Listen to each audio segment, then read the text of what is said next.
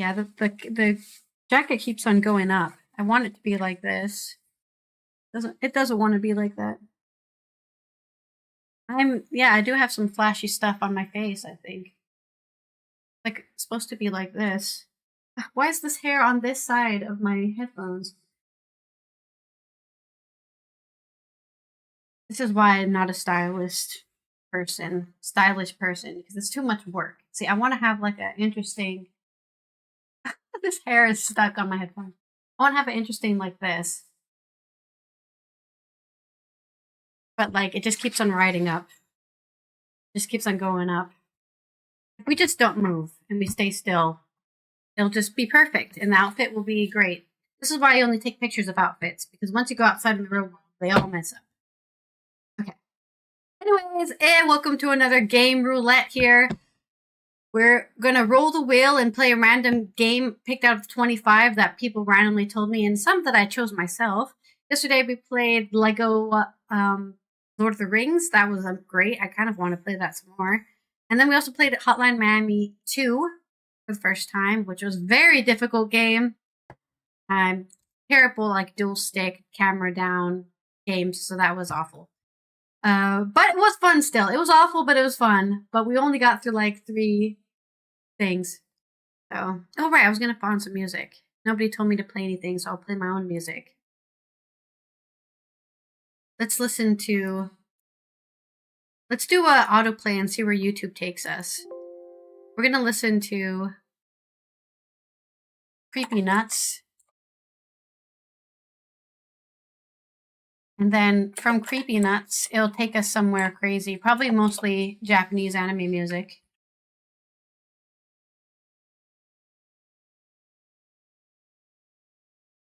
So that's what we're gonna do.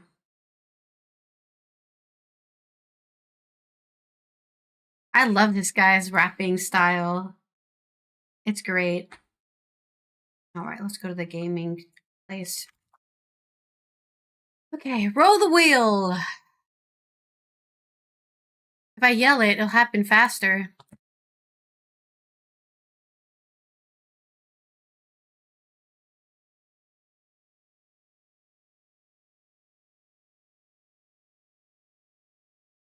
I'm so indecisive, I just let wheels decide for me what to do. What did we get? Disco Elysium! Hell yeah! I love that game. Nice. I've only played it once, so this is my first time replaying Disco Elysium. Oh, I freaking love that game, man. It's such a good game. If no one's ever played Disco Elysium, well, you should. It's probably the best game ever released in the history of video games. I love spinning the wheel. I wish I could spin the wheel. I should put my face on the wheel, and then when it spins, it's just my head spinning. That'd be fun. I don't know how to do that, though. I don't know anything about HTML or, what is it, Java? We're not going to do that now. I'll forget. I'll get easily distracted. Okay. Game roulette. Disco Elysium. This is perfect music for Disco Elysium too. I think we're playing the Final Cut version because it has all the more voice acting. Disco Elysium wallpaper. I can't speak, dude. The coffee's hidden. The coffee's coming. We should do this one, and I put myself in the middle. Yeah, we'll do that one. Save image as backgrounds.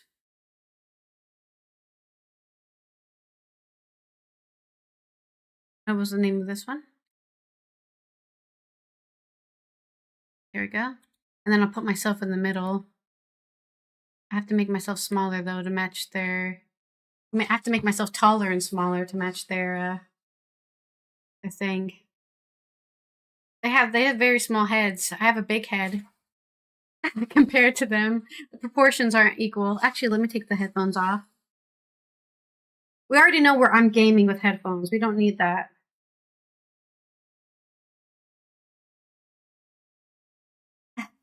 What is this?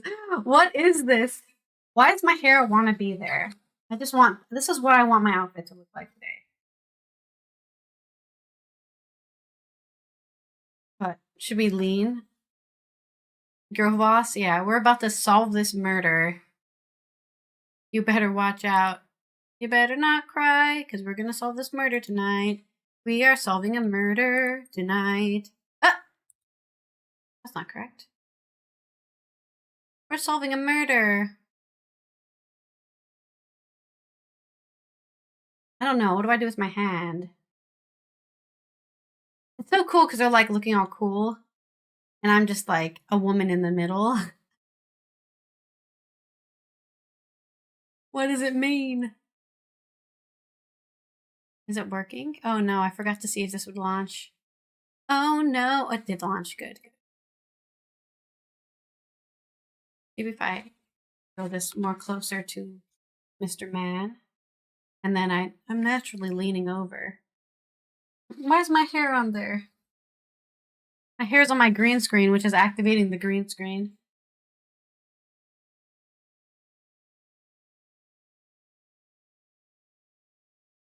Let's make also a face.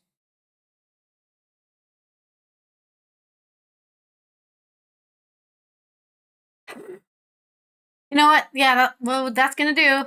I don't even deliberate on making thumbnails. We just do it and then we're done. Okay? We're done. Thumbnail's been created. Good job, everyone, for showing up for that. Add tag. Elysium. Save. Okay. And let's go over here. Update this. Also go Disco Elysium. Final cut. Sure that will work. Change your thumbnail to the one we just took. And then add that as a tag, because why not? Fine. Save. And let's launch the game. Make sure it runs. Open sound settings. Do we have to hot swap our sound, or can we just set it in Windows? That's my favorite video game to play. Will it let me change the audio device for the game, or will it not? Disco Elysium. Play. I've played it for 38 hours. Happy Friday, Demigorge! How are you doing this Friday? Are you having a half day of work? I know a lot of people do that. They have a half day of work. Looks like the game's being captured, but is the audio going to let me change it? Last time I did a very esoteric game gameplay where I was all in my head and I was very communist. So I'm thinking of doing something different today. I'm not sure yet. Yeah, you can't hear it. You can't hear the game. I can't hear the game. You can't hear that game. I can't hear the game. Audio, please. Where's the sound settings? Bluetooth, printers, mouse, system, sound, app and volume. Where are you? Disco Elysium. Line 1. It worked! Hooray! I love being able to hot swap my audio. Okay. And let's start this video game.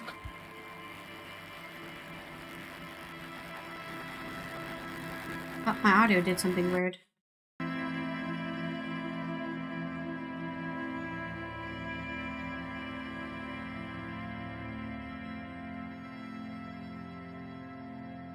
Alright, hello everyone, welcome to a Disco Elysium playthrough. I've played this game before, I finished it actually, but this is my first time replaying it since it came out, or since I played it, I guess the final cut. I think I played it when the final cut came out. I don't know actually, let me see. My last save was in October of 2021. Okay, so it's been a while. It's been almost 4 years. It's been, no, it's not 4 years, 3 years. 3 years since I last played. So, I don't remember everything about the game very much, but we will experience the game again for the first time because I can't remember much. I remember some stuff, but also depending on what build you make, you can have a totally different experience. So, it's time to figure out what build I'm playing, really, because I'm not sure right now. So, let's do a new game. We have to have enough physicalness that we don't die from a heart attack at the beginning of the game. We can select an archetype. I think we did sensitive last time. Or we can create our own. Yeah, I like creating my own. Should we play a dummy? Should we be really strong and really stupid? I would love to play that.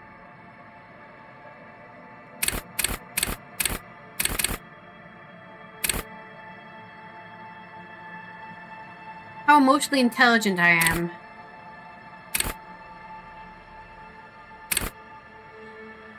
I can be somewhat intelligent, but mostly I'm not emotionally intelligent at all.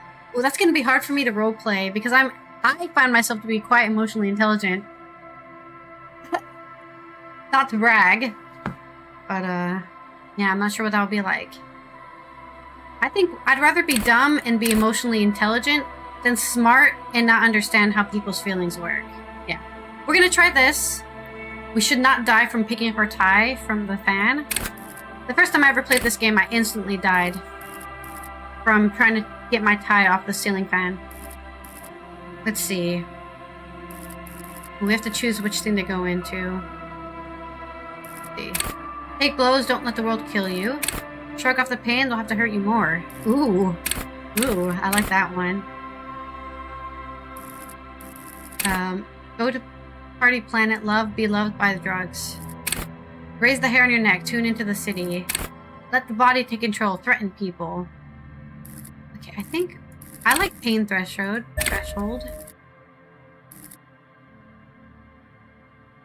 But maybe we should do...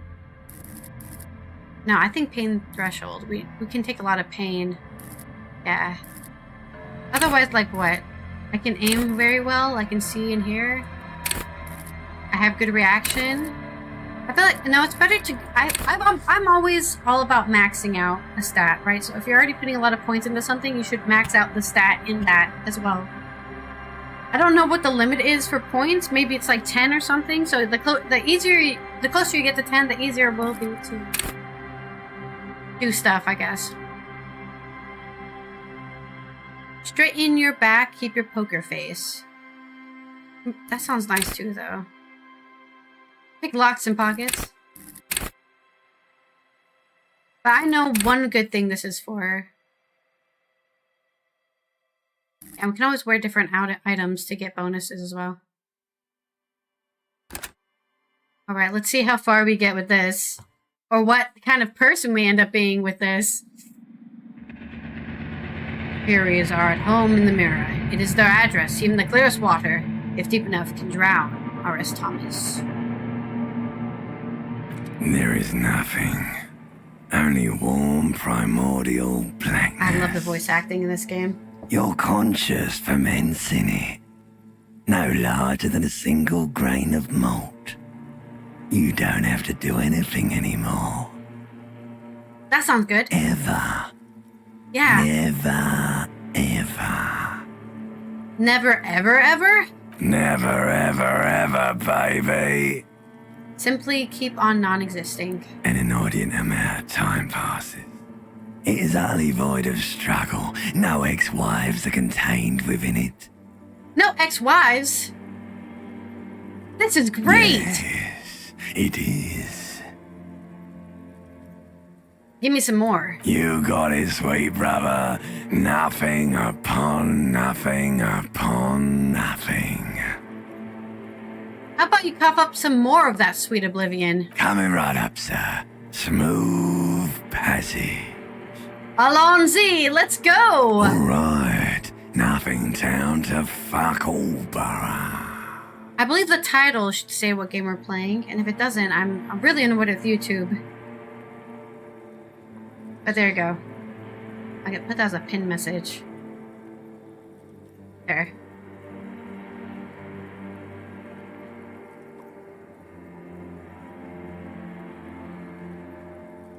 Alright.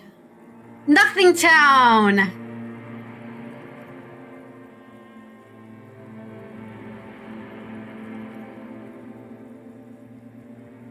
Let's visit the ancient Zero home. Great choice, Elder One. Elder One. It has always been like this, and it always will. Don't stop. Keep singing. Sing me the song of death. The song of death is sweet and endless. But what is this? Somewhere in the sore, bloated man meat around you. Man A meat. sensation.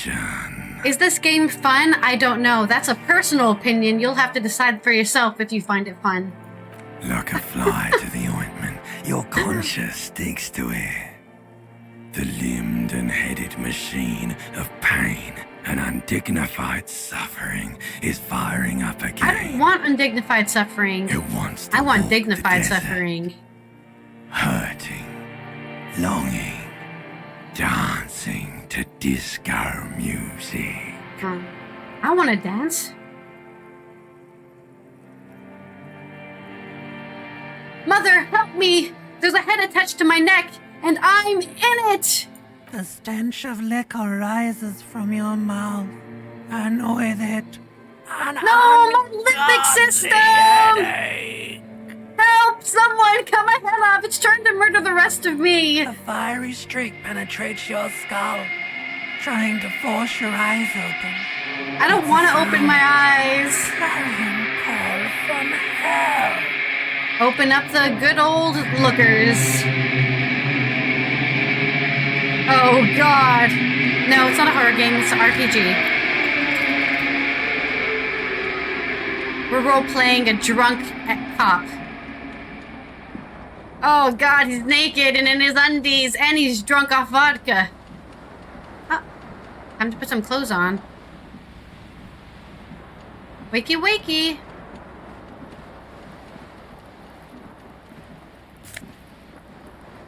MP cassette case, I don't need that.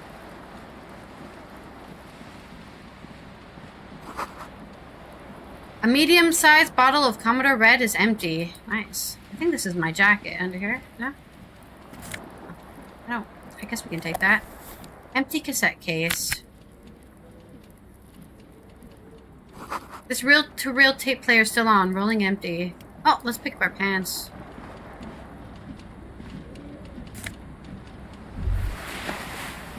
You hear a jingle. Keys are clinking in the pocket of your flare. Nice perception. Fish him out. It says whirling in rags on the aluminium key ring. There is a single key on the ring. The number 1 is etched on it. It should open the door. That's good. I think if we get to day 4, we don't have to pay for staying here. Oh, somebody broke our window. Or did we break the window? Uh-oh. The window stands broken in its frame. Cold wind blows in. Visual calculus.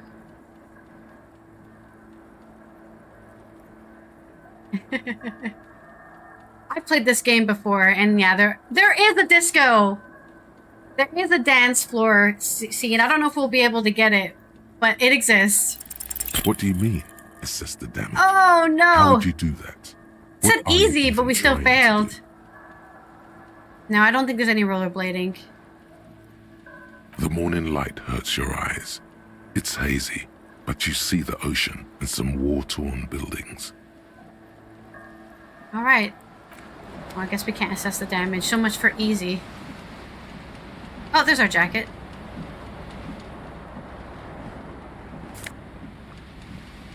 It's nothing. There's nothing scary about this game.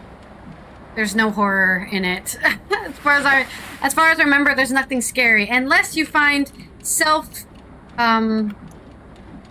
looking at yourself and deciding who you are and introspectiveness to be scary, then yeah, it's very scary. Otherwise, there's nothing scary about this game.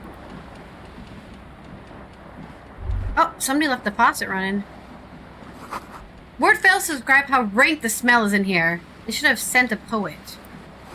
You see bottles in the bathtub, wine, beer, and sweet liquors. Wow, I really got crunk, huh? Turn off the faucet.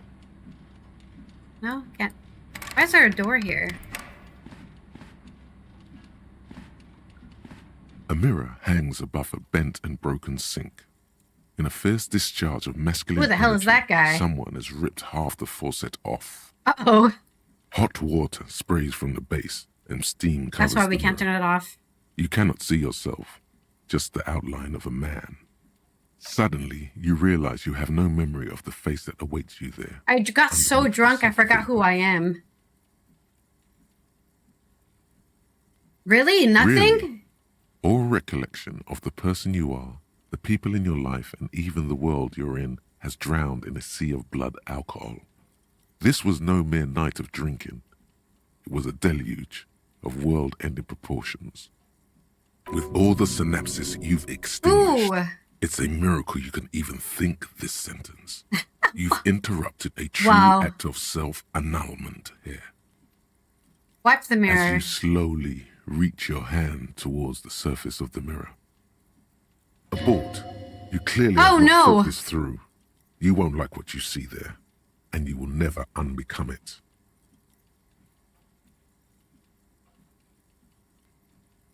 Maybe I should touch it first. Make sure there's nothing wrong with my face. Yeah, there is definitely something wrong with it. What?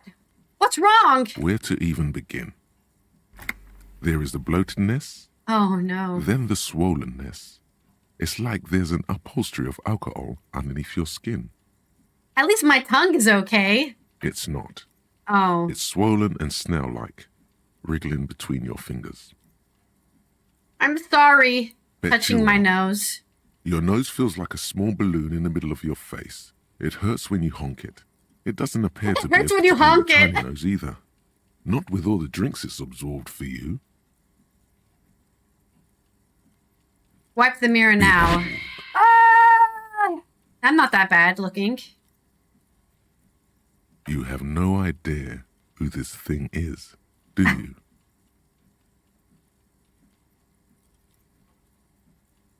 This is the face. Oh, dear Lord, help me. What is this? Whatever it is, at least it's dead now. There's clearly rigor mortis on your face. Or wait, is that an expression? Are you trying My to face make an is stuck in a expression with that smile. face? I have no idea why it's there. It just is. Please stop. It's horrible. You're scaring yourself. Okay, try to stop. Oh my God. You can't stop. Can't stop It's smiling. like it's not even voluntary anymore. You have worn that grin into your face and now it won't come off.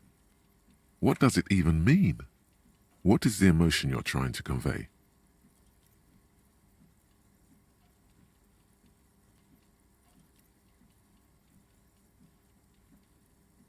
It's an expression of pain. You are correct. Hey, I got 5 EXP for that. Formidable. Ooh, very low chance. Electrochemistry. Attempt to stop the expression from happening.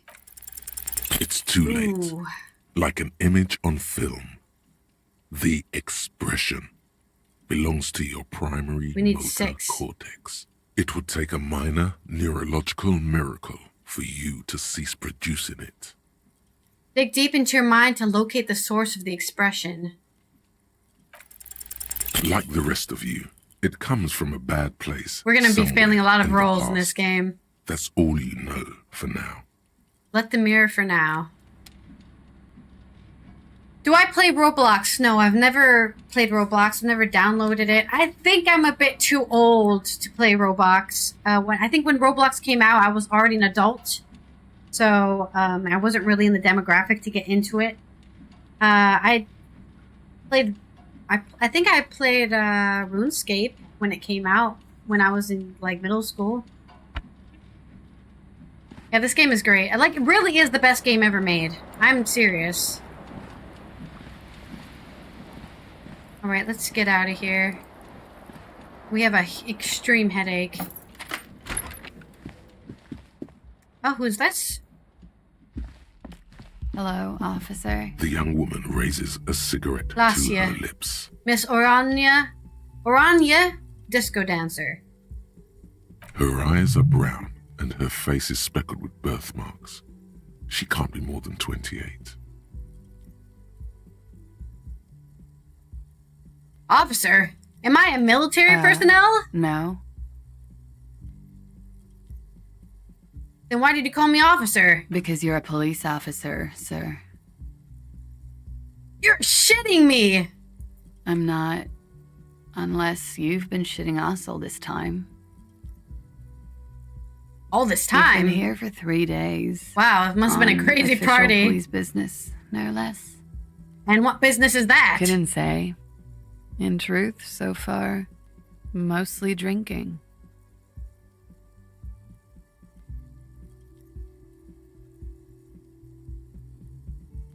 Challenging.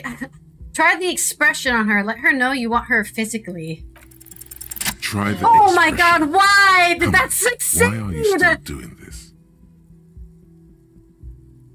It literally was like it was like a 2% chance of success, wasn't it? And we got a success, dude. What the hell? We got a 13. That's like crazy to me. Wow. I'm at death's doors, bloated, a goner, and still. Does the longing ever stop? Alcohol raises testosterone levels, especially in men. The levels remain elevated after inebriation. Wow, she knows a lot about ends and the pain testosterone, huh? begins. You seek comfort. It's only natural. Okay. She puts out her cigarette. Is she gonna sleep with me? No, she's just leaving. She's waiting for me at the door. Something stirs in you as she's about to go. Call it an instinct, a need. The need to ask questions. It's like you said the words 1,000,000 times before. She looks back at you, a light glinting off her eyes.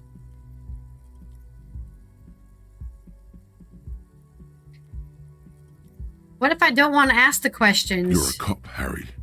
It is My name's unnatural Harry. of you That's not good to know. want to ask questions. Wait, I have some questions before you go. Yes.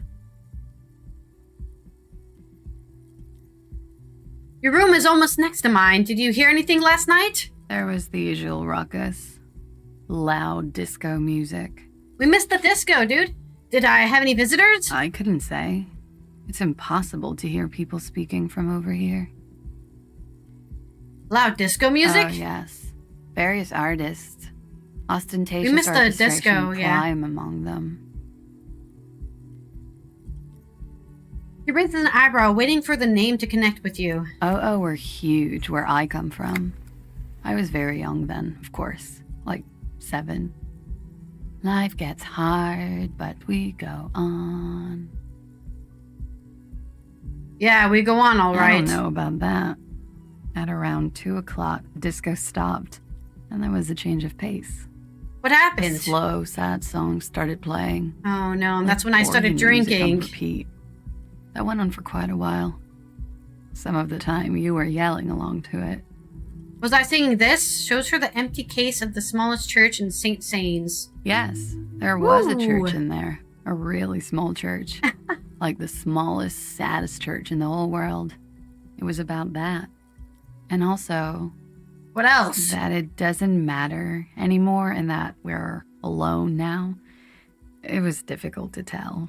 The song itself was very quiet This is and soft, very but sad, yeah. you sounded like a winded boar, sir. It was hard to understand what you were singing on top of it. When you say wounded, do you mean like in a cool way? Like a wild beast? Yes. It was very cool. I don't believe her. Then what happened? Then you started screaming and trashed the place.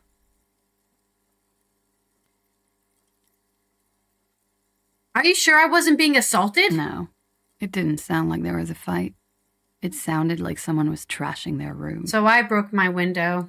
A window was smashed. The tape player, probably. The song stopped. And furniture, too. I had a mental A break. real destructathon. There was screaming. Then I think you passed out. Please tell me there wasn't anything else. There was.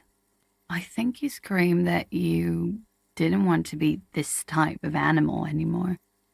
I may have misheard, but it was sort of memorable.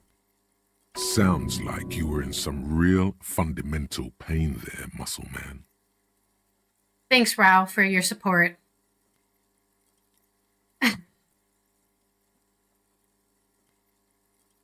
I went out afterwards. Everything was quiet by then. Around 4 or 5. Ooh, I was partying till 4 and And that 5, was it. huh? Tell me what year it is. It's 51. What century? The current century. And what's that? What number? Centuries don't have numbers. They have names. And this is the current one. How many centuries have there been then? Civilization has existed for 8,000 years, sir. What's so funny? You're right. There is nothing funny about civilization. What is this place? Where am I? You're in a hostel, sir. No, where are we? Where in the world? We are in Revachol. Revachol forever. Forever and ever. And ever and ever. Ooh, Out of the shivers up corner my of your eye, spine. you see the hair on the back of your hand standing on end. It feels as though low-grade lightning is coursing through you. You must be hypersensitive from the hangover. Okay, you can go now. Glad to have been of assistance. Thanks.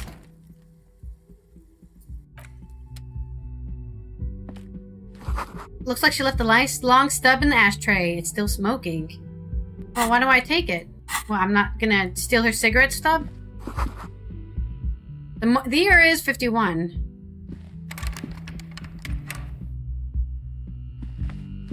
Let's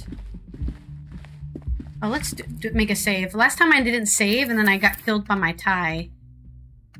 Let me save. I wish I can make a new... That's fine. We can save here.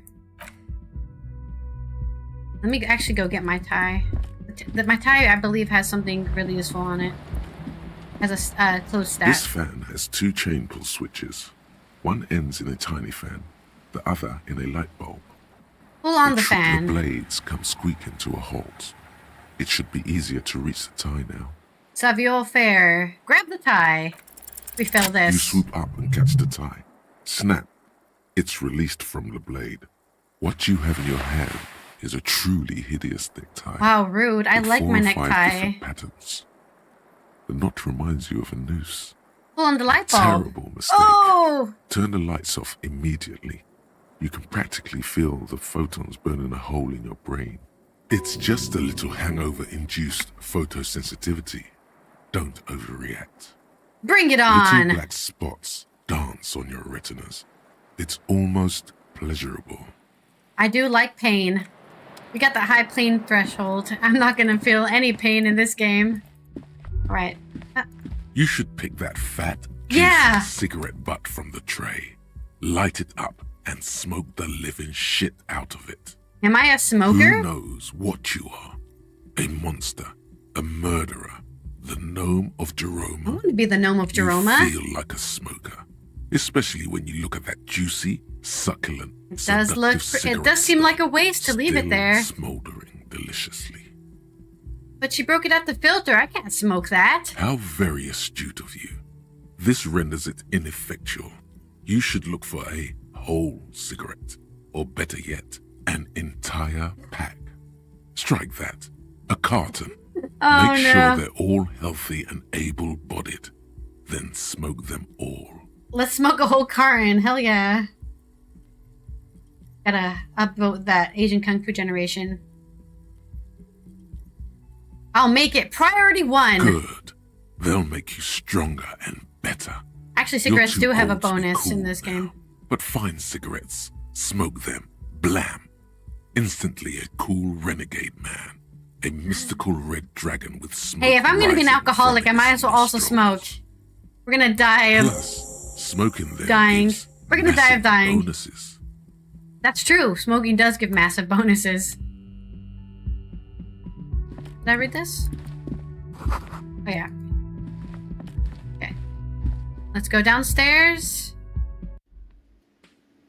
Oh. Look who's waiting for me. I love the art style. Everything about this game is amazing. Art style is amazing. The dialogue is amazing. Okay. We don't need to read that.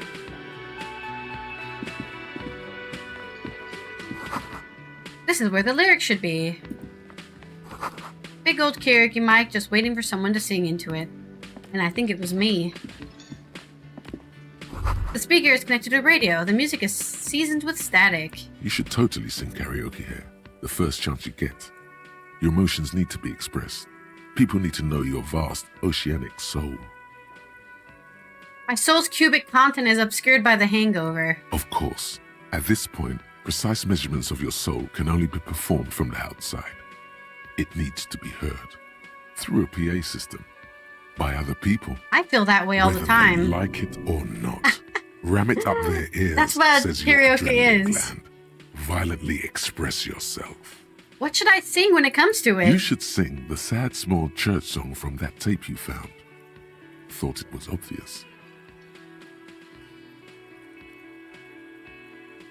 I was thinking maybe I could sing something happy, like from those Ostanius orchestration folks. No. Don't sing the happy song. It's stupid. Sing the sad song. It's profound. I do want to be You would profound. need another copy of the tape first, though. The one upstairs is destroyed. Finish the thought. We've got a side quest. Think annoying karaoke.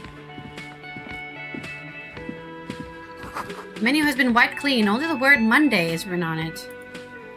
This is a water cooler. A large bubble is rising to the surface. A door is bolted. Sign reads kitchen reserved for personnel until 1 p.m. What time is it now? It's 8:35. The soft purr of an electric juicer comes from the kitchen. Someone is working. Wait till 1 p.m. in order to be into there. Inside you catch a glimpse of union paraphernalia, a strike poster, some red pennants.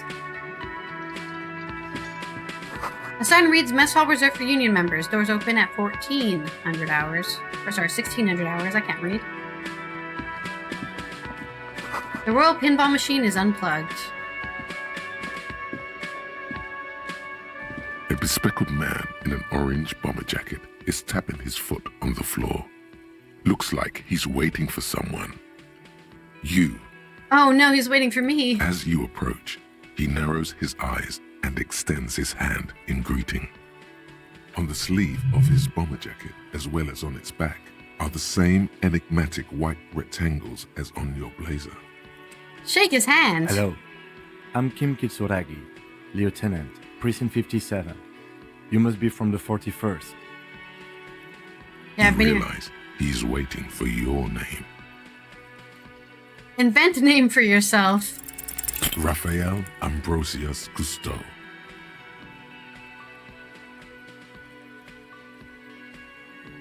My name is Raphael Ambrosius Cousteau. Yes, well, He doesn't even process what you just said, just moves on. it looks like we had a little scheduling error on Sunday. Saturday too, actually. Have you had time to talk to the manager here?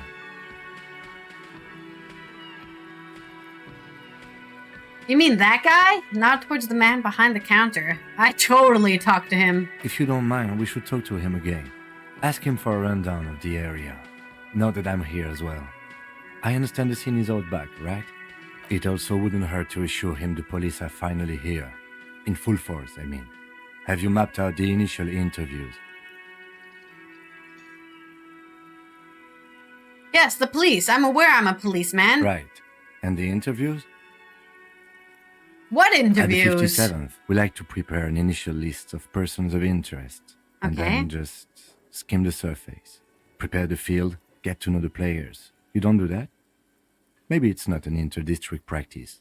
I haven't. Okay, we'll have time for that after we take a look at the coroner's case. Have you removed the dead body from the tree? Dead body? Mhm.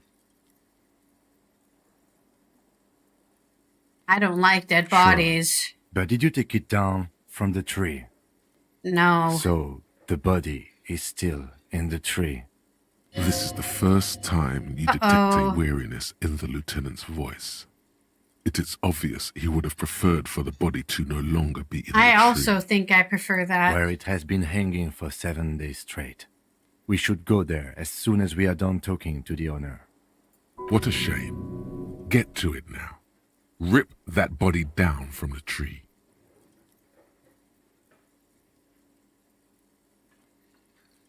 But I can't remember I anything. can see you drank last night and the night before, and that you are still drunk now. But I have seen officers go through worse. Much worse. Oh, really? If you need something This is for worse your than headache, this. there is a general store nearby. But as I said, the dead body should be our #1 concern. A painkiller would be good about now. This thing is pulsating with discomfort. I don't know. I think I'm good The with the best pain. cure for a headache is, of course, morphine. They won't have that. That's a hard So drug. cigarettes will have to do. Don't worry about the body. I'll rip it After down. it's been up in a tree for that long, any kind of ripping is inadvisable. Delicate goods, filled with stinking horrors. Yeah. Let's get moving After then. you, officer. If you're about to embark on an investigation, shouldn't you have a badge? Wait, shouldn't I have a badge or something? You mean you don't Checks have a pockets. It wasn't on me when I woke up. badge? Losing your identification card is a serious Oh, matter. somebody stole my ID My badge. vehicle has a shortwave. You can use it to report your badge missing. I advise you to try to locate it as quickly as possible. But getting the body down should still take precedence. Thanks, Kim. Who are you? Hello, sweetie. Elderly woman turns to you with a smile. Wait, who's Sweetie? Who's Sweetie? Why, you are, officer.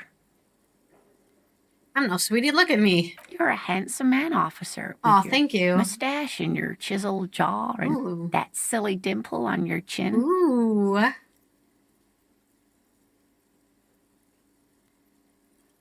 I don't want to talk about the dimple anymore. Dimple or not, I am a bitter man. The years have taken their toll. Take heart, officer. You're still a man in your prime. Aw, that's You so must sweet. forgive me. I'm getting so scatterbrained. I completely forgot to introduce myself. She slaps herself on the head. I'm Lena. My husband Morel and I are staying with our friend Gary just down the street, but I come here for tea when they're away. Her eyes glitter over the rims of her glasses. She looks up, smiling. This Lena is wacky enough for the motley crew. Hire her on the spot. You seem to be in a chair. Yes, dear. I'm a paraplegic. Could I become a paraplegic? I hope not. Although the work you are doing for all of us is quite dangerous. Uh-oh. I see a bad future for me. Her eyes glimmer with admiration as she looks up at you. Towering over her in your insignia, you make her feel safe.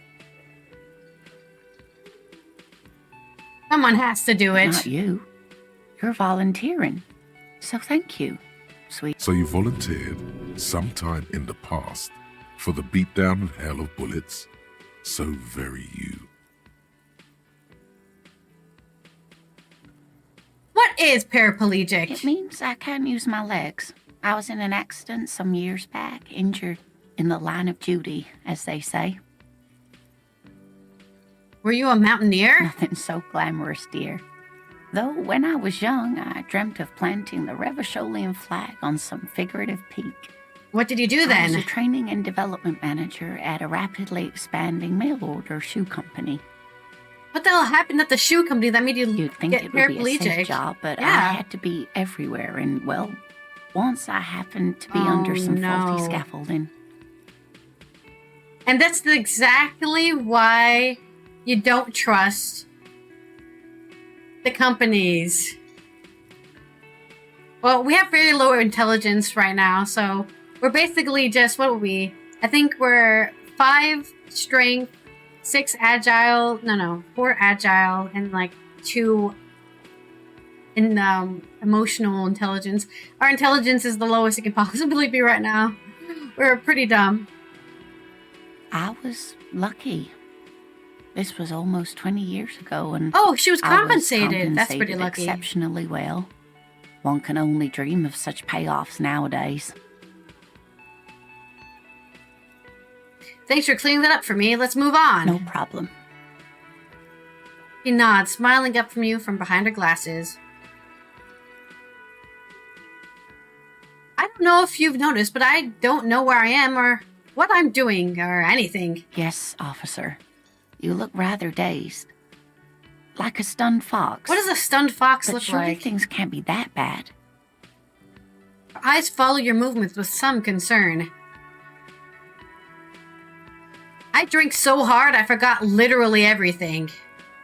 Oh my. You know where we are, right?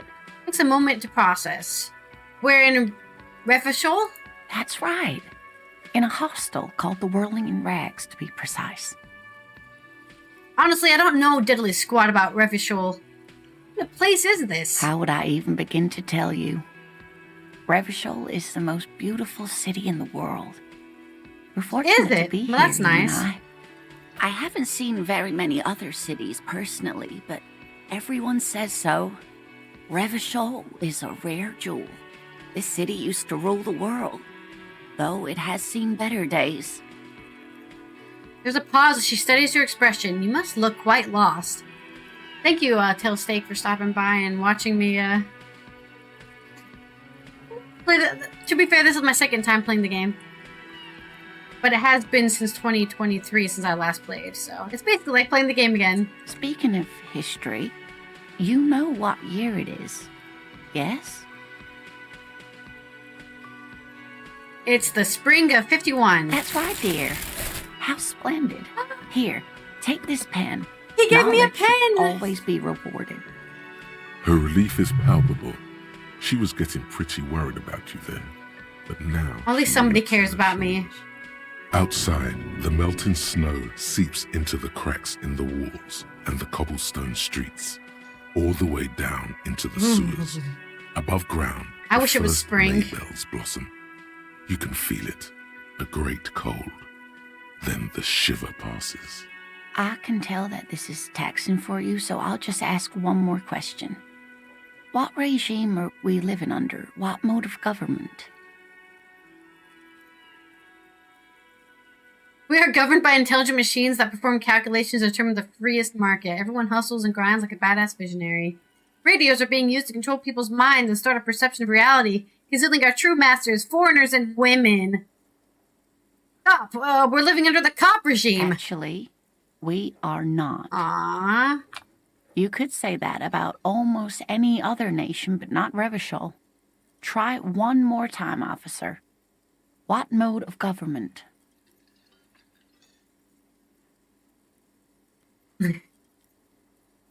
We are governed by intelligent machines that perform calculations to determine the freest market. Everyone hustles and grinds like a badass visionary. Oh, no. Nothing like that, dear. Revachol is a zone of control led by an alliance of foreign powers called the Coalition. Oh, we no. have almost no government That's the of our same own. thing. Certainly no machines. There's no government. How come there are cops? Oh, dear. This is troubling. You really ought to know that, being one yourself. There Yeah, aren't I really any cops should. in Revachol, not in the traditional sense. The status What of am I, law a enforcement sheriff? has been a complicated matter since the revolution. But we should stop for today, sweetie. Yeah, You look like my you brain's need a break. melting. Besides, I'm not the best person to explain the big things to anyone. She's scared now.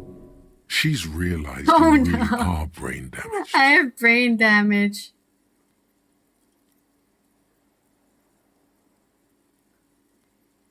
Who could tell me more? Someone more educated in sweeping matters. Maybe you should ask. She turns to the lieutenant. No, I'm not an encyclopedia. I won't be a guide either. I'm a detective. Of course. Then I don't know. Someone rich, maybe? A rich person. Wealthy people are educated. Though I don't know where you would find a wealthy person in Martinez. That's a good point. This doesn't look like Rich Central. I've got to get going now. Of course, dear. Good luck with your case. She gives you a small little wave. The end. I've got a green pen. I can sell it for 1.35. I don't want to sell the lady's pen. Alright, let's go talk to the manager.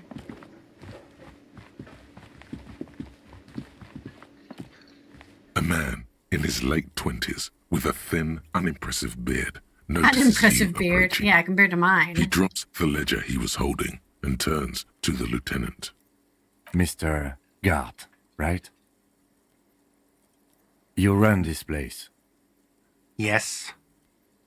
He responds tersely. I am Kim Kitsuragi from Precinct 57.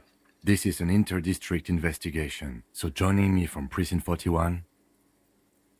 He looks to you, realizing he still doesn't know your name.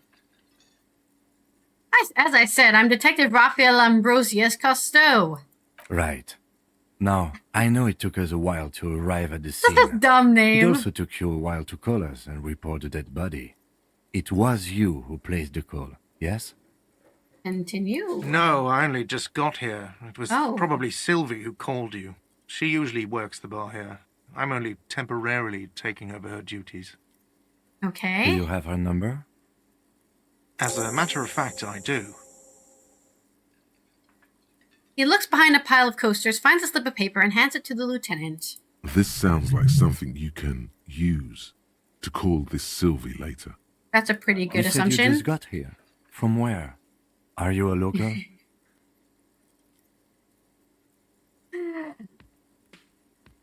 He is just like not phased. He's the best street man for Harry right now.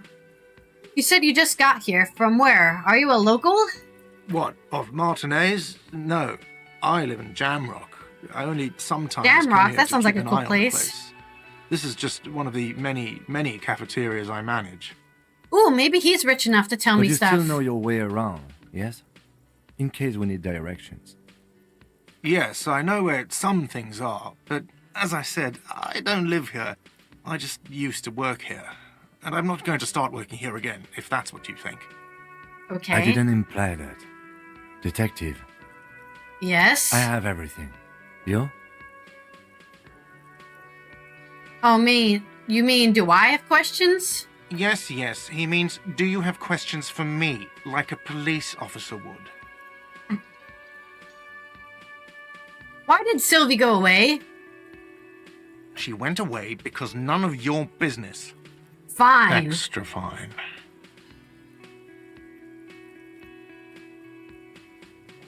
Where exactly is the body? Behind this building, there's a courtyard. They hoisted him up on a tree there. And how do we get there then? That's easy. See that door there? First you exit through that. Then to your right, you should see a big hole in the fence. A really big Ooh. one. You can get to the courtyard through there. No need for the keys. The hole is big enough for the Franco-Nigerian cavalry to fit through. That's all. Let's go. Not so fast. You owe me 130 real. Slip away unnoticed.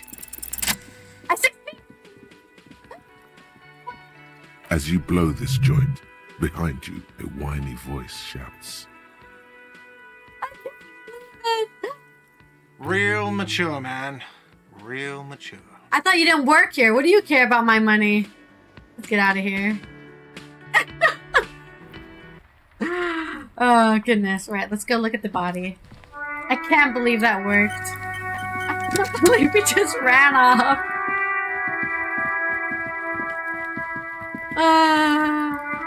It's so crazy playing like a more physically able character because last time I played intelligent, not introverted, I was just an intelligent person.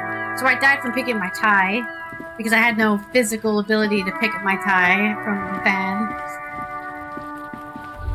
Alright. Oh, there's a dead body. Smells like spoiled meat and curdled dairy. A human being decomposes. Yes? Tell me about the case. What do you want to know? Literally anything about it. I can't remember a single thing. Maybe you can tell me what you do know to help me narrow it down a bit. I know literally nothing about it, only what you told me before. Do you want me to brief you? Brief, yes, that sounds good. 3 days ago, the RCM emergencies desk received a report about a security guard who was found hanged in Martinez. An anonymous caller said there was a dead body behind the Whirling Anonymous Rags caller. hostel cafeteria. Must be The Sylvie. cadaver had been there for 4 days. No one had come to investigate.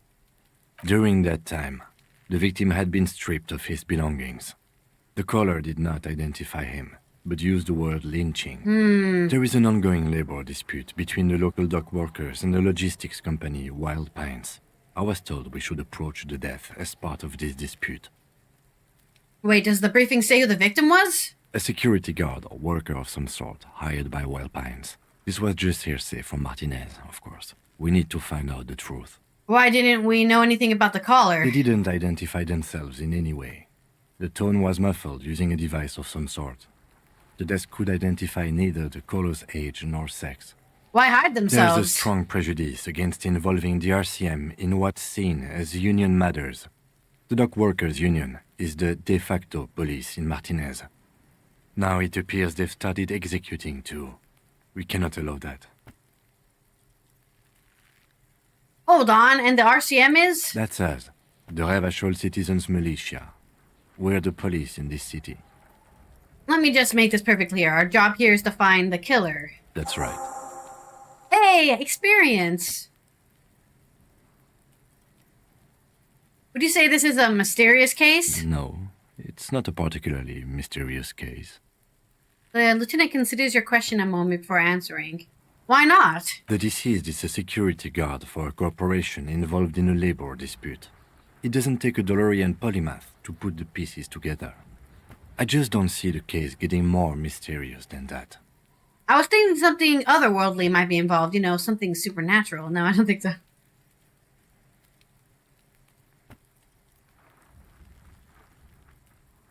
White male in his 40s? What more do you need? I'm relieved that you agree.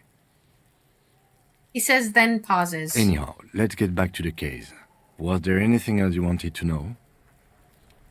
If we're from different precincts, why are we on the same case? I'm afraid you and I are pawns in a pissing competition. What do you mean? You don't know? I assumed you were in on it. You know what I'm in on? Retrograde amnesia. Better still than an imbecilic cop-off. Tell me about it. It's just stupidity. We shouldn't waste any more time on it. If you want my take, ask me after we've inspected the victim. Let it go. Was there anything else you wanted to know about the case? Actually, I have all I need for now. Good.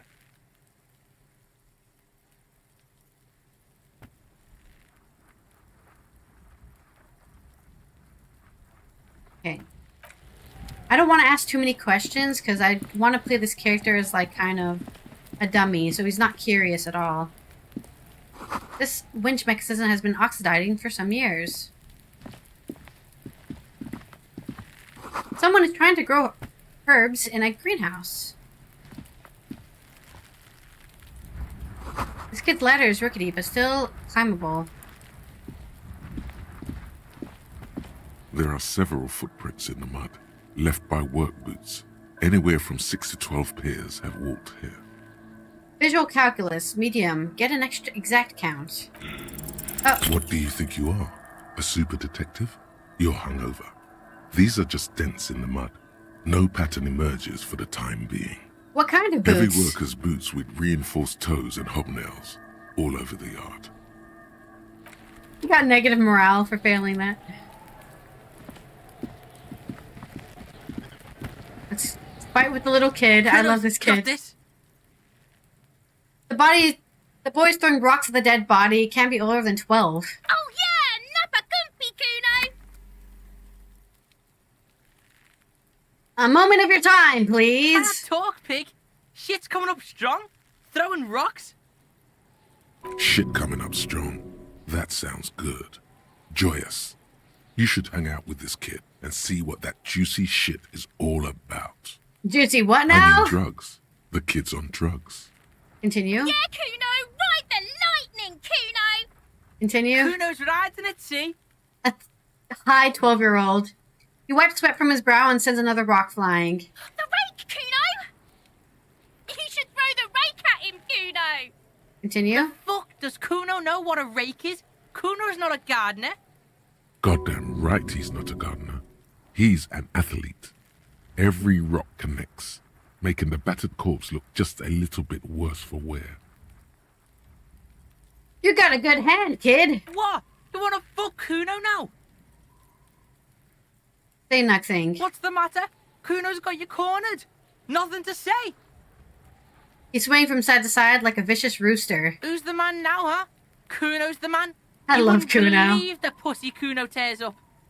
Yeah, the 12-year-old is tearing it up. What was that, Gw2? Nothing, see, nothing. Just slicing some bacon. Are you kids The siblings? fuck are you talking about? He's calling us Gw2. He says we're fucking each other. Kid, you want to hang out? I'm not a narc. Fuck no. Gw2 doesn't buy that shit. Fucking entrapment shit. Wow, he knows a lot. Fast. This kid has got street smarts. Tim, what should we do? We shouldn't do anything. I don't tempt such forces. What You will forces? see. I don't have time for this.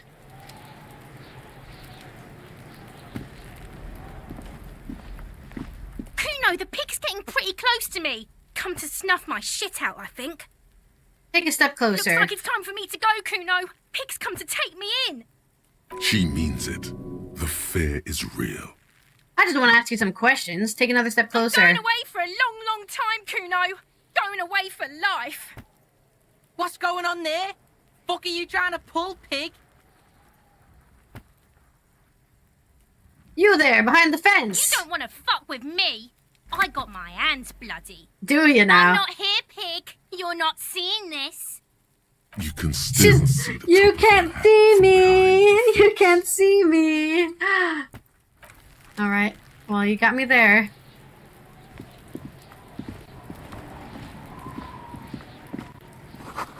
The letter R wears a crown. On the ribbon below, a light above descending. Right in the dick, Gw2. Get him right in the dick. Dude, I love Gw2, dude. He's my favorite character, I swear. The corpse looks at you with bulging white eyes. The face around them does not look human. It's swollen and ready to burst. His lips are fish-like and his tongue like a ball gag in his mouth. Very You uncomfortable. seem to be holding your breath. Look down. A cargo belt twists his neck at an unnatural angle. The Probably body how below he appears suffocated to death. stiff. It's letting out an ungodly rot. The smell seeps in, even through your clenched nostrils. Let go of your nose without throwing up. Let's try it. The smell is repulsive. It pushes in from your mouth, more instant and more familiar than anything Legendary you check, expected. dude. More fever than odor. It fills your mind, flushing you from within. Try to walk away. I don't think we're gonna make it. Gross. Nice to get some of the alcohol out of her system, I suppose. Too late. It's impossible to keep in. Your body curls and pushes it out, burst by burst, until a pool of vomit lies under your feet and your throat stings from the stomach acid. The smell of Commodore Red rises from the pool. Good. Among Got some it, of that distilled Commodore Red out of spirit us. and bits of shish kebab. Fucking corpse. Thanks. Wipe your mouth. The hangover is clearly making this worse for you. You could use some ammonia to clear your head. And where do I get ammonia from? There is Frit nearby, east of the hostel. They usually have a small apothecary. If they don't, He posts to the greenhouse. there's a greenhouse here, and a gardener with a wheelbarrow on the corner of the whirling in rags. If she works here, she might have something for the smell. Alright. We have to get something to not throw up from being near the corpse. It's so smelly. Let's try talking to the gardener with the wheelbarrow.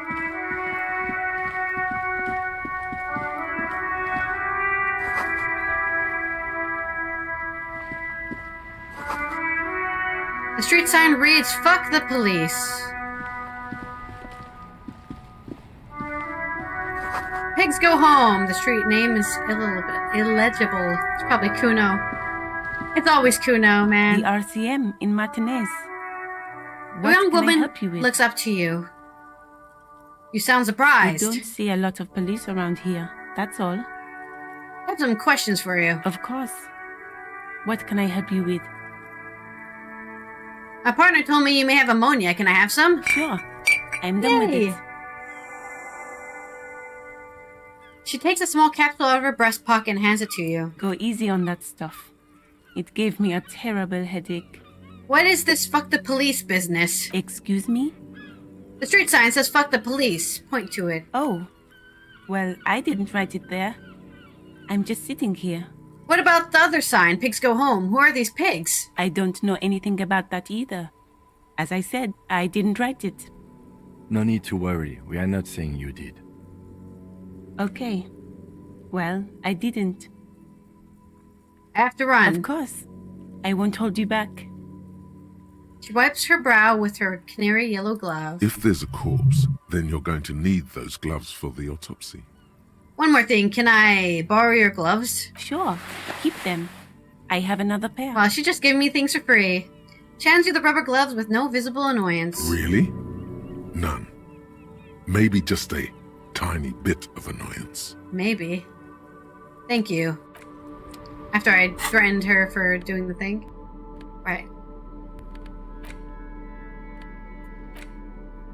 Alright, we have our ammonia. Oh wait, we got more clothes. Right, let's put the gloves on. Hands. There you go. Ooh, +1 to interfacing. That's nice.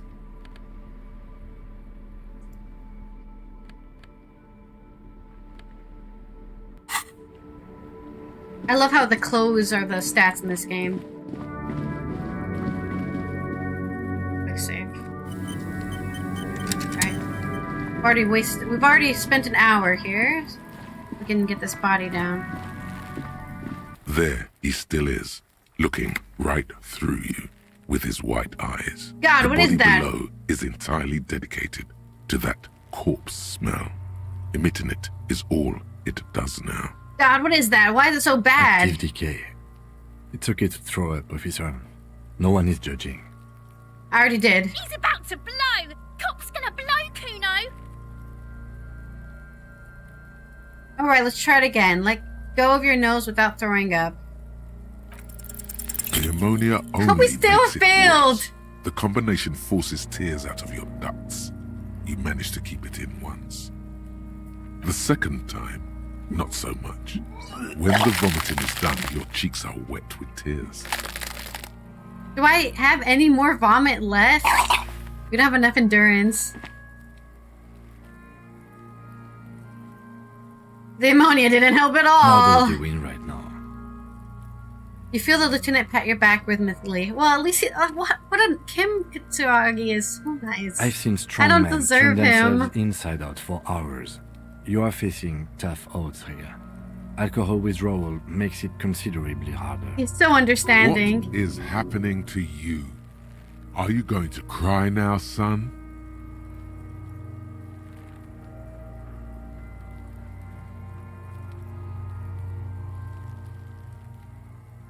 Why can't I keep it in if I've been a cop my whole life? I've seen captains puke their guts out. It never gets easier. You never get used to the smell. It's a good thing you don't Every get used to Monday the is smell. bad every day. Throw up, investigate. Throw up, initial autopsy. Throw up, baguette. He pats your back again. Oh, he's so Then drive to the supportive. station. Maybe throw up on the way there if you didn't bag the thing tight enough. You seem to be fine. I think I've lost my sense of smell. Uh-oh. Not being hungover helps too.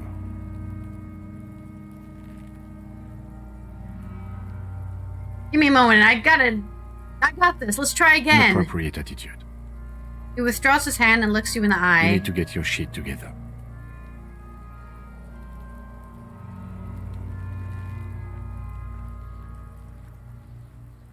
Say nothing, just You should nod. go talk to the locals.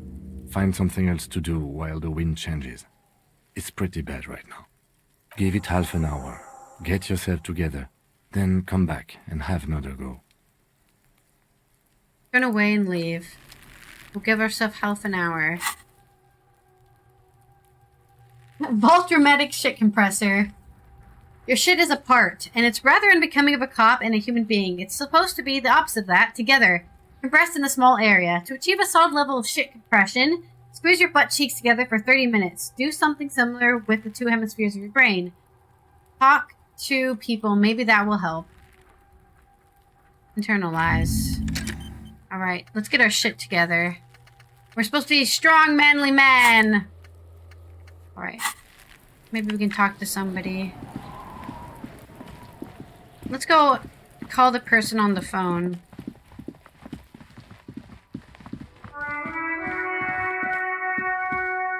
Rue de Saint-Lane, 8B. Oh, what's in the trash? There are bottles inside. You could pick them up if you had a bag. Oh yeah, we can collect bottles and sell them. Forgot about that. Some tectonic forces crack the pavement like an eggshell.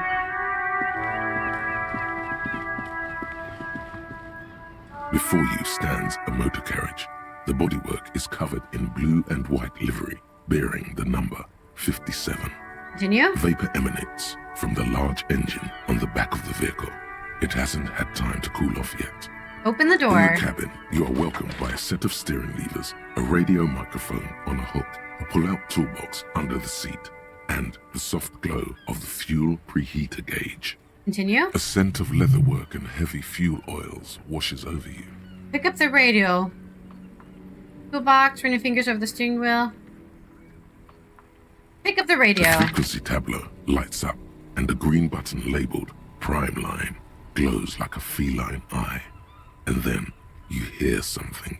The soft purr of electrical kittens. Radio waves cast far and wide over the metropolis. Radio kittens. A woman's voice greets you through the static. This is Precinct 57. Hello, Lieutenant. How may I assist you? No. Hello, Alice. Please assist our colleague from the 41st Precinct here. I'm putting him on. Operating the radio is easy. Just be confident. You've probably done it 1,000 times. Hi, Alice. This is Officer from 41 Precinct speaking. Nice to meet you. This is Officer Alice Demetri, Precinct 57. How may I assist you? A voice replies in the radio. Under the green Prime Line, a yellow saved button catches your eye. You wonder what the lieutenant's default radio station is. I need you to connect me to a civilian, Sylvie. She may have reported a murder. Saved. Could you connect me to the 41st Precinct? I have something I need to report. Just a second, officer. It puts you on hold, the static crackling softly like a bonfire. After a while, you hear an old man greet you from the radio. His rattly voice is oddly familiar. 10-2, 10-5. This is 41st. Come in. Over. Hi, this is me here. I work at your station. 10-4. What's your status? Over. It's not good. 10-18. 10-20. Over. Please just talk to me like a human. These numbers mean nothing to me. State your message, sir. Over. I need to report my badge missing. 10-9. Repeat message. Over. My badge, I can't find it anywhere. Basically, it's gone. 10-4. Message received. This is a very serious situation. I need to 10-22 the captain. Over. Continue. 1022, the captain. Uh-oh. This sounds bad. I don't want the Bad captain to and know I scary. messed up. Like being called to the headmaster's office in school. Is it him? What does he want? Says he lost his badge and needs to report it. He what? He lost his badge? Say nothing. Who lost his badge? Oh no. Dick fucking Mullen. Who do you think? It's Officer Dick Mullen from the bestseller Dick Mullen and the Lost Identity. He says, fighting off laughter. Dick Mullen is not your name. It's the name of a fictional detective who would not lose his badge. Or maybe he would. Defend yourself. Immediately. They're laughing at you.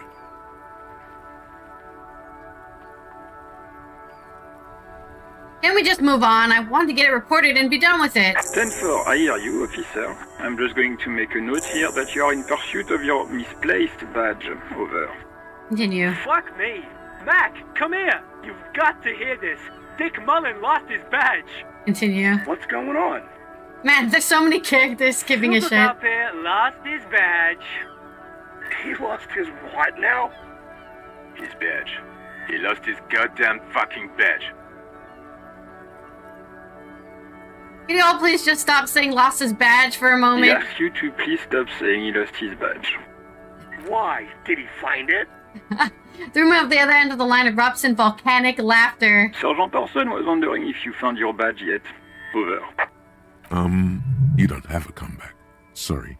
It's hard to think like this. Say nothing. He's not replying. Looks like he's still looking for it. You can hear laughter in the background. Enough with this now. I have other things to discuss. 10-9, come again. I didn't get that. Over. The animated conversation in the back is making it difficult for him to hear you. New heights even for Captain Sober. Ask him. Ask him if he's lost his gun, too. Oh no! The room roars with laughter. Sergeant Orson wants to know if you lost your gun too. Over. Check your pockets. Check your... Holy fuck. You don't know where it is, do you? I don't have my No. gun. It's gone. It's not fucking on you. 10-9, come in, officer. Did you get my question? We were wondering about your gun. Over. Convince them that you didn't lose your gun. Even before you can get the words out, everything gets scrambled in your brain. No, of course I didn't lose my gun. Fuck it, I didn't lose my He gun. says he didn't lose his gun. Or his fun, whatever that means. Ask him to describe it. His gun. Not his fun. Just the gun will do. Satellite Officer McLean requests a description of your weapon. Over. The fuck do you Oh need a gun no. for?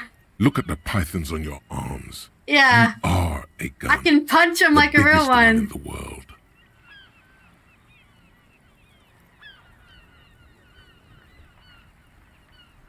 Trick question. I'm a martial artist. My entire body is one big gun. He says he's a living weapon and we are trying to trick him. Host in heaven. Did he lose his gun and his mind? Did I ever have a mind? Dear God, he lost his gun. Oh my, I can't.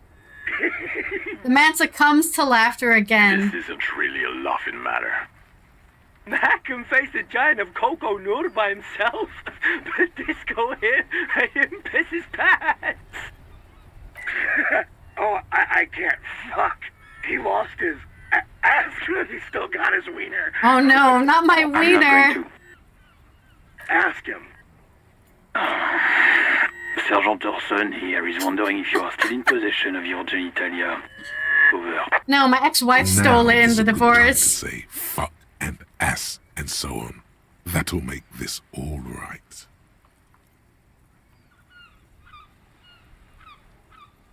I left it at his mama's after I fucked her ass all night. Tell him that. That's a negative. Not going to say that. Over. What's he saying? Share with the class. He said he sodomized your mother. The prick ate Mama's vanilla waffles at the captain's birthday party. Some nerve he's got. Sure her vanilla waffles were the only thing he ate? Shut up, Chester. This isn't That's funny. hilarious. This is my mom we're talking about. Tell him to apologize right now. What is he gonna do? Sergeant Beat me up Orson over the requests phone? that you apologize for the claims that you made about his mother. Over. Hey, if you don't like the fallout, maybe don't fuck with the firewalker. He says you shouldn't have antagonized the firewalker in the first place. Who? The disbelief in Vequimar's voice is overwhelming. Satellite Officer V. Firewalker. I'm afraid he might be referring to himself as Firewater, sir. Firewater? He's lost it. Fuck it. Tell him to find his goddamn badge and gun. That's the only thing that matters. Satellite Officer V. I heard him, I'm on it. 10-4, affirmative. Officer is in pursuit That of was his great. firearm. I'm a walking weapon. Oh, God, The man is fighting back tears. Officer, do you need further assistance? Over. This might sound odd, but there's personal details I'd like to discuss. Okay, 10-4, sir. I hear you. Relay your question. Over. Wait. Before you say anything stupid, think it through. What is there to think You're about? going to be looking at a straitjacket if you tell everyone you lost your memory. Be Well, smart I'm a about dummy. this. Ask if he's there alone. 10-4, sir. I'm not hearing your question.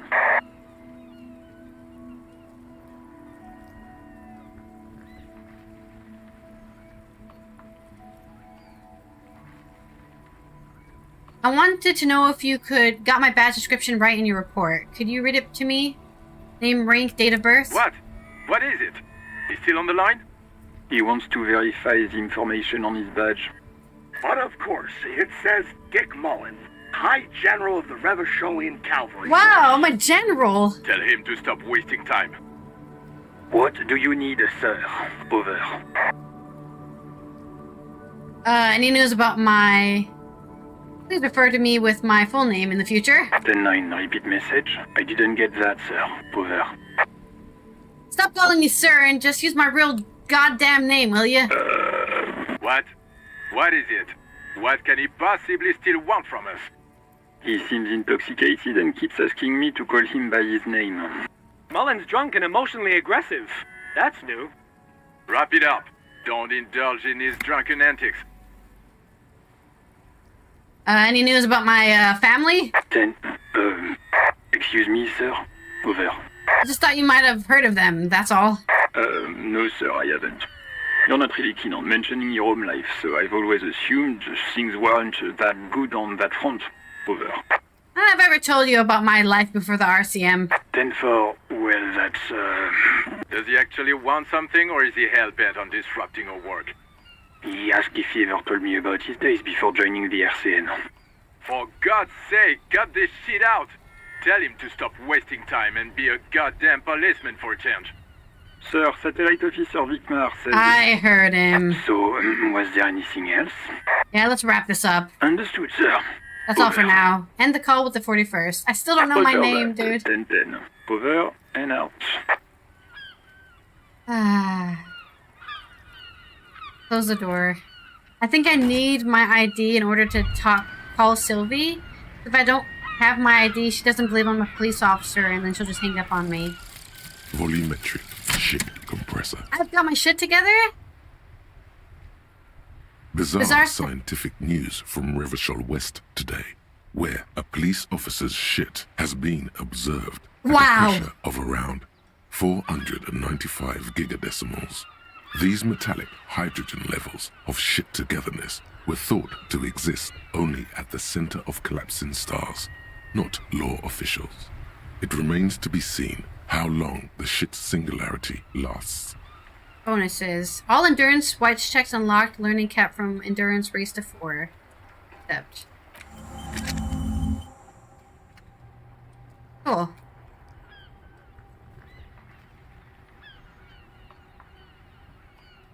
I can redo my endurance checks. But I still feel like we're not going to... We can try. Again. This Post-Lavantorie mail collection box has been heavily vandalized with graffito. A closer inspection reveals 2 bullet holes in the front. A faint sticker on the side reads, RCM Emergencies Desk number 8102, with a slogan, Mankind, be vigilant. Fuck you, mail delivery box. Kick it. Ouch.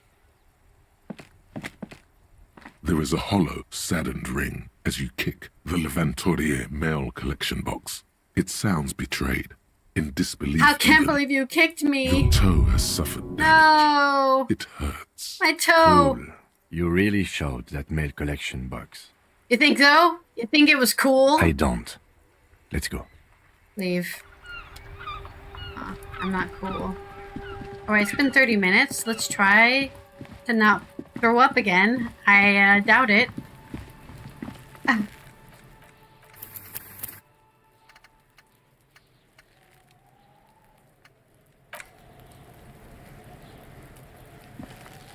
There he still is, looking okay, right this is through pretty you good. with his white eyes. The body below is entirely dedicated.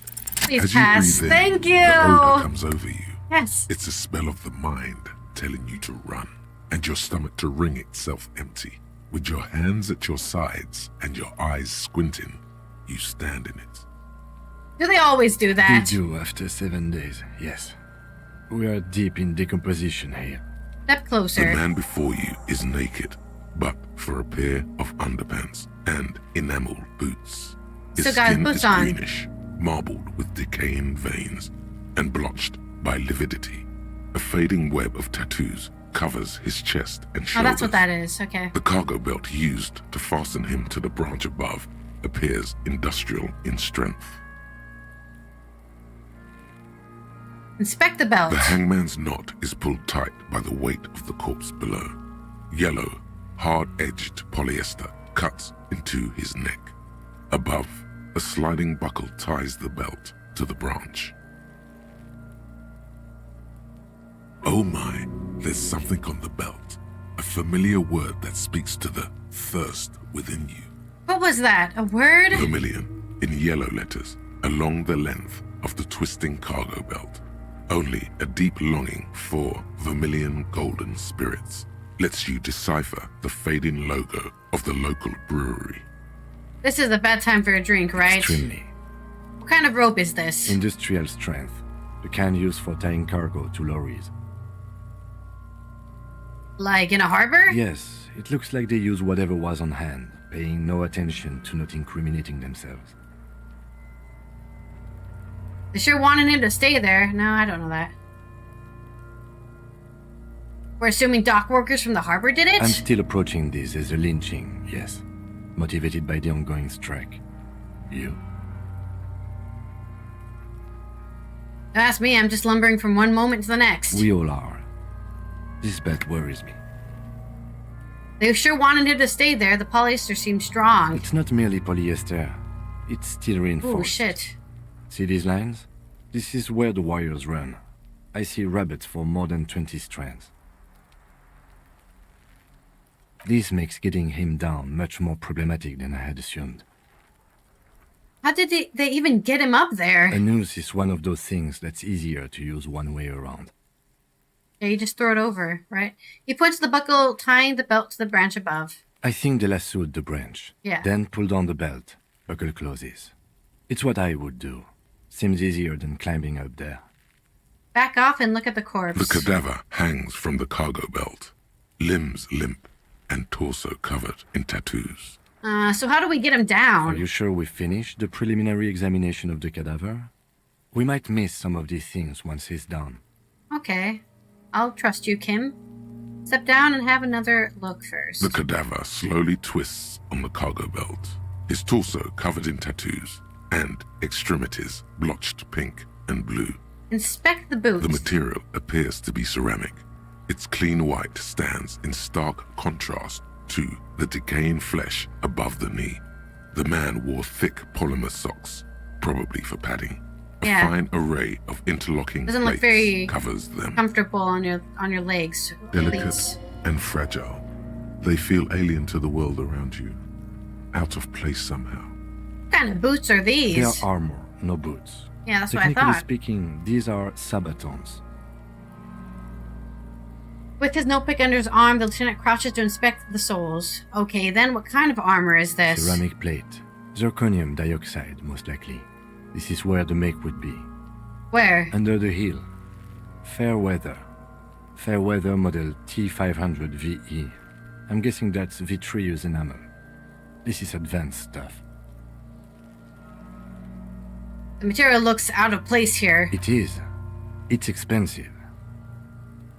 The lieutenant draws a line in the condemnation of ceramic with his index finger. We've requested similar material for our tactical units for years now. The constabularies deemed it too costly. In that time, we've lost 6 men to semi-automatics. How much are we talking For a about? full set, about 4 years of wages. That's a lot, I take As it. a wage, it's regrettably small. But for a piece of hardware, yes, that's a lot. How could this man afford such expense? Where's the rest of it? Scavenged by the locals? Piece by piece. He's been out here for 7 days. It would be odd if they didn't. We should keep a lookout for these pieces. The armor I must could collect yield it all. information. Maybe he'll know something. If I don't you think wear we'll those talk to pieces, Kuno. It will help me protect your mortal coil. I like that. I want to be protected. Understood. The sabatons dangle off the man's decaying form, ageless and synthetic. How could this man afford such expensive hardware? That's for us to find out. My initial report on the area suggests he was a security guard for the harbor company, but that's just hearsay. These look pretty advanced for a security guard. I agree. This equipment is way beyond what a guard can afford. Knock on the boot. A small bell-like sound fills the air, like tapping on the side of a porcelain cup. Suddenly, your biceps coil up. Your elbow is sharp and cocked for a punch. Sounds fragile. Punch it harder? Your fist connects to the boot with the same ding.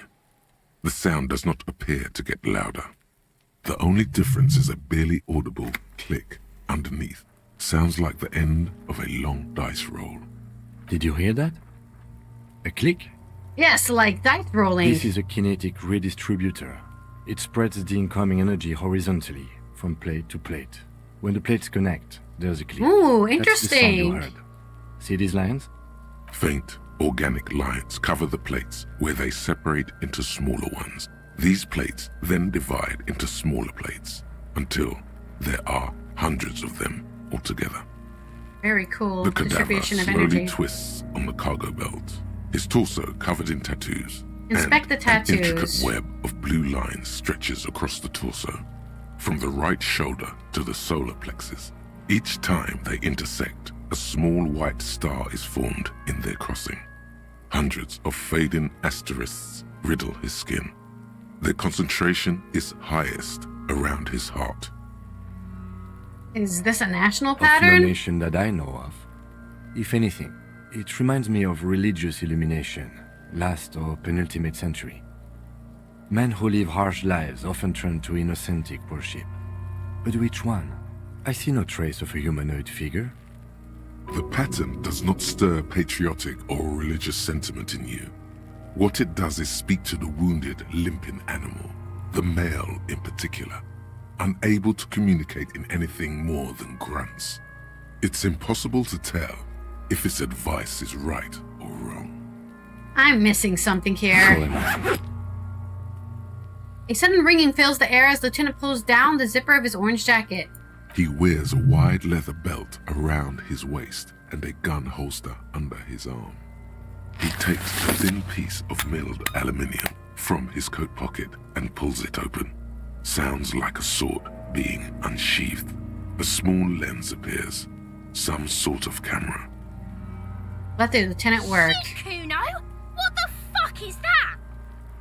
An instant color camera. He produces two metal capped ampules and clicks them in place on the side of the apparatus. A thin slot shines there. I have only 2 ampoules, so nobody move. I don't want to waste one. Oh, only 2.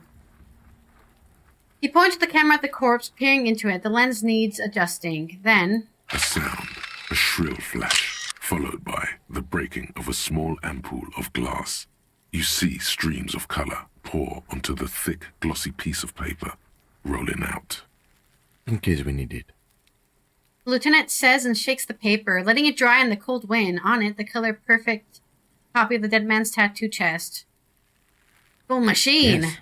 It is pretty cool, isn't it? He slides the camera closed and tucks it away in his belt. There is only one ampoule left.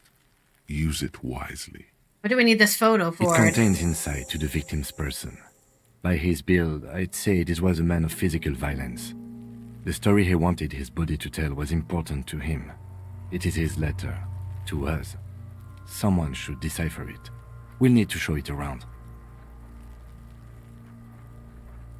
Can I have it? I should look at it later without the corpse smell. Sure. Just don't lose it. He hands you a piece of rolled up photo paper.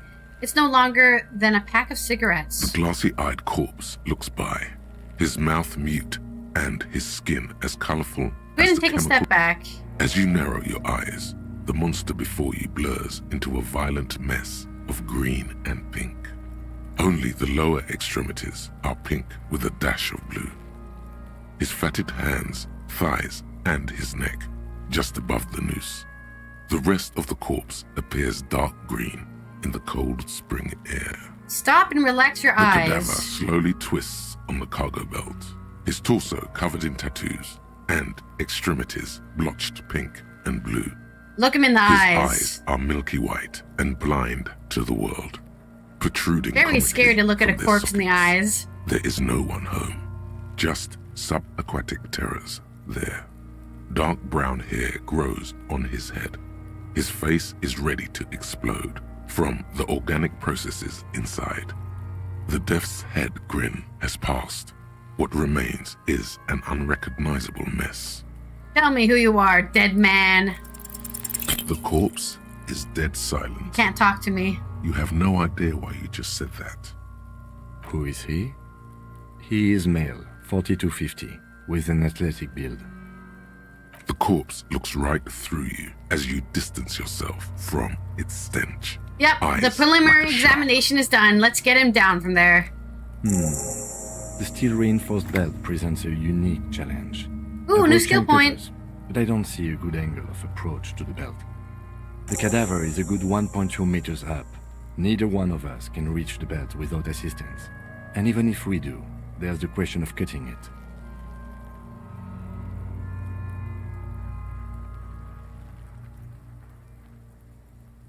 Maybe we could saw the branch? Climb up there and saw the branch?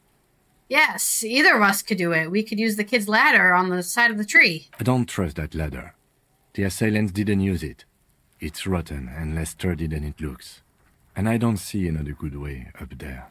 Honestly, I prefer a non-acrobatic solution to this. He looks around and at you. Why? Clown cops climb tree, fall down. Enraged cop assaults children after falling from tree. Continue. Cretin cop, they like that word, saws the branch he's sitting on, literally. Local children report corpse mutilation. Fuck yeah! Climb that shit, monkeys! See, you're only making them do those things less.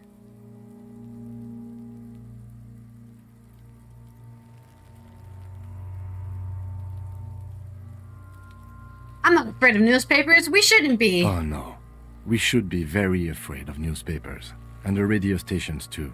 We should be wary of enticing them in any way.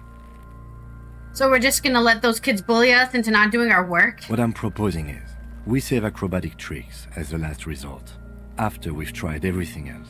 I want to do The acrobatics. most fucking boring mulka parts I've ever seen. Can't someone else do it? Someone else? You mean like the police? I mean someone who's below detective. Someone like a paid garbage man? Or a cleaning crew? I have bad news for you. Oh That is a no. detective. I know it's hard, but I assure you, the others won't come to help us. And we have a growing sanitary concern here. We need to get him down, fast. Maybe we could ask help from the harbor? I was really hoping we wouldn't. The Union appeared to be suspect in this case. It seems like a dangerous route to go down. Confirmed. It's unsafe. What else can we do? Okay, they do have the tools and the men. And since it looks like they put him there, They can get him down too. okay, let's do it in the lousy, dangerous way. I'm a man made out of what is my? I'm a walking weapon. Okay, I'll be fine. How do we get inside the harbor? From the gates, by negotiating or fighting. I'm unenthusiastic about fighting. Or we can try to find some secret third path. It's unlikely though. To the gates. Let's fight, I say. Let's get to it then. All right, let's fight. We got that. Oh yeah, we got a skill point. I'm not sure what to do with the skill point.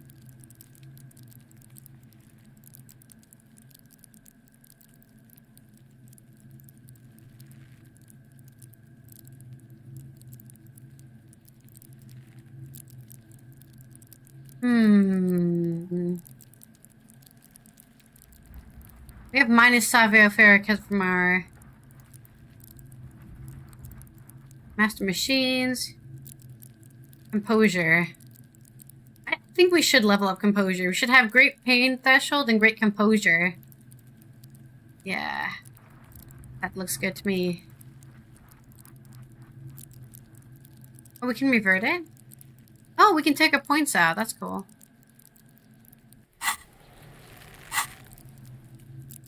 Okay, saved it. So every time we level up, we can revert stuff. But after that, it's saved in. Let's get that composure up. No one's gonna catch me. I care about... I want to talk to Kuno, but I also don't want to talk to Kuno. Alright, let's go. We've continued our investigation. We need a... I want to get him down before the end of the day.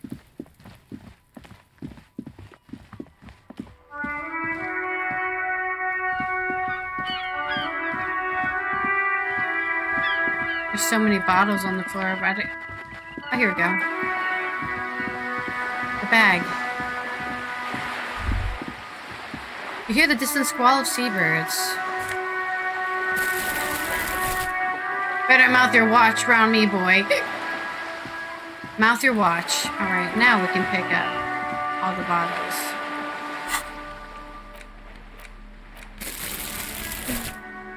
Hey, bottle picking up time.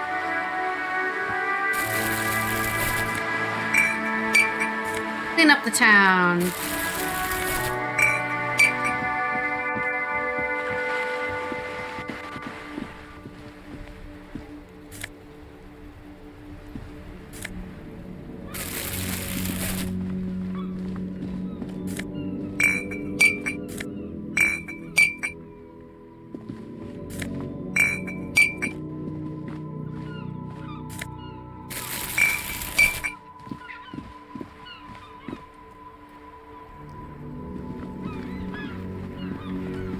Gotta make sure to get all these bottles, man. More bottles.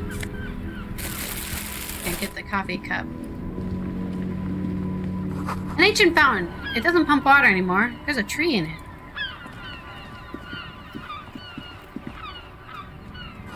Tire tracks leading onto the roof. The slush and rain has almost washed them off.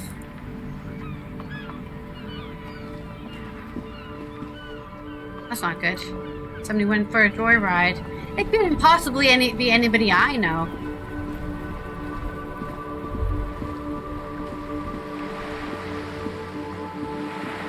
Must find more cans.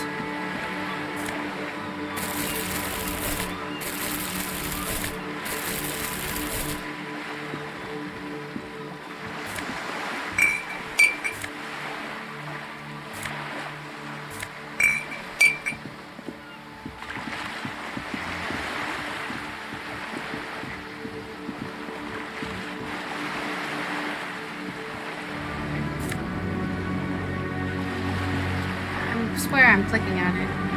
Yes? Nothing.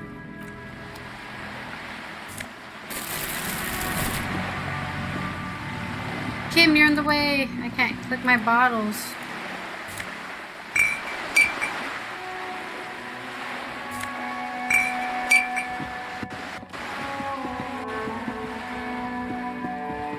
More bottles.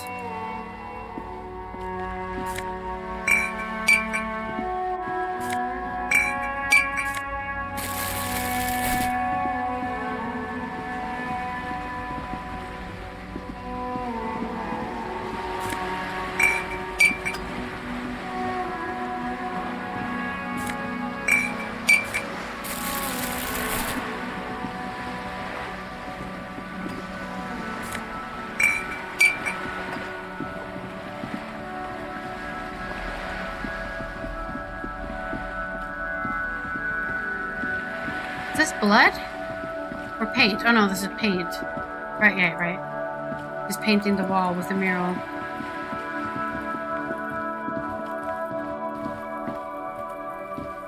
Are you trying to sneak up on me? Come to slit my throat in my sleep? Are you sleeping? Apparently, she doesn't like people standing behind her back. Pig's come to take me out. Trying to snuff me out. Yep, that's me. Anything. You're afraid she'll take you out one day. Are you sleeping right now? Don't get fucking clever with me, pig. You think you're so clever. She hisses. Trying to sneak up on me again? Nah. Guess she doesn't. That's it. No dialogue for us.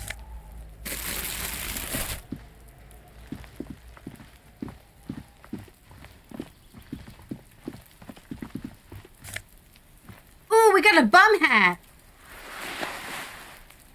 And some drugs. I love drugs. Ooh, there's a... I want to get that jacket. That looks cool. That might be my jacket, actually. Now that I think about it, I think that's my jacket. I think that's my jacket. Up there. Ooh, money! And more drugs. Gotta search around.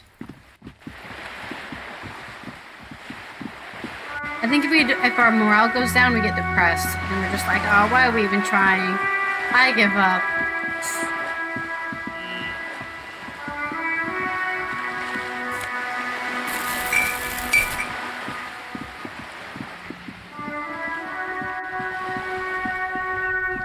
Where was the store again? This is the bookstore, isn't it? Oh no, the store was down south, wasn't it?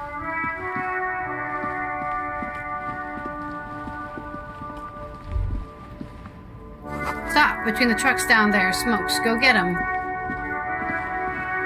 Between the trucks down there, there's some smokes. We found some smokes! Hell yeah!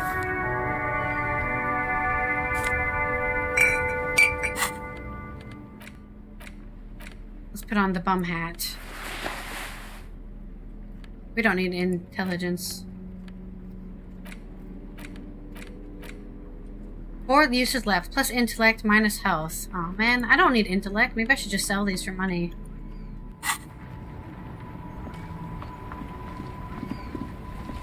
I just want to collect all the bottles.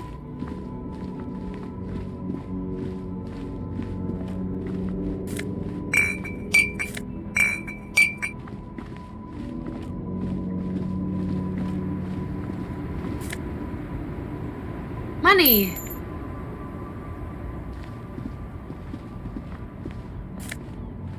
Ooh, physical instrument, huh? Nice to be wearing a shirt.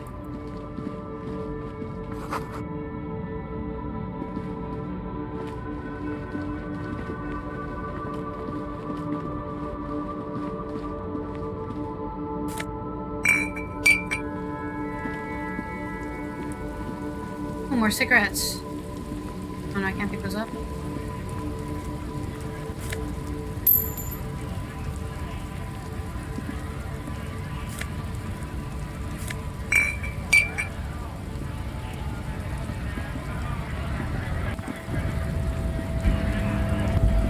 Just coins on the floor.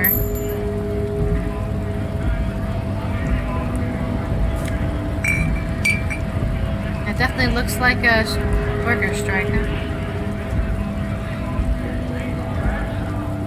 I think it's supposed to be like some sort of French place. A lot of French words and accents. Oh, here's the general store.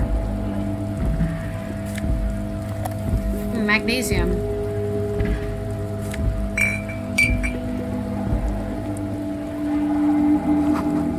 Jams!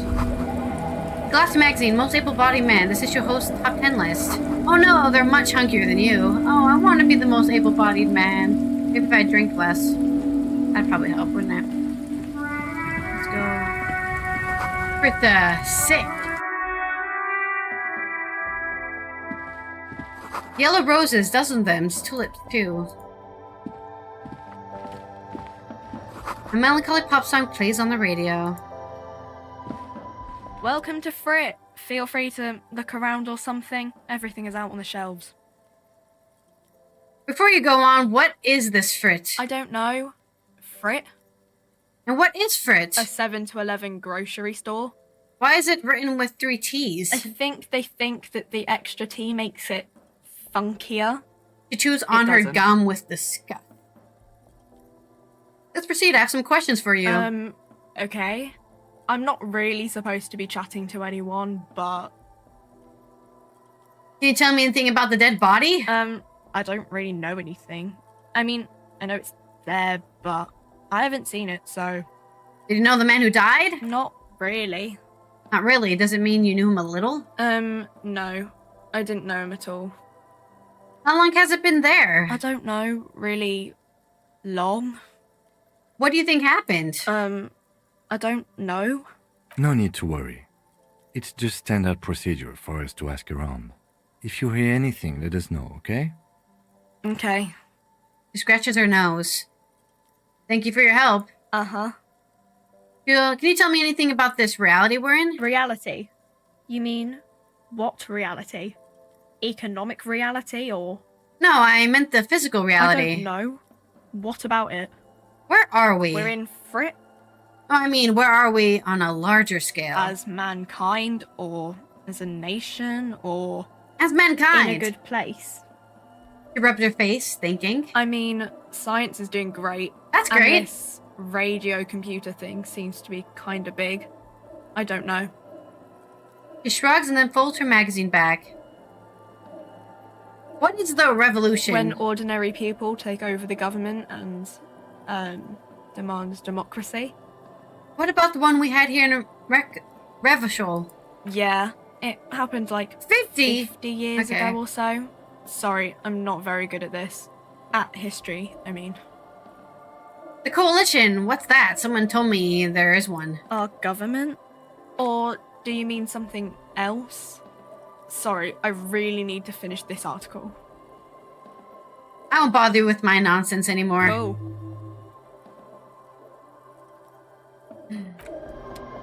How do I buy stuff, though? Is this about the questions again? Because I don't really know anything. Maybe this isn't closed. Doesn't seem to I can buy anything here. Oh, here we go. You see several packaged raincoats fill a low shelf beneath a display of croissants and juice bottles. The raincoats are transparent, except for the big Fritta slogan on the back. The packages are small, discreet, sloppily stacked, making them easier to take unnoticed. No need to worry about knocking over a display. What's that? What is what? Girl leans over the counter to see what you're referring to. A raincoat. If you want to buy one, then it's only 4 real. She taps on the glass counter. The raincoats patiently await purchase. Her attention is drawn to the raincoats. Stealing one undetected will now be more difficult. Leave. I don't think I want to steal a raincoat. What's this? The tear machine stands in the corner. A sign says, 1 bottle equals 10 cents. Ooh, insert my bottles. Your bottles clunk into the machine, and the we're money rich. appears with a satisfying jingle. You're a richer man now. I don't think we need to buy a raincoat, though. But we turned in our... A small cabinet on the wall is filled with various medicine bottles, nasal sprays, and blister packs. They all bear the Saint Baptiste Pharmaceutics logo. Just ask me if you need anything from Saint Baptiste. We don't stock prescription meds, but we do have Nosafed, Duramine, Magnesium, and Hypnogamma. Who is Saint Baptiste? Saint Baptiste. You know, the pharmaceuticals company. Sure. Saint Baptiste Pharmaceuticals. The one that sells meds out of Saint Baptiste. That one. Wow, I'm really an idiot, aren't I? This is cigarettes, I think. I wish I could sell my cigarettes. A colourful display of cigarettes and alcohol bottles line the shop wall, inviting you closer. The bottles wink at you in the light. The smokes too glitter in their wrapping. It's like looking into a kind of heaven. Your knees are weak. There, in that dark green glass, all in vain. No! The great flowing river of warmth, wine, alcohol, beer, alcohol, love, alcohol. Ah, I am in heaven. I need it all so bad. Sure. If you want something, I can get it for you. Just let me know and pay and stuff. She adjusts her hat. But I'm obliged to inform you that both alcohol and cigarettes damage your health. But I guess you already know that. Do I sell any under-the-counter vices? No. Frit only sells legal drugs, like the law says. She fixes her hair underneath her cap. Give me some Commodore red wine. Some pale-aged vodka. A Pilsner. Leave. We don't need to be buying anything right now. I shall leave. I just wanted to sell my bottles. Okay. Is there anything else I can do? Actually, let me go check the junk store at the end. I believe there's a junk store at the end of the village here. And then I'm gonna stop and go get some dinner. Alright, we can buy plastic wrapped macaroni stamped with humanitarian aid. This guy sells gear. Clothes. You see a Samaran street vendor surrounded by a motley assemblage of goods. When he realizes you're looking at him, his face breaks into a wide, welcoming grin. The name Sileng is embroidered over his breast pocket. Happy shopping, officer! Everything's cool here. What's so cool? Everything's cool. The goods are cool, the customers are cool, the place is cool. It is And early one spring. more thing, officer. From out on the bay, a cool wind gathers. It sweeps into the city, tugging at the textiles hanging around the stand. Some distance away, the sound of a tin can clattering across the street can be heard. You're very cool. Wow, thank you. Bang, bang, bang, bang! He makes both hands into finger pistols and fires out a few finger bullets into the air. You feel a twitch in your index fingers. There's a finger shootout brewing. Whip him out.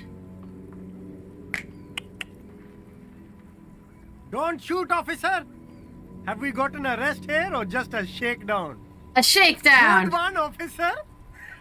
You're a funny guy! Now what can I do for you? He nods towards his shabby wares. Just kidding, I'm really here to shake you down for some answers to official police questions. Then fire away, officer! Thought gained, finger pistols, 9mm. 9mm 9mm finger pistols.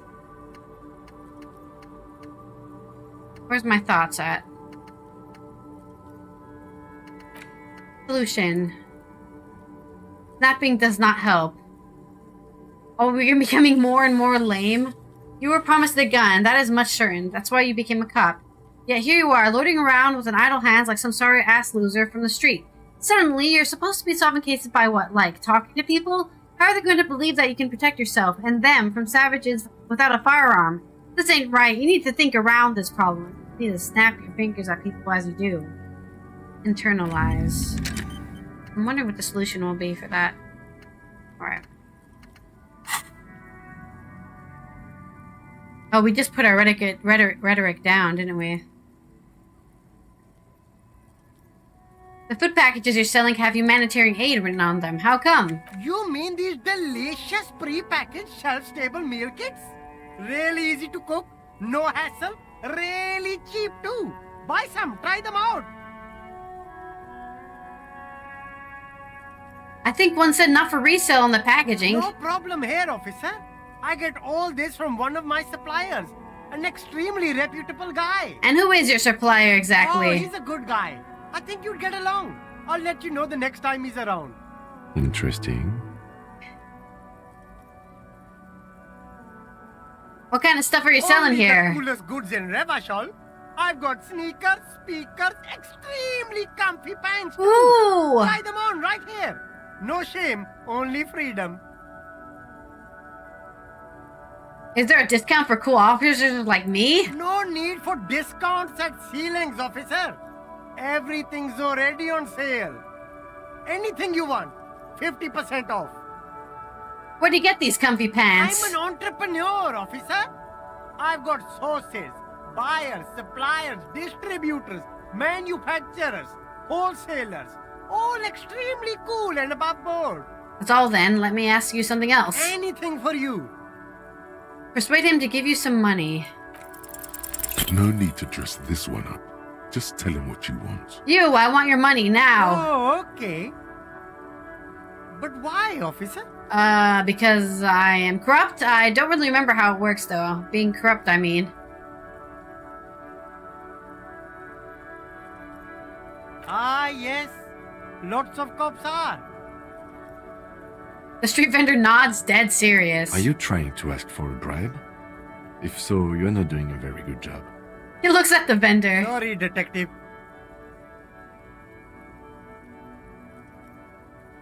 I'll look around, thanks. Humanitarian aid tuna fish, not for resale. There are clothes inside. Cheap second-hand clothes, smelling of strangers' body odors. Probably should put Don't them in the be wash. shy.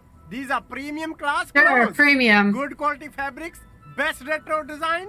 Save the economy with your style, officer. Browse through the You box. find your hands deep in tattered and faded garments made from weird polyester blends that make your body itch and sweat in all the wrong places. The box smells like cat piss or like an old person with no money. Sounds like me then. Economical, but also trendy. Look first hand, buy second hand. Keep the economy moving. Find something worth salvaging from the pile of rags. Something cold grazes your hand. Synthetic and sleek. A windbreaker. Ooh. Surf, it says, but also wind, summer, 100% waterproof, and sport.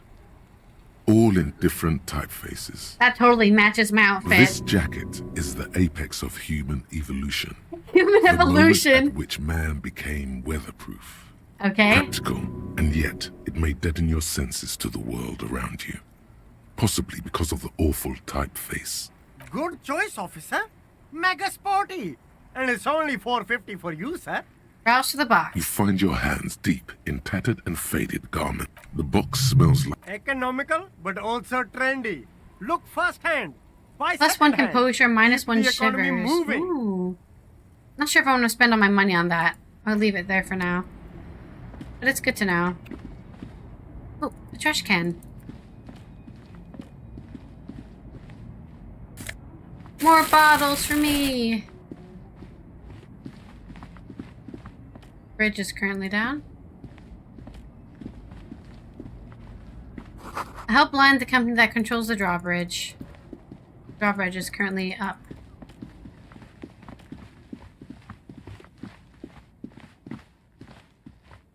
Water lock out of order until Wednesday, 7:15 a.m. It's Monday today. We have to wait until Wednesday. Roy's Pawn Shop for cash for the faster times.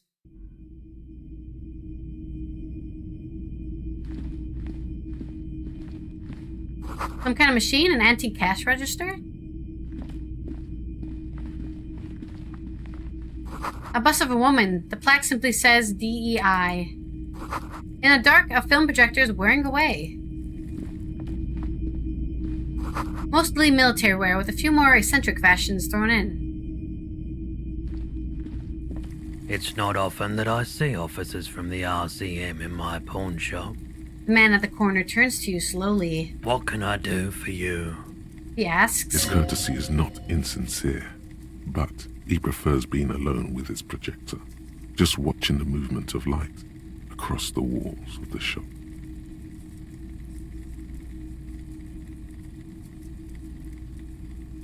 Now that the RCM is here, tell me, have you had any trouble lately? I haven't had any problems myself, though some of my customers have complained about inconsistent law enforcement. All right. Who are your customers usually? All kinds of people come through here. Locals, travelers, people looking for a deal, people looking for a keepsake. People who are terminally bored. Terminally bored. As you can see, I have a wide selection of goods for everyone to choose from. Honestly, I think some of your selections are more tasteful than others. It keeps me entertained. You respond unimpressed with your snobbery. He's well composed, but underneath it you sense psychedelic processes. Is that on acid? Some kind of drug, maybe. Entertained. He might be high. If he is, on what? Is Roy high? And if yes, then what is he on? Feeling warm and enthralled by the movement of light, while the mind continues I'm an to expert race on forward. drugs. Lucky bastard. He's probably on Parolidon. It's tough to come by on the street. Roulette, what is that? A drug developed by the military to treat and prevent radiation sickness. Oh, maybe he It was has in the psychedelic military. Side effects, and it makes your eyes turn yellow. So, where does a man get Pyroholden these days? How would I know?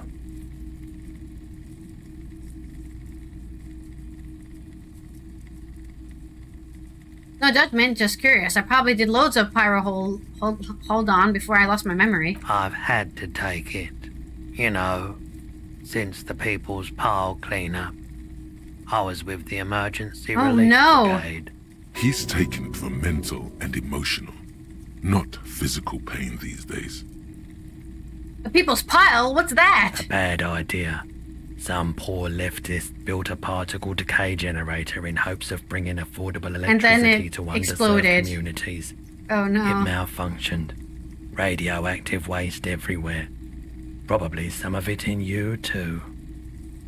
Tell me more about this emergency relief brigade you're a part of. We were an all-volunteer force. I relate to that as a Self-organised. volunteer myself. Tried to help the fire brigades contain the spill. On the patch, gamma radiation lines crossed with a red drop of blood. Tough son of a gun, this one. Respect. Respect. I lived by the river since I was a small boy. The Esperance.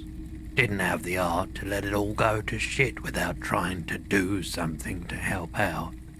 There wasn't much the volunteer force could do, however. We wasted years in the river mud. Years getting sick. Must have been tough. Radioactive cleanup. There's a reason why everyone's tried to forget any of it ever happened. And why no one has tried to repair or replace the pile. Continue. So much disappointment. And early deaths. Cancer mostly. And we knew all that was coming even as we were cleaning up as best we could. Whose fault was it that the generator failed? No one's. Everyone's. Oh, that's worse. You can't blame anyone. He sighs and shakes his head. So much bitterness. A bunch of poor people built themselves a primitive nuclear reactor, hoping for the best. What do you think is going to happen? How did you end up running a pawn shop? The cleanup happened 15 years ago. I was young then. Later, my second aunt died. Well, that's nice of her. Left me this shack To leave her the and all the shack. assorted junk in it. So I came to Martinez. People told me don't go there. It's a shithole. I said, people, we just had a nuclear pile meltdown. I'm gonna get And as this far isn't the away shithole. from Forberg as I can. Still in the same city, but Thank you for telling me. I like the theory more than the story. Outward movement, not vortices. Yeah, you gotta get in on those vortices, my man.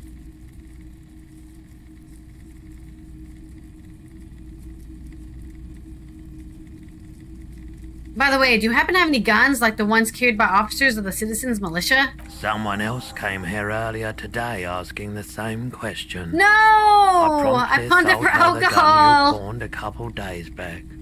What? Sold? And I don't even have money, The dude. lieutenant shifts from one foot to another. Alert. Wait, I sold you my gun? You were adamant about getting rid of it, officer. Said you were undeserving of a service probably weapon right. of the Revachol Citizens Oh, Militia. really? I really went back And I don't down like a keeping hole. guns around the shop for long. Off the charts photon emissions. The unhealthy kind. Was the buyer a policeman too? She didn't seem like a policeman. Although she kept referring to herself as a pig. Which was odd. I found her interest in the gun a bit Oh no. obsessive. Was it Kuno? But I was just happy to get rid of it. And of her. I didn't say it was a kid. Truth be told, she was terrifying. Right, so let me get this right. You sold your sidearm, issued by the Citizens Militia, and now a civilian is running around the streets of Martinez with it? Maybe she's a vigilante and wants to prove she can do our bods better than we can. It's possible in these parts of town. We ought to find her and discourage her from taking justice into her own hands. Any idea where I can find the buyer? My apologies, officer, but I have no idea where Damn. she was coming from or where she went. A needle in a haystack. There is nothing you can do about it now. You'll just have to hope you luck upon her somehow. Well, at least I know how I lost my sidearm. Let's talk about something else. Of course.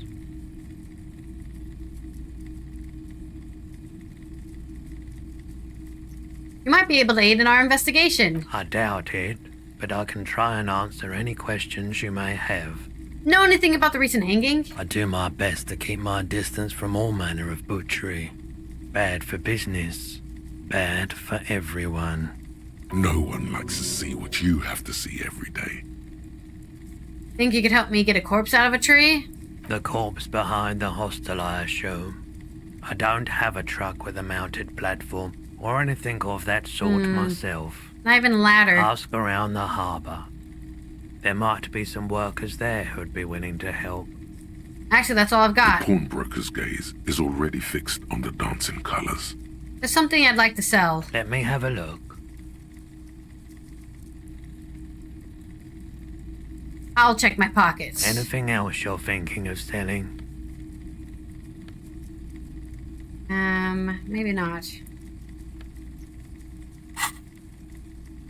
Thought I could sell my drugs, but I guess not to this guy. I don't have anything at the moment. Or I could sell some clothes. I'm not purchasing any more clothing at the moment. I guess I don't have anything to sell at the moment. Another time, perhaps. Care to share your power hold on with me? You said you'd done it before, yeah? The lieutenant steps away, pretending to admire some of the knickknacks on display. I Looks ride like that he doesn't pyro want to get involved. every day. Every day? You look the part. Thank you. Here you go, man. He presents a large cap-shaped object in the palm of his hand. Very odd looking. Yes, darling. That's the coalition government ordained Parolidon. Straight into your gut. Thanks, man. Take it. Of course.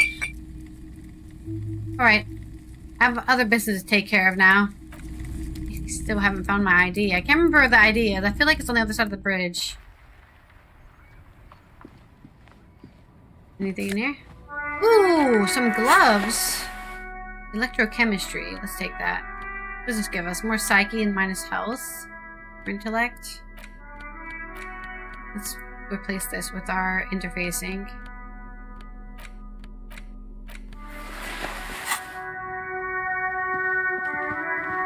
Alright.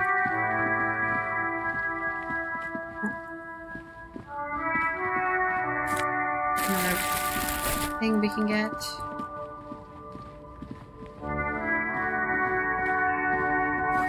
Food gift from the peoples of Messina. Speakers from the people of Samara. You see two lowly, defeated speakers, thralls, slaves basically, perched atop them like conquerors surveying the land. A pair of found, durable wear sneakers, ultra series. I can see you've a taste for luxury, officer. Can't keep your eyes off those sneakers? Inspect the A sneakers. pair of found ultras. The design is impossibly sleek and They're simple. probably really A expensive. futuristic silhouette with a sleek monochrome colorway, a jet black upper, and a silver-lined midsole. Those sneakers, mister. Those sneakers are the latest found sneakers. They're pretty super good. Super fine. They're 50, super dude. Cool. Only 50 real. That's way too These once expensive. respectable speakers have been conquered, reduced to a mere prop by the indomitable found ultras atop them. A small heat emboss on the veneer reads, "Solidarity aid from the People's Republic of Samara." They don't have magical the speakers qualities. themselves don't seem to display any magical qualities. No, don't look at the speakers, officer. Look at the sneakers. The sneakers are the stars here. What about the speakers, though? Does anyone want those speakers? These, officer? These speakers are Samaran garbage. I'm ashamed to even use them for props. Don't waste your time on them. Can't I just buy the sad conquered Samaran speakers? No way, officer. These aren't for sale. They're bad speakers. Low-fi socialist junk. That's why I want them. I think I might be lo-fi socialist junk myself. No, officer. You're a high-class policeman who accepts nothing less than the best. Lucky for you, I've got the best on sale. You don't know what I am. I don't even know it myself. I want the speakers. Well, if you want them... He pauses for a moment, calculating. But see, they are the pedestal for my sneakers. If I let go of the speakers, where will the sneakers go? I can't leave premium lifestyle sneakers on the ground. If, on the other hand, you wanted to buy the sneakers too, I could maybe throw in the speakers for little extra. 50 cents? Okay, so I still need a lot of money.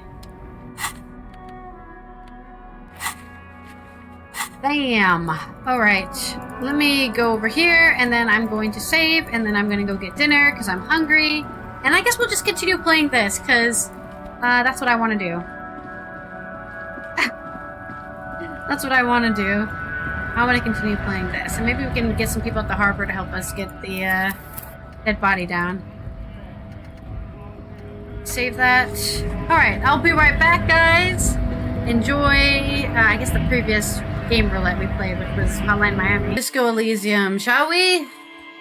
Get comfortable. Is this back all the way? No, it isn't. Oh, there we go. Let's get warm and comfortable. And see my audio levels, please. I would like to see my audio levels, please. Thank you. Okay. This is definitely an anime song.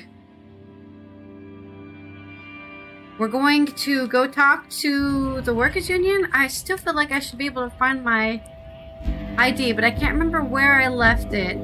I feel like it's still in my car, but my car is on the other side of the water, and I don't remember how to find it after that.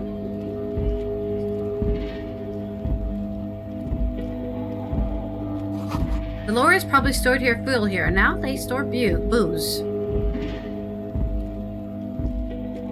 Yeah, I don't think there's a way to get across here without actually having access to getting across there. Yes, words. There is a guy over here. Maybe we can talk to him. Sorry, I went the wrong way there, Kim.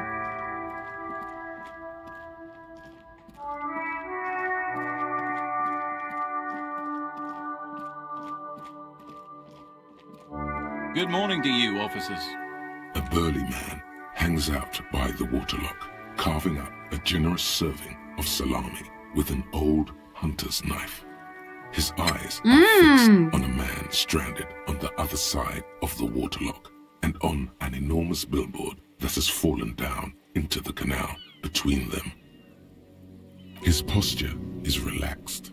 Despite his powerful build and a knife in his hand, this man resorts to physical intimidation only infrequently, if at all.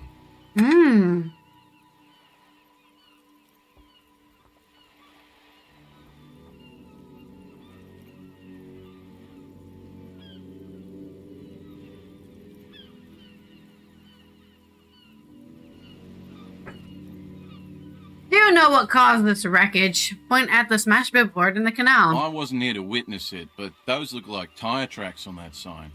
Weird, huh? Then again, plenty of daredevil drivers in Revachol. Too bad it also takes a year and a day to repair anything around here. Especially a waterlock. The rest of the coast is closed off till then. Do you know what's further down the coast? Well, there's the fishing village, an abandoned fish market, a bizarro church. Not much use to the congregation, though. There always seems to be something wrong with it. He thinks for a moment. Yeah, not really much else.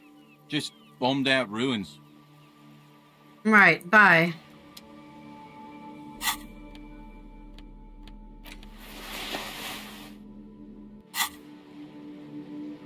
A couple of indicator lights are missing from this control panel. Loose wires dangle from the now vacant holes. In the middle is a lever. Beneath it, a small metal plaque. This panel usually closes the waterlock, turning it into a bridge that lets you cross the canal. But there's a crashed salmon and butter sign in the way. Pulling the lever probably won't do anything. Leave. Butter sign down! A crumpled billboard reading, Samaran butter soaks in the canal. Two ugly lines mar the bright countenance of the blonde boy depicted. The sign billboard has fallen on the waterlock, keeping it open, and thus out of order. Attempt to reconstruct what happened here. There's no way. Just some tasteless advertising at the bottom of a canal. No use rubbernecking now. What is Samaran butter? Whatever it is, the boy on the billboard seems very happy about it. Nothing more to see here. A crumpled billboard. The sign bill. Hoping I could jump across, but I think we do have to just wait. So we can cross the bridge, yeah. I don't think there's a way to cross it without waiting. Hot rises from the sewer. Sour, acidic, strangely comforting. No. Nope, nope, nope, nope.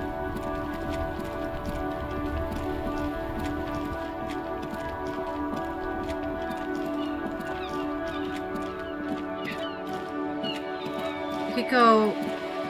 Those are the two girls I know here. It's Kuno Ness, or it's the girl who does the mural painting here. This is a wall on the side of an apartment building. Why am I looking at this wall? You have no clue. It's just a wall. So many walls all over Martinez. Weather-worn, cracked, their paint peeling. Tragic. Trying to sneak up on me. No, guess not.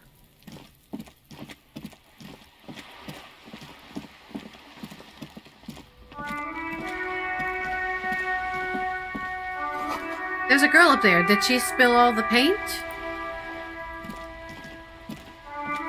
Inside the frame of a motorcycle repair and tools used to disassemble it. Capside Apartments. Rue de Saint-Gilles, roundabout north. Hey, I found another thing. Another bottle.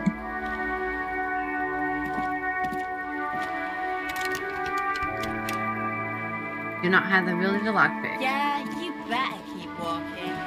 Are you threatening me? You better keep walking. Oh, some more magnesium. A sturdy metal door guards the southwest entrance to the apartment building. It's locked. Knock. The door rattles against your knuckles, but there's no response. Knock again. The door rattles again, but this time you hear an elderly woman's voice calling out from inside. Stop banging on the door! I'm not letting any more strangers inside. This is the police. Open the door. The police? Everyone knows the police don't come round here. But I'm not joking. No, I already told you. I won't be responsible for any more strangers getting into the building. Go check the backyard door. Maybe someone there will. Get him. Tell him we're real policemen. Madame, I assure you, we are real police officers. There is no reply. Just faint that didn't work. sounds inside. Alright, well then we have to go all the way over here.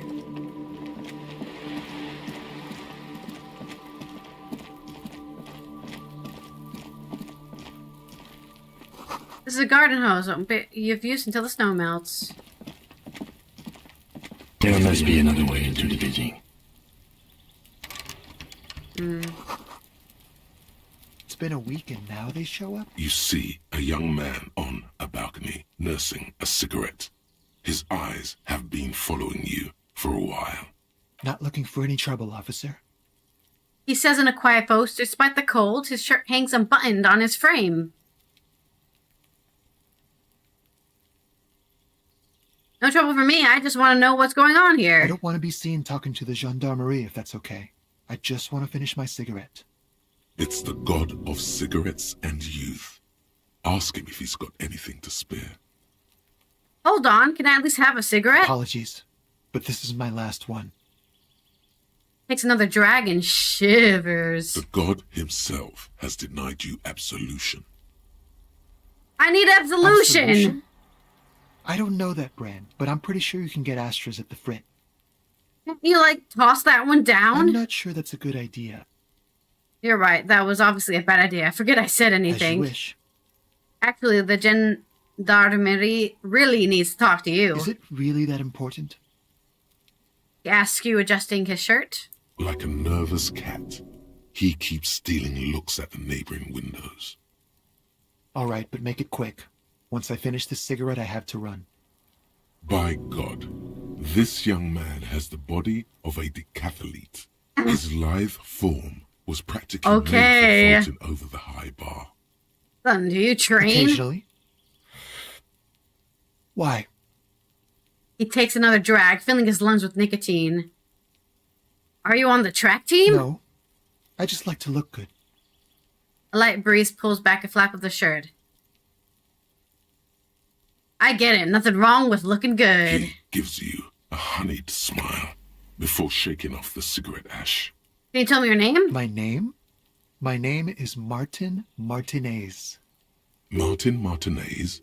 Good local name. Let's go with that. Looks like you've got a good... I'm sure that's his real name. Looks like you've got a good view of the whirling backyard. Can you tell me anything about the hanging? I'd even go so far as to say that the view is a little too good, my dear gendarme. Do you have an estimate of when the body will be taken away? We will remove the body as soon as possible. Now tell us, where were you last Sunday? Oh. You already asked me that, didn't you? He waves lazily with a cigarette. I'm pretty sure I didn't. No, not you. Some more muscular type. Uh-oh. And when did you speak to this more muscular gentleman? Lieutenant takes out his little blue notebook and writes something down. Last week? I don't know. Look. He looks around the courtyard again. Snow blankets the old patio trays and dead houseplants, and all the neighboring windows are black. You didn't answer the question. What were you doing last Sunday? I had a friend over. What kind of friend? It was my Sunday friend. Ah. A Sunday friend. How intriguing. What's your friend's real name? Did he see something? He doesn't reply, gesturing no with his cigarette. Under the grey sky, snow continues to pile on the neighboring windowsills. Someone hides behind a curtain. Those windows have eyes, and those eyes are watching, spying on you three. All right, we'll talk later. No. We won't. He takes one last drag of his cigarette before stepping out of the snowy balcony with a dying hiss. Now, if you'll excuse me, I really need to get going. Convince him to stay.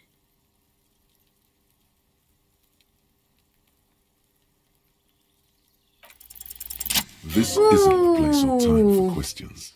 Who knows who might be watching from the distance, hidden behind the curtains. Hey, listen. I'm just trying to make things okay again. Can we meet again somewhere else? For a moment, the man on the balcony seems almost vulnerable. Something moves in the depths of his feline eyes. He's scared. Compassion and a hint of understanding. There's snow gathering on his hair and on his shoulders. He's also not wearing a shirt, so he's probably kind of cold. The purple that hangs loose on his slender frame. I am sorry, but I really don't have the information you're looking for. His voice is soft and deliberate. With a flick of his wrist, he sends the cigarette butt sailing over the rail. But, hold on. What's that? For a split second, his hand lingers, as though gesturing towards a stone placed right next to the front door. Continue. It's a sign. Good luck with the investigation. Walks away. There he goes. He's walking away. But he gave us access to enter. He's gone. We should run after him. See where he went. No point in running. Tenements like these often have multiple exits. If he doesn't want to talk to us, then he'll know how to hide himself. You're right. He probably didn't have... So we just give up? He could be a witness. Him or his Sunday friend. Either way, we need to look into that muscular type who's asking about our case. Okay. He did leave us a sign. Did you see that? He wanted to draw our attention to that stone right over there. The lieutenant nods towards a small rock on a soggy patch of grass. If we find a way inside the building, we can ask around for his apartment. Great, let's do that. Finger pistol, 9mm. Snap, snap, baby. Turns out guns aren't that much for protecting as they are for attacking people. If you want to protect people, really work for them, you have to whip out your signature dual 9mm Villiers finger pistols. Who needs real guns anyway? That conversation you just had? It would have gone better had you snapped those bad boys at them. Note, 9mm dual finger pistols do not count for an actual weapon in a gunfight. Alright, except I'll put those on. And then if we don't have anything in our inventory, we can get bonus. Suggestion. Cool. Alright, let's touch the rock. A stone, like any other, lying in a whirl of sleet and mud. Maybe there's something under it. There's a key beneath Turn it over. Rusty from the dirt. This must be for the front door. Pity doesn't have the apartment number on it. This building has many apartments and the man can be in any of them. How are we gonna find the right one? We'll just have to go in and see. Put the stone back. What I want to do is talk to the girl on the roof.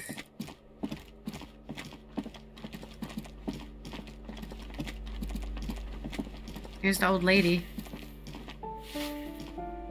Give me a moment. An elderly woman is leaning on her broom. Her knuckles white as bone. She seems to be having difficulty breathing. The cold never does any good for my bronchitis. She sneezes into a dirty handkerchief. This woman's health is failing her.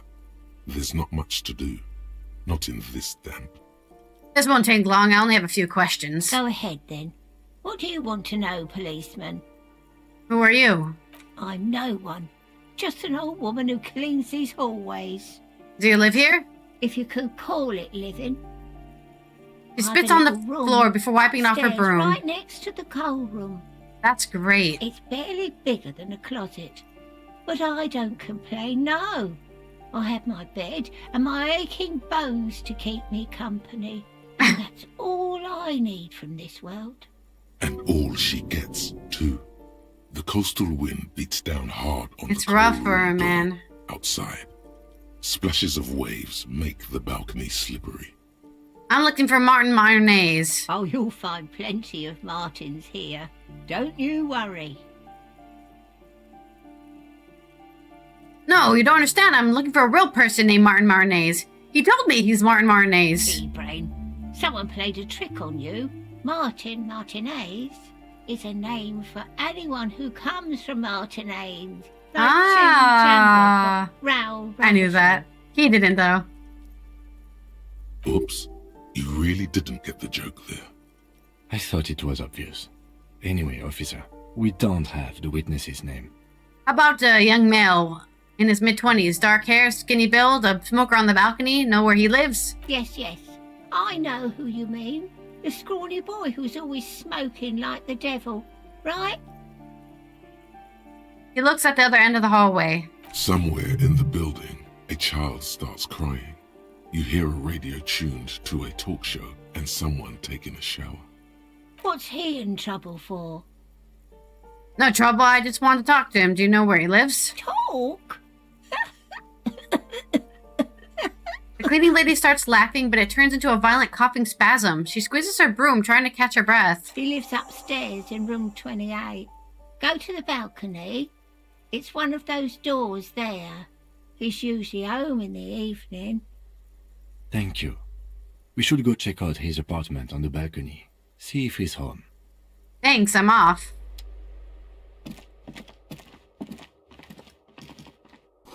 Note reads, for close from Martinez Reality Association. A shift in temperature. The air chills around you. Dust settles on the stony floor. Rub your sides for warmth. A former architect stands before a slice of window. A room plan in her hand. A cold wave has made the air in the building stand still and frozen. with temperatures I'm having a falling daydream. down to minus 20 degrees Celsius. Her Is face. red from the cold. She's breathing on her fingers, clasping the plan. Traces of sadness are visible in her expression. The plan. Faint pencil lines on paper depict the same place, but a missing eastern wall connects the room with the neighboring apartment. Ideas for arranging the furniture have been jotted down. Look around yourself. It's clean and empty, with new tapestry embellishing the walls. A standard HB graphite pencil has fallen off a three-legged stool in the middle of the room. Never even finished that. See, below looks cold and winter gray. Someone has torn down the wall. An old grocery list on the table and checks. Ooh, more money. That's random. Wonder why what happened here. The graffito says, a fine squad for the rich.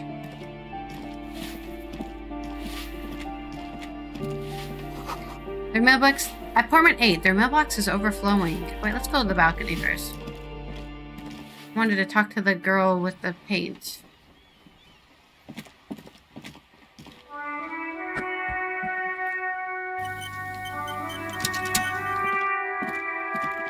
The streets will flow red once more. It looks like somebody who would steal a gun. Rushing down Rue de Esperance. You wait and see. The girl stares at the sailboat by the pier. The streets will not flow red with anything. Who are you? I'm Cindy the fucking Skull. Hell yeah. What else do you want to know?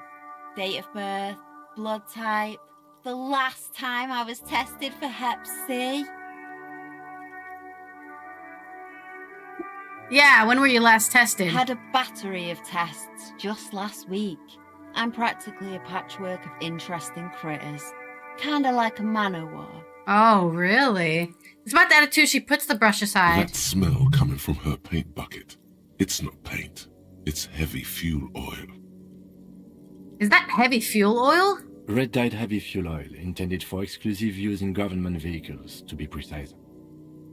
He says, studying the contents of Cindy's bucket. What did you think I was using? Aquarels? Sucked it out of a cop's fuel tank myself. Back in Jamrock. Fumes are bad for you, okay? Something to think about next time you're driving around in your pretty little piggy carriage. You keep looking off to the side. What are you looking at? The lieutenant furrows his brow at another one of your eccentricisms. She nods disdainfully and towards the woman performing maintenance on the boat and docked next to the pier. Hatred, disgust. It's difficult to tell which of the two is more present in her girlish features. The woman on the boat does not notice her staring. That is on her. Someone's got to keep an eye on her. Who is she? Probably the Wild Pines rep. Okay. We should talk to her. She's a professional negotiator, though. I have the feeling she will be very cooperative while telling us nothing. You should take the lead. Ask her unexpected questions, you know? Do your thing. Don't be afraid to get a bit wacky. Throwing her off is our best bet. Good idea, piggies. Run along now. Fuck her shit up good. Impound that boat while you're at it. I'd like to watch her swim back to us on. What are you doing to the wall? Can't you tell? I'm painting a beautiful mural, an aereo graffitio visible from low orbit. I haven't really started it yet. I'm waiting for the right words.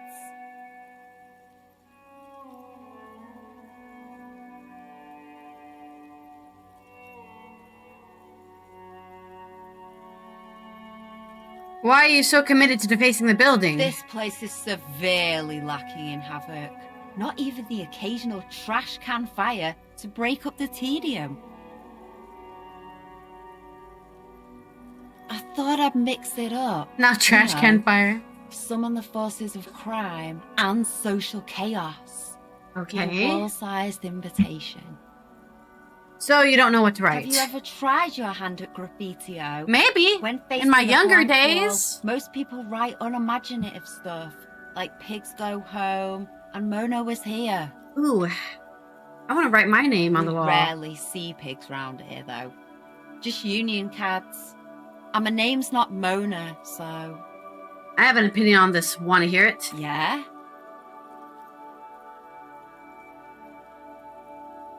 I love public art. Don't mind us. Keep doing what you're doing. Thanks. I'm sure the inspiration will come to me now that I have an official RCM stamp of approval. Do you know anything about the recent murder? I ain't no snitch, pigstein. Go forth and forage in someone else's shit. No shortage of squealers in these parts. Actually, there is a shortage of people who talk to us in a normal, calm, informative manner. We weren't put on this earth to make your life pleasant, fucko. Catch you later, Cindy. Watch your back, ungulate. How did I know her name was Cindy? What? Did I just make that up?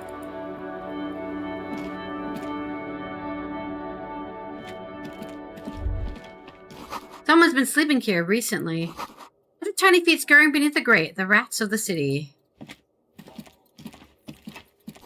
Enough coal to last for several winters. Smells of chemicals. Ooh, some pants.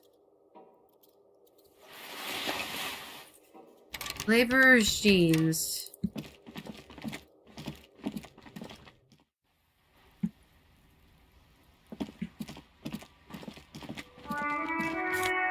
Money.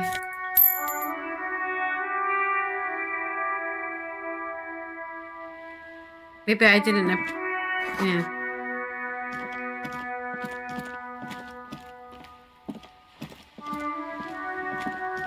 Maybe I'm missing something here. Alright, let's go back.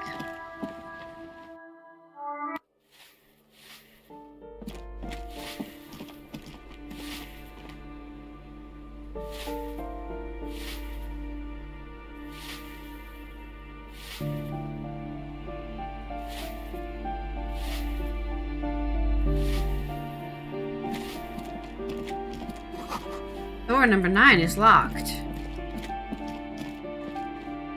Someone has drawn a 5-pointed star on the wall. A box is filled with cleaning chemicals. Smells of laundry detergent. Oh, ooh, some cool glasses. Oh, I don't want to lose my authority, though. Eviction notices missing pets and plaster on top of each other. An old shoe rack, boots, sneakers, and old slippers. Apartment 12. A loud rumbling snore comes from within. The snoring is scary somehow. You should leave. I just go into this guy's apartment. Moss crawls on the bathroom tiles. These shower curtains are covered with some sort of slime. What is this, a public shower? Why is there just a random shower here?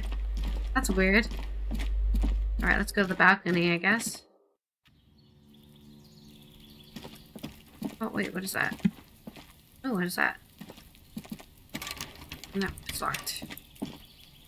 No, go back, Harry.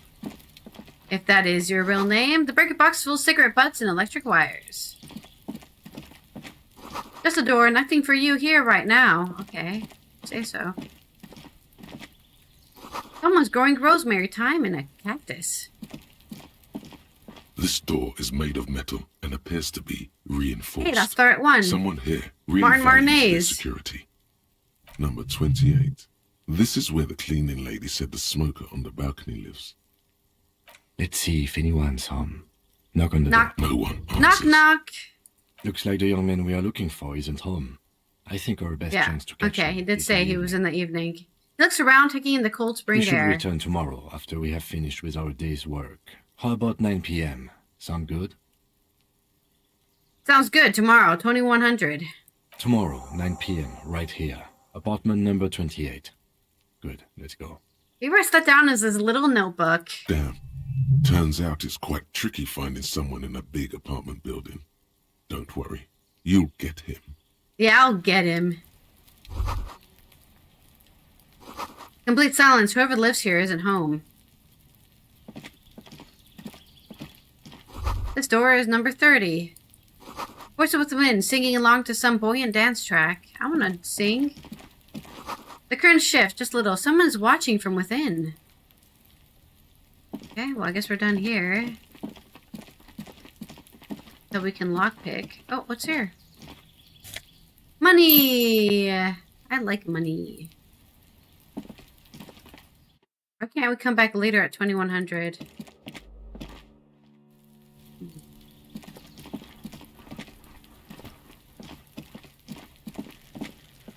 Maybe I can ask Kuno about my missing gun. I swear a kid has my missing gun. I swear when I last played this game, there was an instance where my gun was in a sort of bad situation, I guess.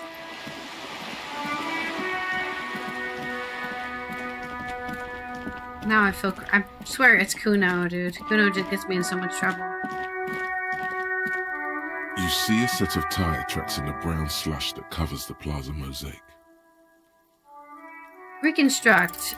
No. There's no way. These tracks are we're not an idiot. interesting at all. Let the street sweeper just sweep them away. Why am I looking at this? You look at everything. What kind of vehicle drove through here? Hard to say. Your vision is blurred and you're having difficulty concentrating thanks to your relentless head. Don't worry. I know who did it. I have a very aware who did it. Can't you see I'm throwing rocks? Look, I have questions for you. Alright, entertain the Kuno. Show me what you got. What you got there? What you got, huh? Show me what... The kid moves his hands like a basketball player dribbling fast. I gotta ask, who is Kuno? Kuno's Kuno, pig? The boy points in his chest with both thumbs. Kuno. Primal. The primality of Kuno. I need to adjust my blanket. It's sliding away and it's getting cold on my butt. This is harder than I thought. If you're sitting on the blanket, you can adjust the blanket. I have to get up. No, but I was so warm under my blanket. It's so warm under my blanket. It's so cold not under my blanket. All right. Cross my legs. And get back into comfort zone. Well, at least attempt to get into comfort zone. Goddamn. Easier said than done. I was so comfortable, now I'm not. So, you refer to yourself in third person. No, is that some kind of gang name? Yeah, Kuno's in a fucking gang. Are in you a now? Gang. Kuno bangs for Maggie, bangs for Mazda, bangs for Revachol. Continue. Watch out, Kuno! He's trying to fiddle you! He's gonna put his hands on you! The thing behind the fence starts squealing shrill and violent like a fire alarm. Help! Pig's got Kuno! Help! Rape! Sound gets louder and the child shouts at the windows overlooking the yard. Help! He's got the Kuno, help! Everyone can hear. You need to get the hell out of here before. Just answer the questions. Help! He's digging his dick out! Escalate, Kuno! His dick is out! You're afraid! Pig's in here, Kuno! Somebody, please! It's full blast now. The wind carries the message far and wide across Martinez. Look at his shit-eating grin. He knows there's nothing you can do to him. He's bullying you, and you are helpless. Kill him. Kill him now. He won't see death coming. Oh my god, should I beat him up? Shut him down. Oh no, I'm punching this kid. I put him out cold. Thump. The blow connects Oh surprisingly. damn. Knocked him on his ass. Kuno feels it. This was no light tap. The disoriented 12-year-old is trying to get his bearings.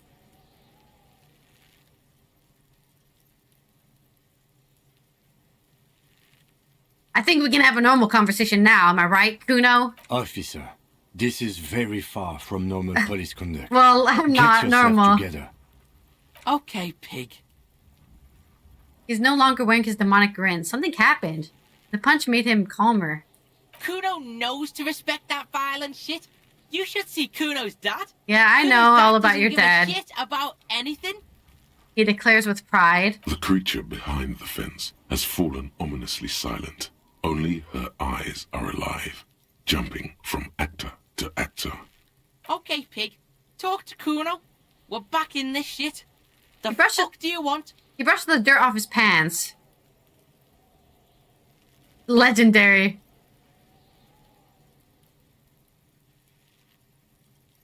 Figure out what's going on with this kid. I don't think we're going to be able to do that. About the crime scene. You kids often play in this yard? Right, pig. This is where Kuno plays with his little wooden choo-choo. Fuck do you want with it? That ladder yours? No, it's not fucking Kuno's. It's ancient. Look at it. He thinks you're fucking fool, Kuno. He says you climb the ladder up to your magic treehouse. Get the fuck out of here, pig. Kuno doesn't have a magic treehouse. What's in the greenhouse over there? Dunno. Kipta's gardener used to work there. Hold on, the gardener used to work there? Yeah, that's what Kuno said. She couldn't handle the heat, so she took off. Kuno can take it. Shit's nothing to Kuno. He fills his lungs with the rancid air. His eyes get a little watery. Wait, what did you mean by kipped? Look it up in the library. Kuno's not a fucking dictionary. Fucking small brain. Kuno means the gardener, alright? He shakes his head. You mean the young woman by whirling in rags, the gardener? Look, Kuno doesn't explain shit. Kuno just says shit. Okay. He looks you in the eye and nods as if agreeing with himself. I might have questions later. For now, let's talk about something else. Yeah, whatever. Kuno doesn't give a shit. Body, what do you know about it? Shitload, pig. What's your question? Don't tell the pig shit, Kuno. This is where you quickly ask him questions. Real cop questions. Like a cop. Where's the rest of his armor? Kuno doesn't give a shit about the armor. How come? Shoot that shit at Kuno. Oh, sorry. Kuno doesn't give a Kuno's fuckgimp's got one big thing wrong with him. He's a fucking mutant. A mutant? Look at him. Fucking growth hormone shit. He's a giant. He's a giant? The armor's too big for any man. Kuno doesn't give a shit about that freak armor. Kuno threw that shit away. He drills his temples with his fingers in some strange aggressive gesture. Oh, come on. He's just pretending that he doesn't care because he's too small for the armor. You're just too small for the armor. Get the fuck out of here trying to fuck on me with that midget shit. Kuno's 12. He's huge. He squints at you. What are you? Fucking 80. When Kuno's 80, Kuno can fit 4 of you in Kuno. Fuck out of here. That's a lot. Trying to fuck on Kuno. Fuck out of here. What do you mean you threw it away? Kuno tried to get the helmet on. It was too big. He performs a kick off on the imaginary helmet. Kuno kicked that shit in the sea, rugby style. That shit means nothing to Kuno. You threw it in the sea? Yeah, that shit means nothing to Kuno.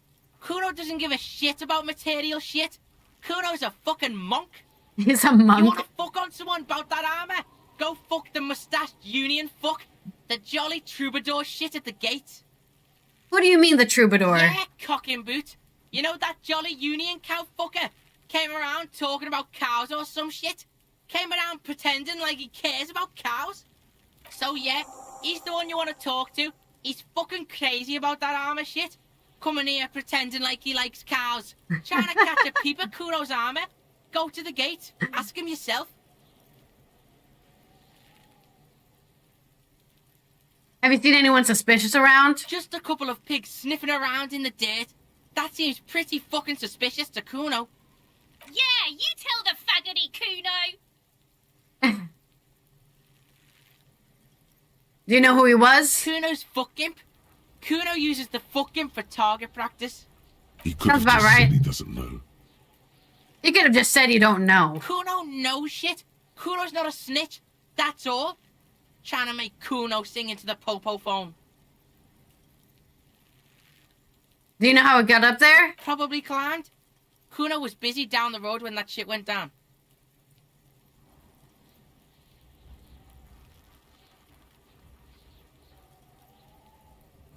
So you didn't see it happening. You heard Kuno. Kuno wasn't even in Martinez. Kuno wasn't in Revachol. Kuno wasn't regional. Where did he come from then? I don't know. Some fucking... He looks around trying to come up with something. Mesco, or I don't know, some other place. Night City. Kuno was in fucking Night City. In Cyberpunk 2077? Where's Night City? Kuno gives this info out on a need-to-know basis. Okay. And you don't need to know. Kuno didn't smoke the gimp, if that's what you meant. He draws snot up his nose. More on this later. Right now, let's talk about something else. You're testing Kuno's patience here. Get lost. So you respect me now. You're dreaming, pig. That's not how this shit works. A little. But don't expect anything to change. Don't let him dominate you, Kuno. Fuck his fat ass.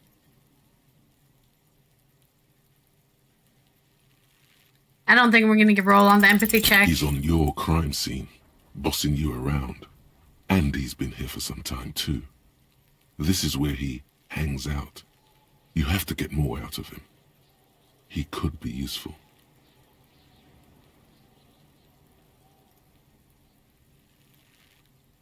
None of this is gonna work. Kuno, you must have seen all kinds of things throwing stones here. Want to help the RCM bust a murderer? Fuck no. What are you?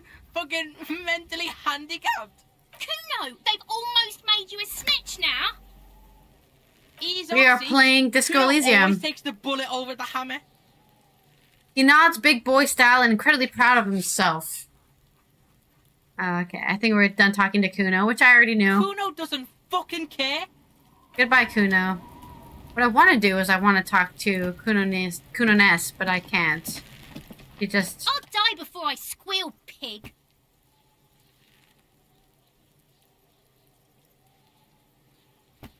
Child, converse with me. Listen, child, the corpse made me pick twice. I was wondering why you don't. Stay away from me, pig. You don't want to see what happens when you corner me. He's playing the hard game. Right. There should be a piece of armor in the trash, I guess. This trash container is locked. The sliding lid has a padlock that says, whirling in rags. Why am I looking at you, trash container? You're just a trash container. The body is downwind from here. Maybe you prefer the smell of garbage to the smell of death. How do we get the lock Try open? using a pry bar. There's one in my motor carriage, or... Did someone say pry bar? It's not a pry bar, it's a crowbar. Fuck yeah, pry bar! Pry bar. Your palms yearn its cold touch, to grasp it once more, as you've done so many times. No, or pry bar. You might want to ask for a key from the manager of the Whirling in Rags. He probably has one. And he also has information. I don't want to talk to that guy. The manager? Yeah, fuck the manager. Go straight for the pry bar and pry this baby wide open. Pry bar, pry bar. Let's go get the pry bar. Let's put on our instrument use. Oh, not that one. Our instrument use gloves.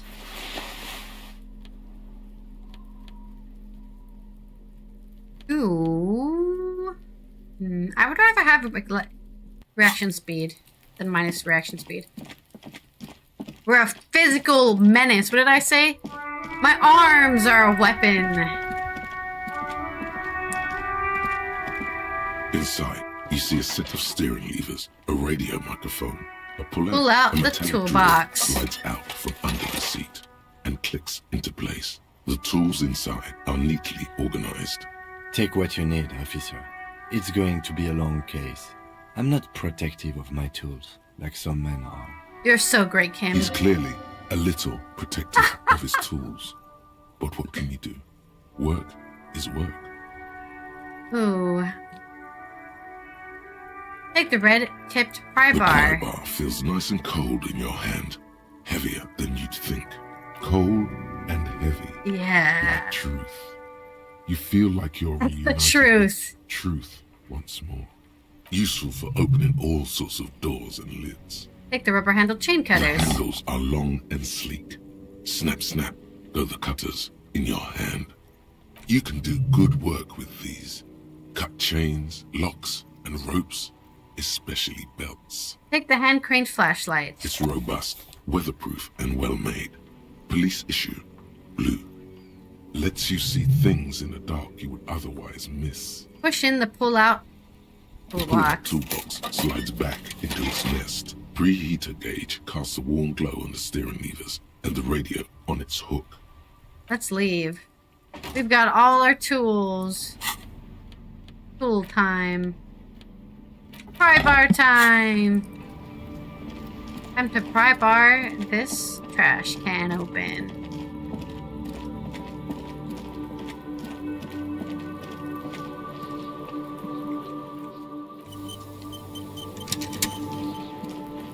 This trash container is locked. The sliding lid has a padlock that says, whirling in rags. Force time. Jam the tool under the lid and pull. Force Damn. time isn't Unlucky. happening. You've jammed the pry bar under the lid, but it just isn't bending. I'm not strong enough. What is this? Your triceps ache for the metal to bend. No, I need more but it muscle. resists.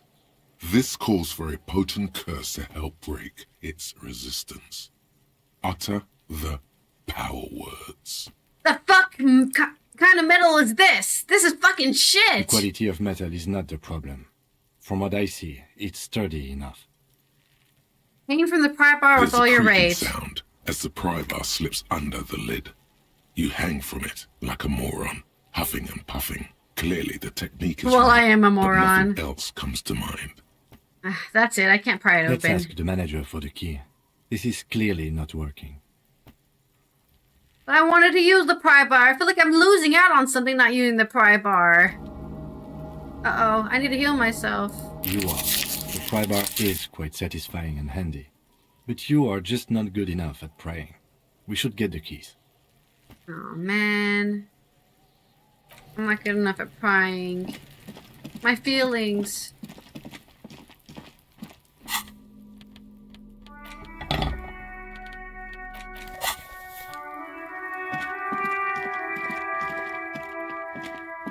An old call box with a matrix of push buttons lists all the companies in the East Delta Commerce Center.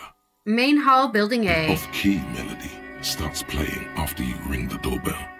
Then a woman picks up the receiver. Kuno, please stop calling here. Grown-ups don't have time for your stupid games. This is the police. Please open the Oh, door. I'm sorry, officer. I thought you were...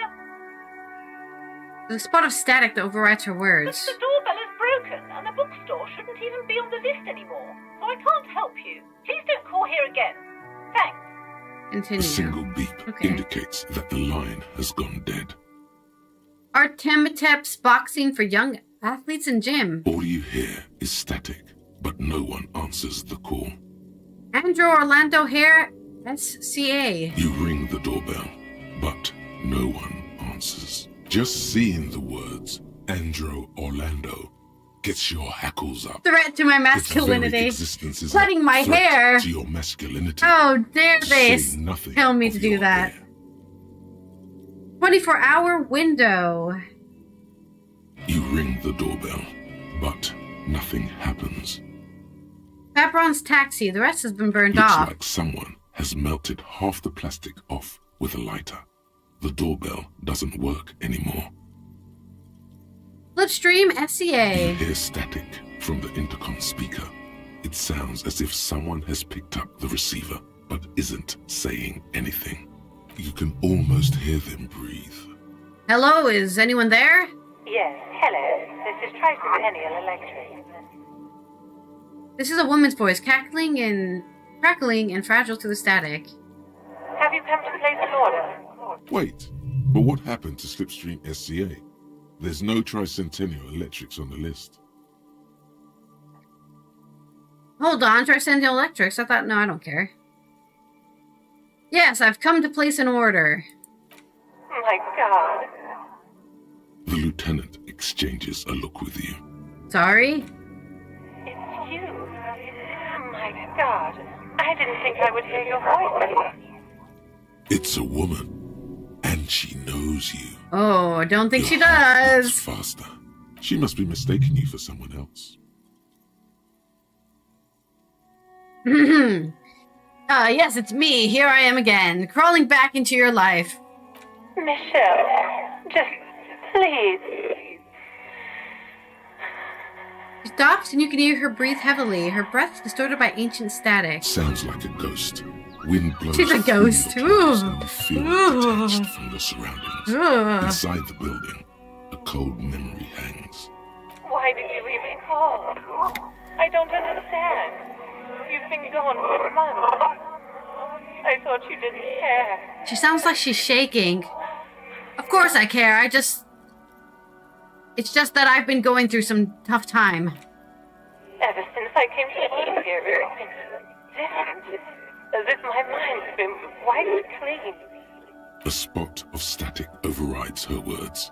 When she speaks again, it sounds like she's submerged. It's so nice.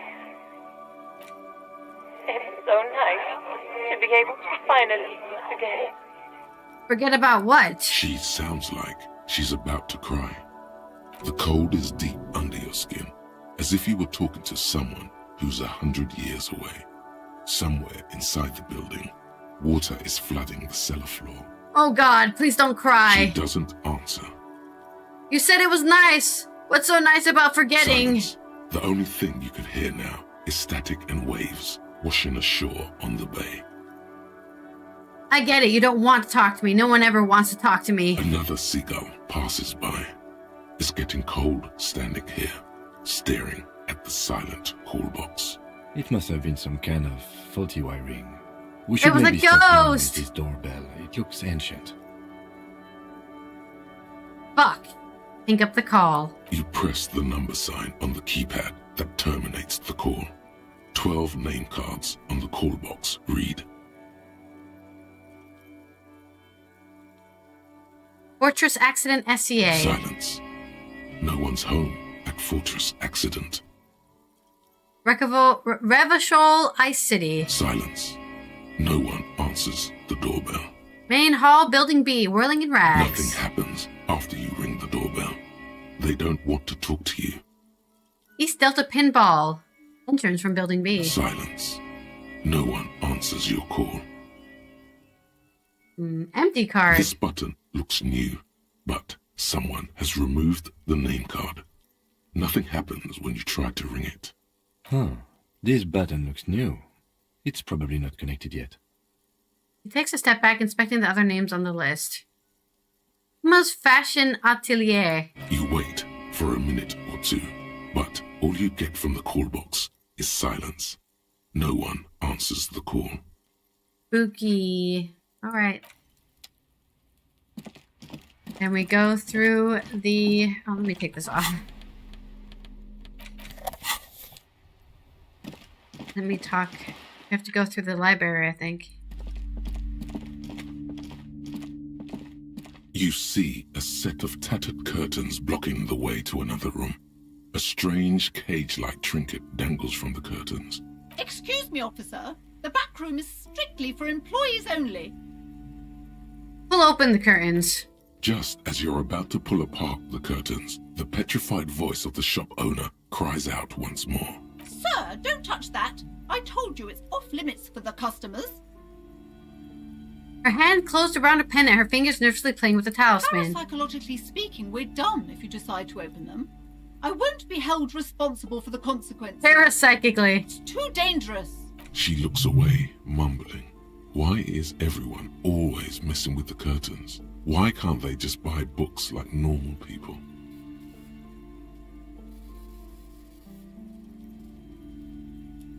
Ma'am, this is different. I'm a police officer. I need to get in there. Why? It's not like anyone was killed there.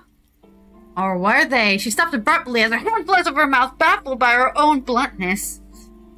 I'm sorry. I don't mean to be so impolite. Just please don't go there.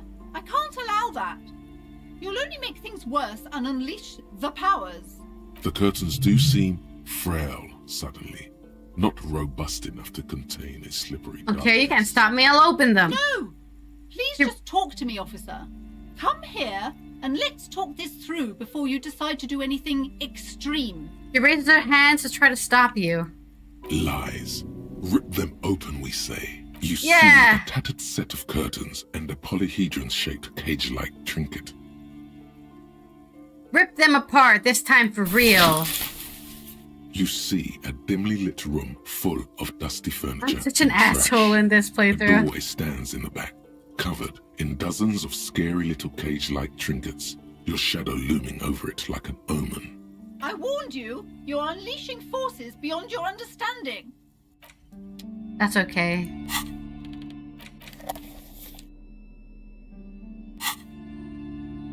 Alright, get the nifty flashlight out. Ghostly silhouettes of hair dryers. No sane patient would ever put their head into such machines. Vaguely androgynous portrait of a man.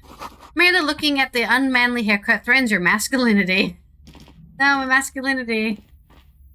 A heavy door with a missing handle stands before you, covered in dozens, if not hundreds, of little oddly shaped trinkets and charms.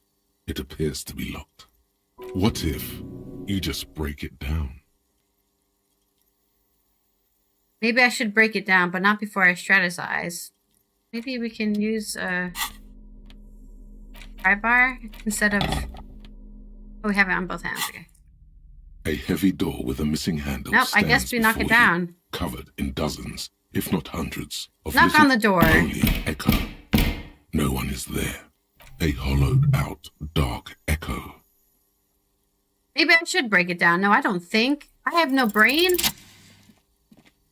The strength of Harry! Ooh, that's a strong door. You smash into the wood. But I got see 5 a small crack experience. appear on the door frame. It's going to take one more try to break through to the other side. But you've done it. You're not thinking of trying again, are you?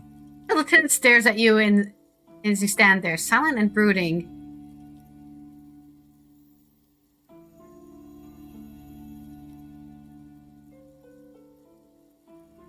Smash into the door and shout, "Freeze, dirtbags!"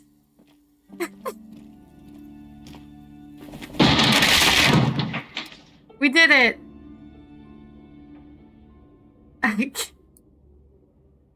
What is this place? It looks like a gym to me. I think this may be the Artemitep's boxing club for young I athletes. think you're right, though it looks like no one's been here in ages. I doubt the electricity still works. Good thing we have a flashlight on us. Thanks, Kim. Some specks of dust shimmer in a faint beam of daylight falling from the window. Other than that, the room is dark. An eerie feeling rises in your chest. But if there's a reason why no one's been here for ages. Yes, because it's closed. Now let's move on, shall we? He does some of my bullshit. Sand is dripping from the punch bag.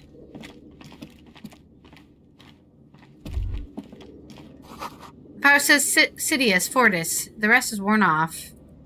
Smells like leather and sweat.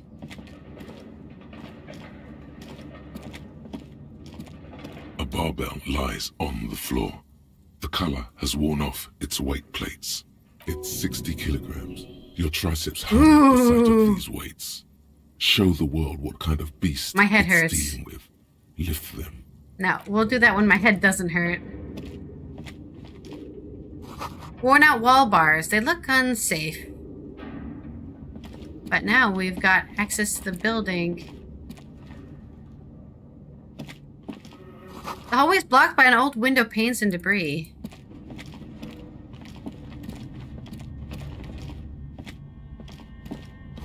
Wild animals stare at you in the dark, stuffed and mounted. A large demijohn full of strange liquid. Airship rotors covered in spiderwebs. They remind you of blades.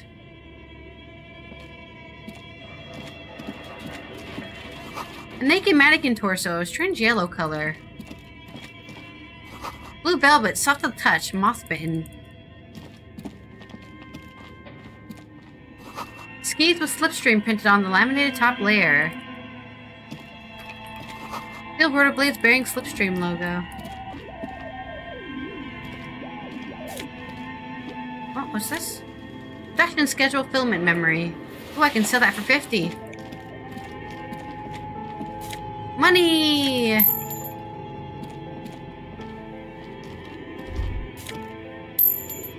But where are the clothes it used to display?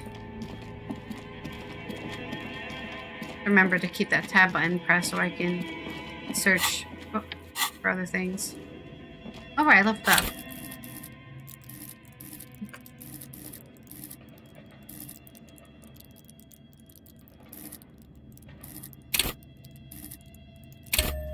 I'm a dangerous weapon. We're gonna be so strong and dangerous. Oh. Shot put ball. Not sure what that's used for, but we'll use it.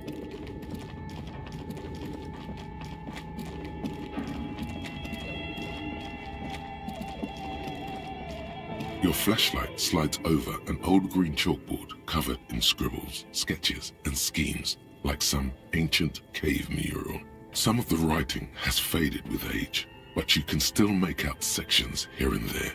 Photos and drawings have been pinned to the board. Inspect the drawings. These lithe, pointy-eared creatures appear to be different types of welkins. You make out autumnal candle welkins, casting wax-based magic. Wax-based magic. Welkins, with organs shining under their skin, and even ether welkins, hailing from the vast emptiness of sidereal space. One of the welkins, towering among the rest, appears to be different, however. Examine the welkin. This is important. It's Vara Hamira, a high welkin, his face white and scarred like cracked marble. This is clearly a Welkin supremacist. A Welkin supremacist. All non-Welkin races will be purged. The Haldor, the Twarg, the humans, and even headless men, all of them, purged. Imagine a world filled only with Welkin, Green Welkin, Dread Welkin, and the High Welkin to rule them all. An inordinate amount of time has gone into drawing these little Welkin creatures.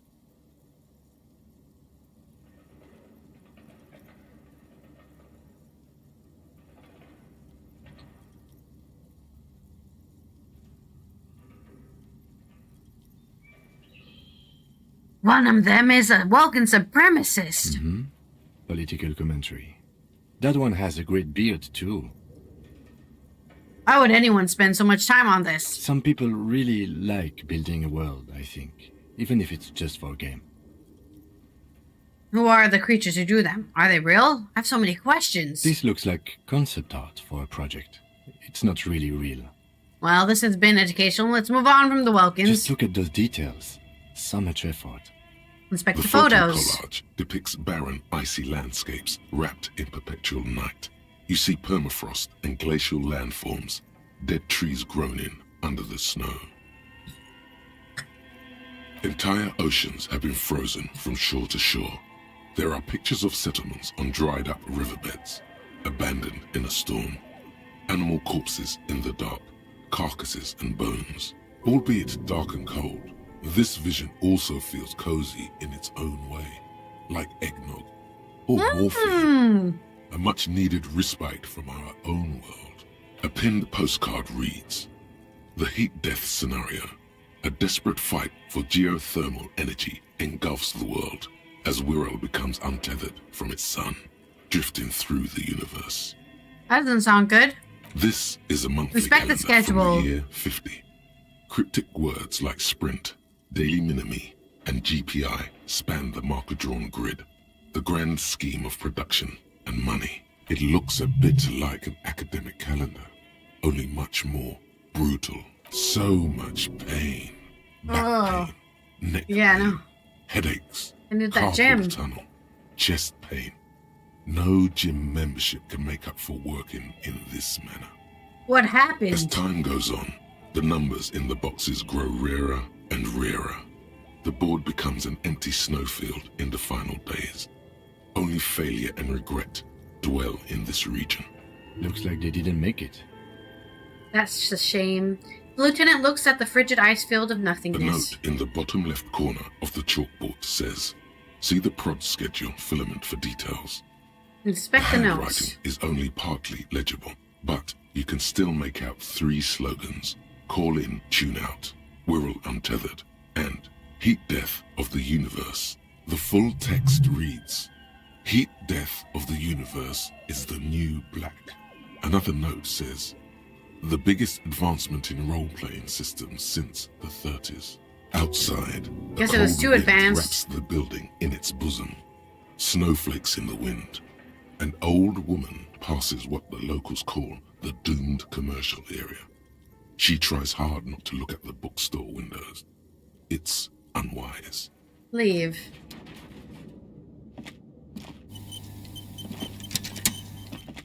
This appears to be some kind of machine with a cube-shaped heart and a wired framework. The keyboard has a rectangular on-off button. A piece of paper still hangs from the printer. A radio computer. Just sitting here without anyone inside. We should steal it and sell it for money. What he means is that these things cost money. Why would anyone just leave it behind? This is the Ream Civic radio computer. Oh no, I know a lot about that, do I? RC5120. Equipped with a Feld mainframe and a Ream-compatible printer. Turn on the The machine. machine lights up like some prehistoric animal stirring from its slumber, revealing fluorescent play and print keys on the keyboard. The hatch on the machine's central compartment is wide open. Look inside It's the compartment. empty, like a beehive without its brood. Some cables have been left dangling, disconnected. The filament you have would fit perfectly inside the compartment. Insert the production schedule. Like a smooth draw, the filament slides into place. On the keyboard, the play key starts blinking. Press play. A bar of fabric right above the keyboard starts producing a soft hum. The sound of static seeps through the machine's planar magnetic driver. Oh no. It was already glowing and now it's also making a sound. It's probably some alien CO-like technology. Not the The aliens. static gets louder, slowly filling up the abandoned hall, until a voice speaks out, crackling and old, cutting into the air. Good afternoon. Fortress accident en rue de Saint-Ghislaine. This is East Insulindian Repeater Station 1. Please repeat. Is this the production schedule? What's the production The filament schedule? you have inserted into the reader. Thanks for the explanation. That was a question. Have you inserted it into the core? Yes. Good. Please repeat the password. I don't know the password. Received. I will register this login attempt. That sounds bad. A login attempt. Something a criminal would do. Don't worry. Passwords have a way of turning up sooner or later. Fortress accident. Is there anything else I can do for you today? Why did you call me Fortress Accident? Fortress Accident is the company on whose name the terminal you are currently using has been registered to. Do you have any other information about this company? One moment. You hear the flip through a catalog before she reads out with studious care. Fortress Accident SCA produces revolutionary interactive call-in radio games. That's what the catalog says. And what's that, this interactive call-in radio game? Any other questions? The static down to response. Let's try the password of the production Good. schedule. Please repeat the password. This is the police. Please open this thing. I am contractually obliged to protect the privacy of the filament holder Fortress Accident. Without filing a warrant with Lintel, I cannot give you access to this filament. I'm afraid we are not doing that, unless we want to wait for a month. Now, can you please repeat the password? Received. Fortress Accident. That's all for now. Press off. Thank Silent. you, and goodbye. The old lady's voice appears along with the static. Tiles on the cube are still smoldering. casting the framework in a soft glow. Fluorescent play and print keys shine on the keyboard. Press print. Nothing happens. I'll probably need paper. Remove the The production filament schedule. slides out of its glowing net. Leave. We'll have to find the password. Developer's most advanced RPG in the universe. Oh, we went to the door. Ooh, I like random things. The wind howls from the coal chute above. Bear fridge. You see a terrifying ice bear. That's with a strange very compartment elaborate in fridge. its belly. The door is covered in frost, and the bear's eyes are glowing red. This ice bear is a hyper carnivore. Be careful. What is this thing? It looks like a giant ice bear. Lieutenant doesn't answer. His eyes are glued to the animal.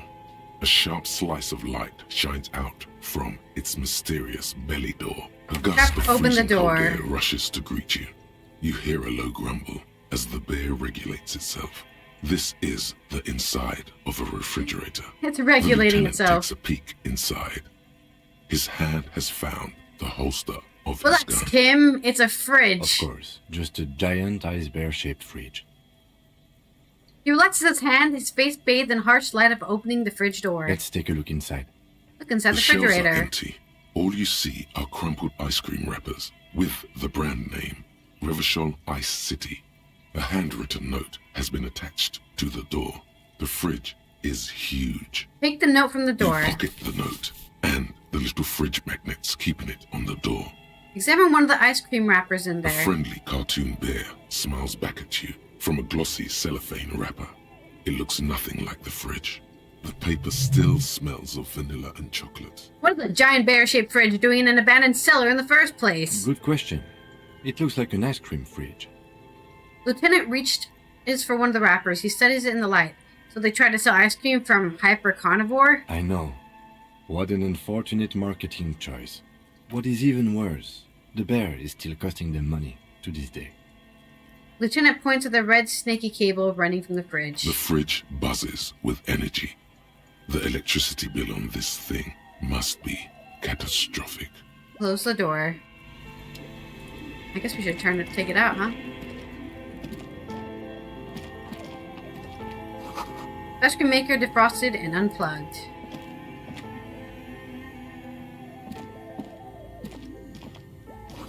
Flashlight casts a strange shadow. There's a hidden doorway here. Hello, hidden doorway.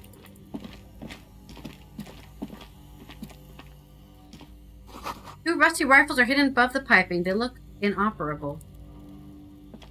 A few bricks have fallen off, revealing a compartment behind the wall. It's Where too are dark we? to see in. Look around the secret Seems room. like an old bunker from the Revolutionary period.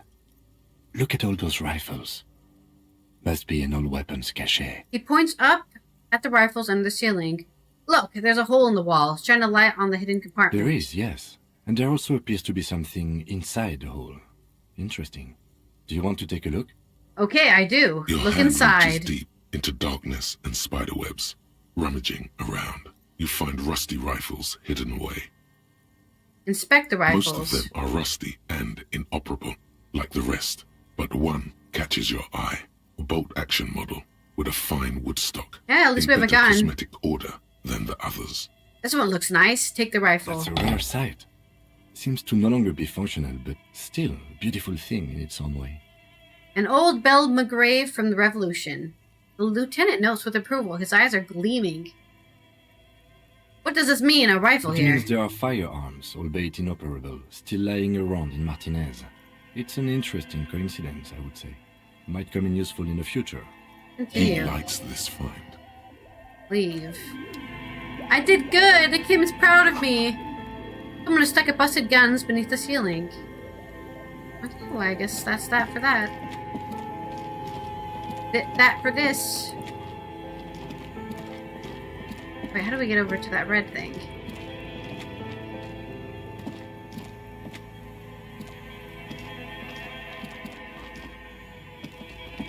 Oh, here we go. The frozen ice cream maker is still running. 2 cables are plugged into the breaker box. The red one leads to the ice bear fridge, and the black one to the ice cream maker nearby. Unplug the black cable. Something close to you dies with a soft electric purr. Why did you do that?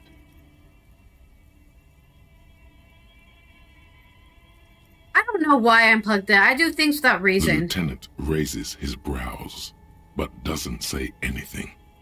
The electric distribution board now has 1 cable missing.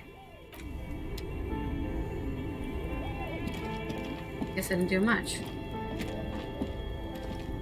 Only the red cable Unplug the and red electric cable. sizzle. The room is slightly quieter now. Somewhere, a machine hums along. That's this one. But I guess we can't open it. I think I'll leave it unplugged. Only the black cable is plugged. Something close to you. Why did you do that? The lieutenant. I don't think, I just do. Intercom's running the breaker box. Did we finish searching this room? Oh, there was something back there.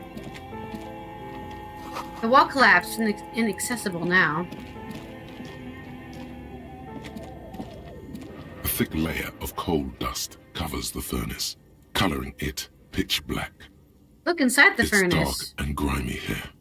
In That's the a big darkness, you can furnace. hear chatter is coming from above. A voice or several voices talking to each other. Near the smoke chamber, upstairs, the echo is so prominent, it's impossible to discern what the voices are saying or what's producing them. What are you doing? The lieutenant asks when he sees you climb halfway inside the furnace. I'm not sure, Kim, but I think I can hear someone talking upstairs. Really? We should Looks up the investigate, ceiling. See if someone's upstairs. Leave. Smear my hands with coal. Just like walk around with a bunch of coal on my hands.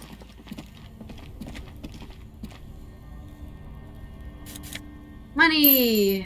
And drugs. Ooh, I've got a mesh tank top. Not as cool as my physical instrument, though. Because I'm a strong guy, you see. Oh! We've unlocked the door from this side. That's cool. Nice. Oh, that's probably what we did. We unplugged... I don't know what we did, actually. But we're able to get in, and that's all that matters.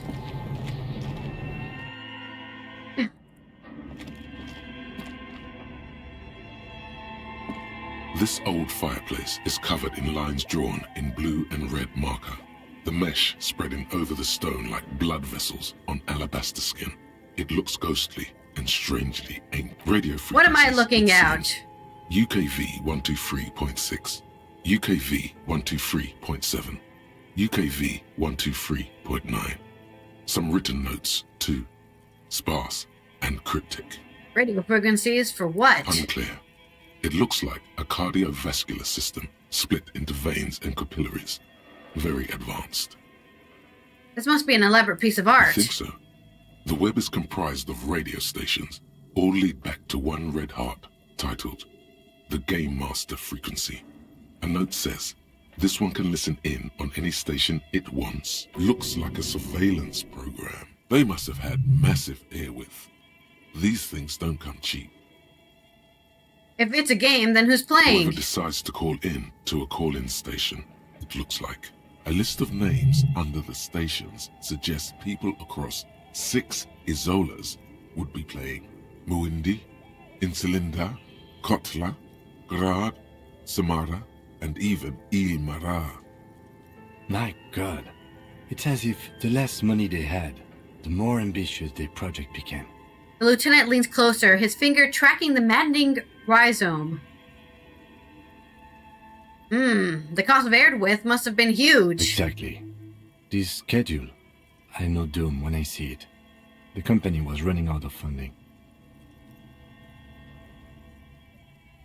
He nods at the calendar on the chalkboard, wiping his marker-stained fingers clean against his jacket. What else? Squint at the Nothing. lines. It's just lines on marble. An echo from times long gone. No one has used the fireplace in ages. They wouldn't need to, really. Oh, wait, this guy wants to talk to me. Kim, what is up, Kim? Okay. What do you think is going on with that computer, chalkboard, and fireplace? It's just a failed business, and the only question is, what the hell were they making? Looks like an undercover counter. That's a Yes, crazy thing. That is the question. The lieutenant takes a step back, steepling his hands. Like he's ready to lay out a fine theory, crafted together like a puzzle box. It looks like one of those popular pen and paper role-playing games, only these people were trying to automate it, make it work on radio computers. What do you think happened to the company? No idea. They stopped filling out the schedule on the chalkboard. Oh, are they planning to do that? 2 call-in stations. None of the players have to be physically present. Anyone in the world can participate in the game, as long as they have a two-way radio. Then there's the game master frequency that listens in on the smaller call-in stations. I think that was supposed to coordinate the stories, functioning as a master of ceremonies of sorts. His fascination has swept aside other concerns for the moment. Oh, he wanted to participate. Coordinating so many games would take a whole switchboard of people, possibly divided into sub-frequencies. And this was a role-playing game? Those Welkins are a dead giveaway. Role-playing people love that stuff. The world looks like a Role-playing modified people. version of the We Were board game, with hit death thrown in. Wow! Indeed, it's ambitious and untethered from reality, but The lieutenant tilts his head thinking.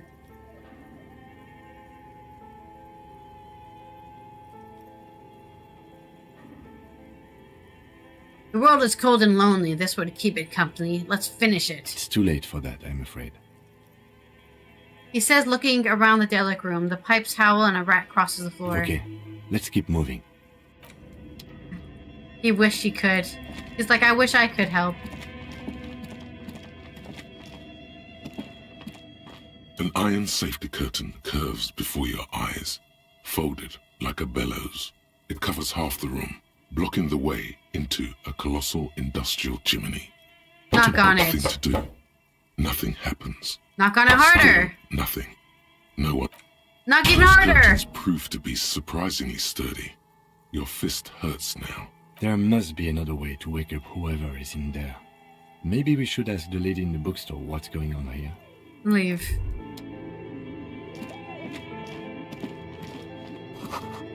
Shoes in a puddle of melting snow. Bent metal, broken glass. Your path lies strewn with the broken forms of everyday objects. You are the destroyer, the bane of inanimate matter. Yeah, I rip shit apart. Anti-object task force.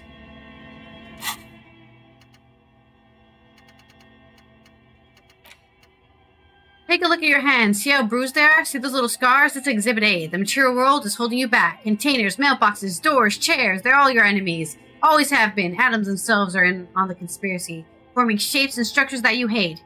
You are energy stuck in a body. You are a spirit trapped in matter. Break free! Beat up the lamppost. Let it know you are just how much objects suck. Hell yeah, I hate objects. They're always in the way.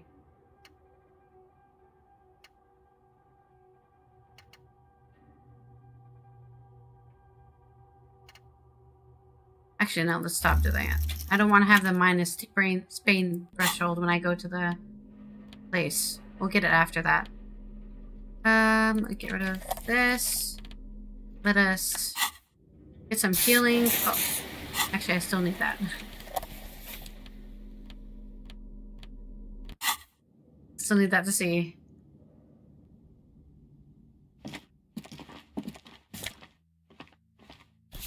I found a postcard.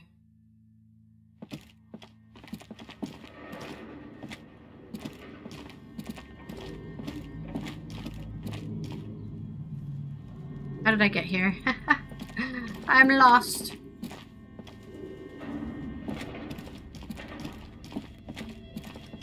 I don't think the password is here.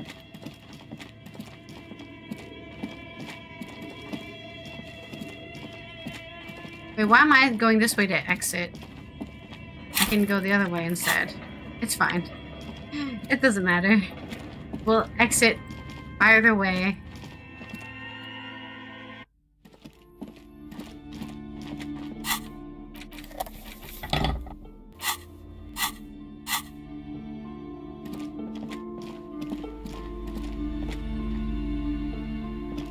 You broke down the back door, the wards, the door.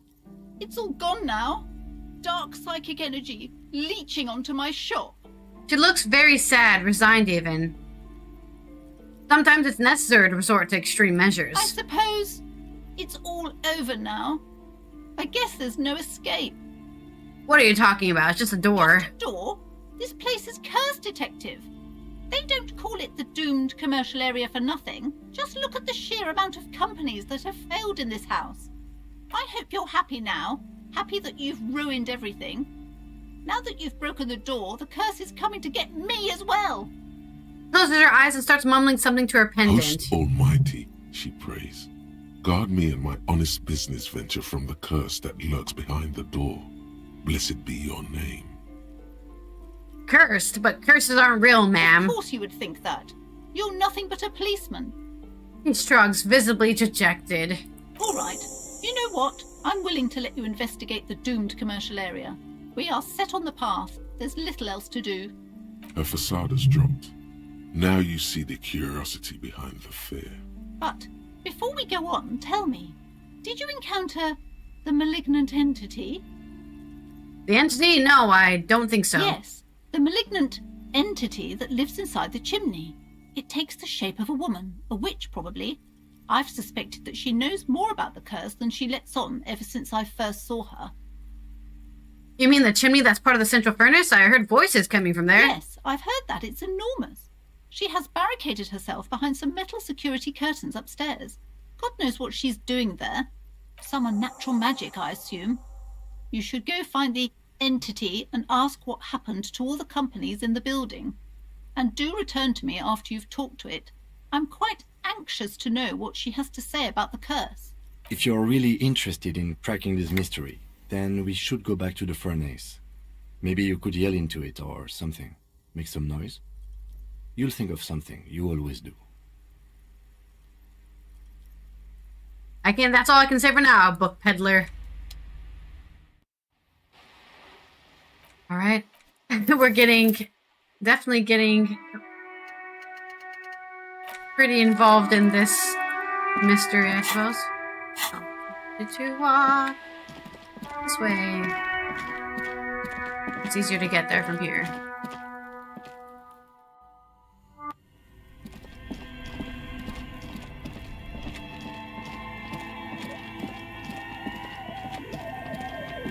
A thick layer of coal dust covers the furnace. Yell, hello, into the furnace. Something breaks loose in you. A mighty bellow echoes throughout the chimney's depths. The chatter of tiny voices above suddenly cease. Then... Hello? This is the police! Who's there? Hello? Did you say anything? I can't hear you. Please come upstairs. There's a safety curtain on the second floor. I'll open it. You hear a low rumble upstairs. The sound of a curtain being pulled aside. After you, officer.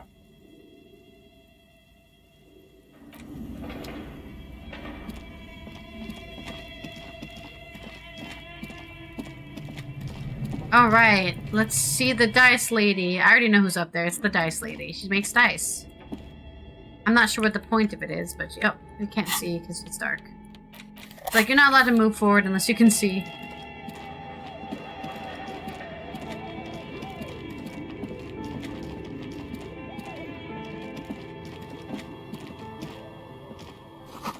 The tray is full of dice, colorful polyhedral dice, hundreds of them. The candy dispenser has been repurposed to contain thousands of dice. Hello, I'm Nia. A bird-like woman sits at the throne of tools with emerald light shining through her hair. Did you try knocking on my window? I must have missed you. I've been listening to my Melius. Taps on her headphones. So what kind of die are you looking for? Why are you asking me about dice? I'm a novelty dice maker. Tell me the name of your role-playing system and I'll make the die you need. That's why you're here, yes? As she speaks, her bone-like fingers fiddle with a ring. Don't think that's why I'm here. Her bones light, but her hands strong.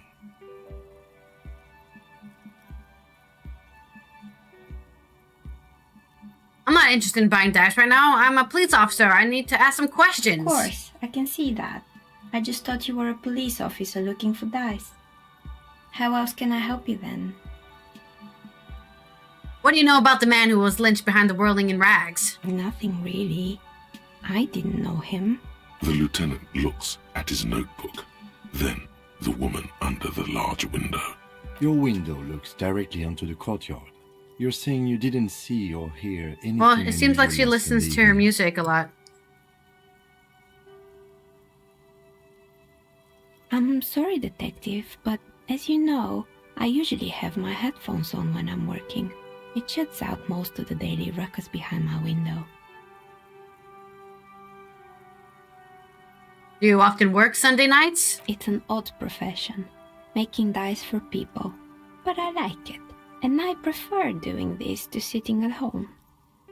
What do you mean by the daily ruckus? Well, there's always something going on in the Whirling's backyard. She stops and tries to come up with an example. During daytime, there are usually those kids. And lately, I've been seeing a lot of drunk workers hanging about. Must be because of the strike.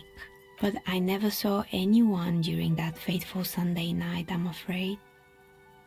And you never took your eyes off the work to look out the window? I might have, but in this case, all I would have seen is my own reflection staring back from the darkness. It's really hard to make anything out in the yard when it's dark outside. Besides, I rarely get up to look out the window when I'm in the zone. I see. Thank you for your answers. She nods. Anything else, officer? Hey, where are we anyways? What is this place? We're inside the chimney of an old central furnace. It's strange, I know. He looks at the ruddy bricks that make up the walls. Even though they've been repainted, there are still signs of a cool black suit here and there. But when I arrived here, all the other rooms were taken, so I had to build myself a makeshift home. Besides, I don't really have to pay any rent here. That's so pretty a nice. plus. Creative. Lieutenant looked around the spacious room. Its ceiling faded into shadows above. When she arrived here, there was no room anywhere else. She must have known the other businesses. I've heard this place is cursed. Did you know that people call it the doomed commercial area? I've heard the stories, but I don't think those stories are true. Wait, how do you explain what happened to all those companies then? Classens is the one who sent me. She's convinced that this place is swarming with malicious energies. Plaisance, the bookshop lady? I've heard that her business is doing rather well. Have the energies spared her somehow? I don't know why the bookstore hasn't gone bankrupt yet. That's what I'm here to investigate. Oh, right. But it's not just the bookstore that's still up and running. What about the whirling in rags? Some people say it's part of the building complex.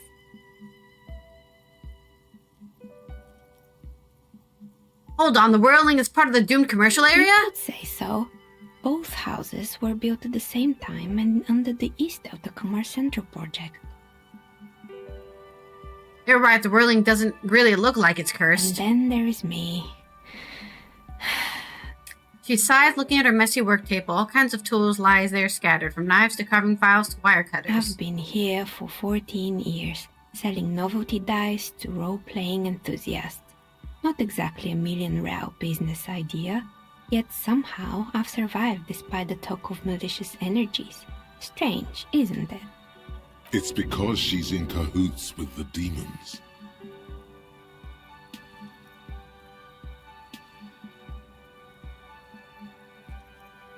It's because you're competent and dedicated to your craft. The curse doesn't affect people like you. What, so the curse only affects people with poor work ethics? What you're describing isn't the curse. You're right. It's capitalism. The dice erupts in laughter. The jig is up. The she-demon knows you've uncovered her true identity. I'm starting to see that there is no curse, only business decisions and natural market fluctuations. Exactly. Truth is always so disappointingly mundane and boring. She pinches the root of her nose. But I'm glad we got this sorted out. Anything else I can help you with today? Do you know what happened to the other tenants? Everyone else is gone. More or less. Are you interested in anyone specific? Rats scuttle in the dark rooms, under the abandoned blow dryers and dusty mannequins. Cobwebs cover rotors and radio computers alike. So much failure. What happened to the gym? It wasn't merely a gym, it was Artemitep's boxing club. A community project created to steer at-risk youth away from drugs and crime. Maybe that's what Kuno needs, a community-centric boxing club.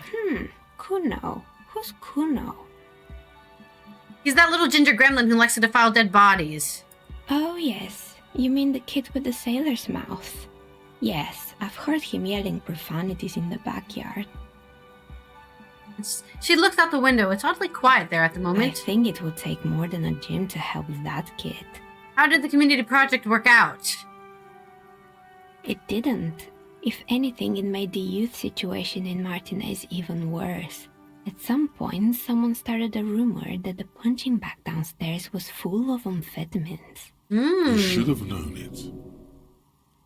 Should have Eventually, tried. The coalition took away the funding and the club went bankrupt. This was a few years ago. It's gotten much more peaceful around the plaza ever since.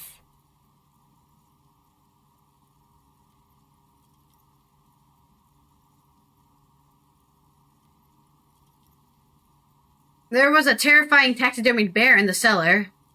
Oh boy, the fabled Revachol ICT. You're in for a treat here.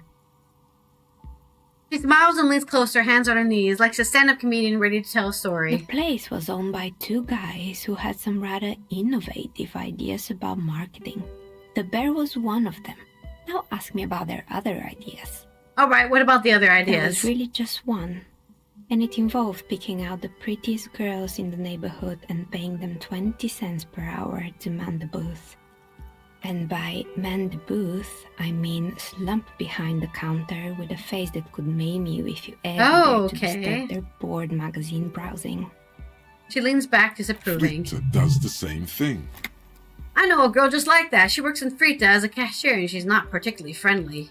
Employing silky teenage girls is a widespread practice, yes. Unfortunately, they always come in packs. I'm talking about acne-ridden girlfriends and gorilla-like boyfriends loitering near the shop. At least that's what happened with Revachol ICT. And they already had the bear. She closes her eyes as remembering something very painful. It didn't work out? Of course not. The bear was terrifying. No one wants ice cream guarded by a hostile apex predator. To make matters worse, the fridge didn't work too well either, and half the ice cream came out malformed and partially melted.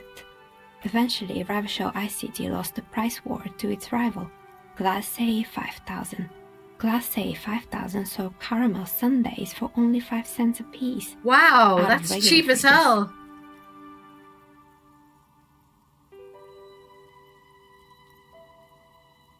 I killed the bear. You did what? She rolls her swivel chair an inch closer to you, unsure whether she heard you right. I unplugged the fridge to help Revachol ICT cut their losses. Of course they left it plugged in. Even in death, the bear is costing them money. The taxidermist who made it said it was his vision beast. He said he met his vision beast while high on desiccants. He called it Megatherian. Scary. Interesting story. Cool. Megatherian. Megatherian. A mega wild beast. Very cool. I don't know. I don't want to hear about bears anymore. Let's move on. What's a mega wild beast? It's an imaginary beast that guides you through life by telling you to do more drugs, mostly. A wise and noble beast. Sounds familiar. Guiding you toward the land where the streets are paved with drugs. I do drugs. I got a vision beast myself. Do you? Well, good luck keeping it under control. But that's make her raises an eyebrow.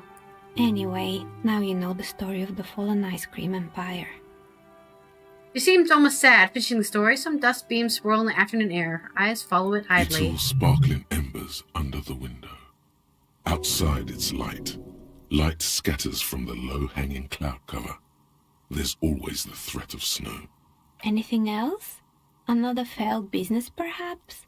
What's I've been up here with for the a broken long windows? time. Oh, this one's a mess. There used to be a company that promised to repair windows 24 hours a day. What could go wrong with this one, right? They started breaking windows? The business was actually set up as a front for an illicit group that was producing That's not good. snuff medias.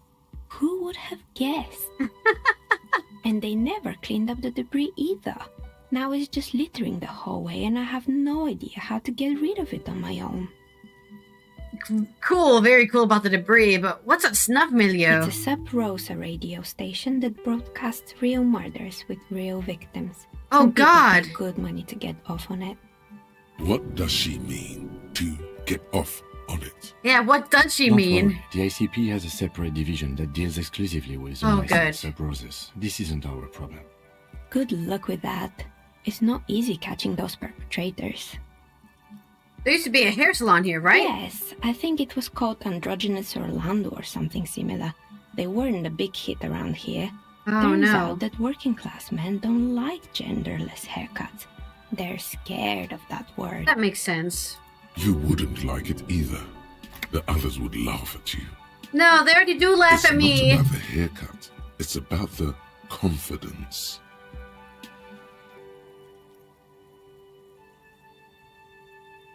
What's wrong with a bit of experimenting? The customers should have been more open-minded. I guess it just wasn't the time yet.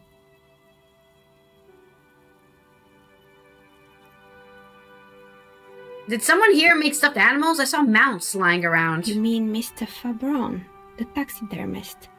No, Ah. he mostly just did drugs. He's the same guy with the polar bear. But what drugs exactly?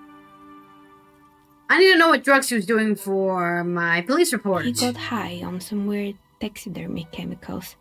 I wouldn't recommend it Ugh. to anyone. Eventually, Why was he doing it caused that? him to lose control of his bladder. The smell was awful. That explains the piss smell. Even you can probably do better than that. I found creepy There used mannequins. to be a fashion atelier here, but I have forgotten the head designer's name. They were doing well for a couple of years until the insect rights activists came. Didn't know Incense had any rights or activists. Yeah, the atelier didn't know it either. They produced a certain collection that used chitin among the materials. Apparently chitin is made in the Occident, where it's extracted from beetle wings. I guess And that's pretty you know evil. how all kinds of political movements are big in the Occident. The activists shut down the biggest chitin supplier, which No, of the course caused the price to chitin! skyrocket. And, naturally, all the most fashionable tastemakers refused to be seen in chitin from then on. The atelier went bankrupt before they could finish the collection.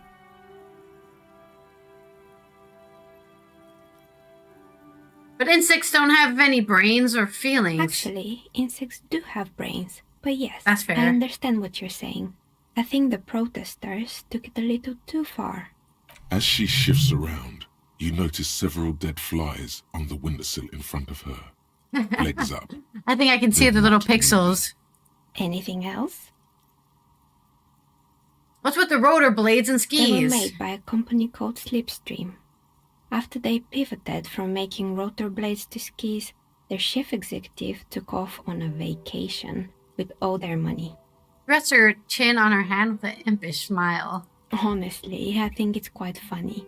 I think he's still sending out holiday transmissions from Tulula or Tiumotiri or Hashtkor or wherever he is. That's illegal, running off with company's money like that. Why hasn't he been arrested? Sure, it's illegal, but it's not exactly anything extraordinary in business. Besides, Slipstream is history now. All their remaining assets got seized by the bailiffs in 47. I have no idea why those skis and blades are still lying around.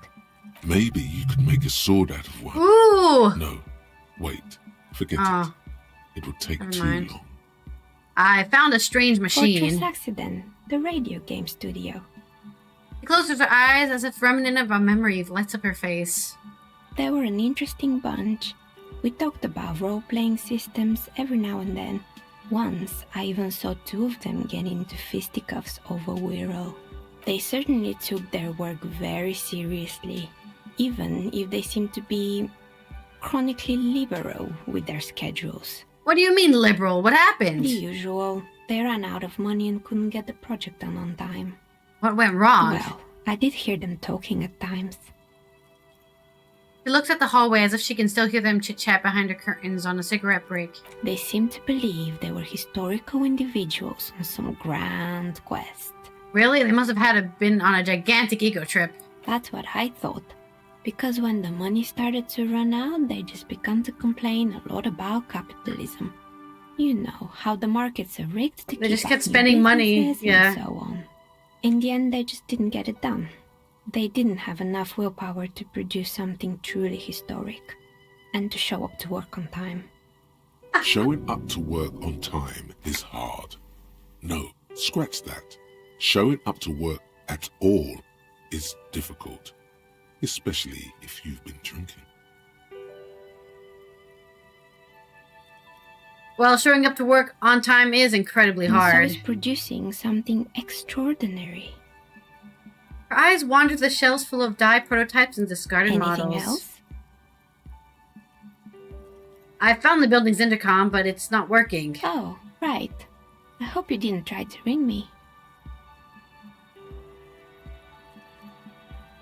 She rubs her forehead. Her scarf has left a faint line on her dusty skin. I think none of those doorbells work, including mine. I'm still in the middle of connecting the wires. Sorry about the confusion. So you're telling me the doorbell with the empty name card was yours? That's right. I haven't even written my name there. As I said, it's quite useless right now. It doesn't work yet. I was wondering about the Whirling in Rags. Is it part of the same building complex? You could say so. Both houses were built at the same time and under the East Delta Commerce Center project. That explains why you can call the whirling from the intercom. No one ever Albeit does. I doubt that anyone responds. If the whirling is part of the same building, then it's part of the doomed commercial area. The darkness of this place is there, too. I saw a name East Delta Pinball on the doorbell. Right. It used to be a gaming arcade. This is an ancient failure, before my time. I'm not surprised, however. My advice, don't base your business on a fad. Hypnotism, floriography, trick track, especially pinball. You make dice! Agreed. Pinball is the worst. Okay, haters. A strange thing happened when I tried calling the company named Slipstream SCA. Someone answered. It can't be true. They don't work here anymore. They've been gone for years. She looks like she doesn't really believe you. Are you sure it was Slipstream SCA? Was it a woman? Maybe it was Plaisance from the bookstore. She said she was from Tricentennial Electrics. Tricentennial Electrics? There's a moment before she recognizes the name. It used to be a major electric company 100 years ago. Are you sure it wasn't just some kids playing a prank on you? Whatever happened, keep your cool. It's probably better to admit that it was a harmless prank. It may have been some sort of rare electrical anomaly. A prank is more likely, no? Oh, the kids these days. She shakes her just head. One of them, and now they're terrorizing us. No solidarity. Sure, I'm listening. Good. I hope it clarified things a bit. What else? How did you become a dice maker? How did I become one? It was a business decision. I shall be a dice regular maker! at first, but that's an unfocused field with too much competition. Some of my friends were role players. They asked me to make some polyhedral dice out of cobalt. That was my first order. I grew it from there. You like role-playing games yourself? Not especially. I like working with rare materials and a steady pay. And role players as customers? They're nice people.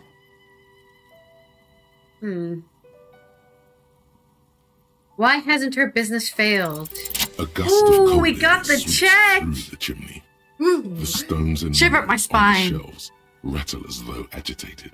What did For we a get? moment, it almost feels as though We got you're 2 outside 5s. the building, That's exposed lucky. One to over the check.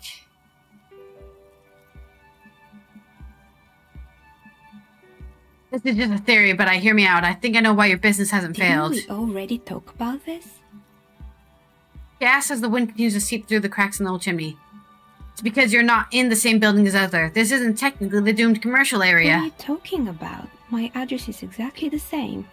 Rue de Saint-Guilain 10. No, the old coal plant that used to be here was subsumed into the new venture. Its ruins swallowed up. Yet it has a different address in the heart of the city. No, this used to be a coal plant. Touches the safety curtains. You're on a chimney of another building. This doesn't make any sense. She looks around the makeshift nest that she has carved out for herself, bewildered. Are you saying my business was spared because of a technicality? Where is this coming from?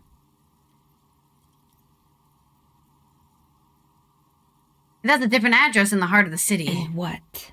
Does it mean that I'm safe from failure? No one's really ever safe from failure. She starts laughing, her fingers trying to rub away the exhaustion from her face. What? Do you know what this is? Her hand raises her hand to reveal a piece of metal shining on her index finger. Looks like a regular piece of jewelry to me. It's a mourning ring. I made this when my first company failed.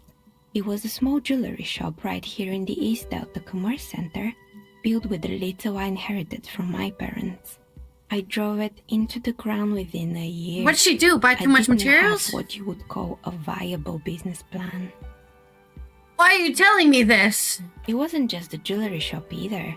I always thought that it was just the world that you were supposed to try again and again until you finally succeed. Nope, you need to learn and pivot. That's what you need to do. And now you're telling me what? That it was all because I didn't run my little shops and ventures from a dump inside an abandoned chimney? Don't call it a dump. You made it a nice and cozy in here. Yeah. Or She stays out of the maybe window. It's the entire world that's cursed. It's such a precarious place. Nothing ever works out the way you want it. That's why people like role-playing games. You can be whoever you want to be. You're speaking to me right now. Still, there is something inherently violent even about dice rolls. It's like every time you cast a die, something disappears. Some alternative ending or an entirely different world. She picks up a pair of dice from the table and examines them under the light. But anyway, thanks for sharing your theories, officer. Thanks for talking to me. Let's go tell the librarian, or the bookseller, I guess. The book peddler. We found out the secrets.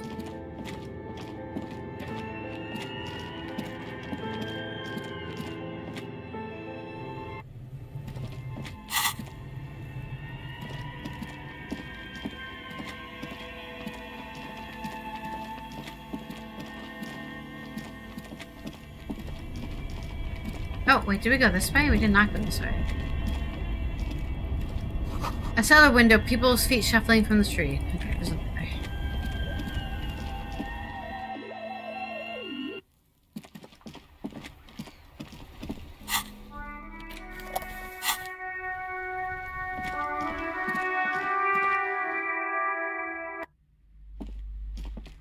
What have you found?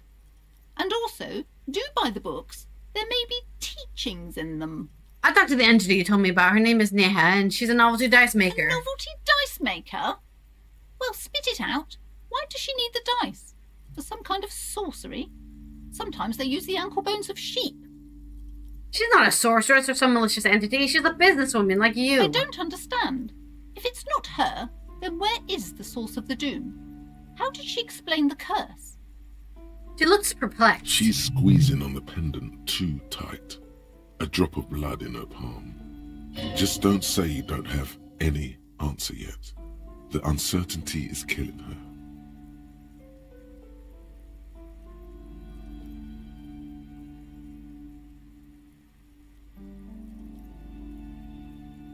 The source is the taxidermy shop. He became involved in the arts darker than taxidermy and brought the void spirits down upon this place. Oh, how horrid! I knew something wasn't right about that place. Tell me, did you find a way to break the curse?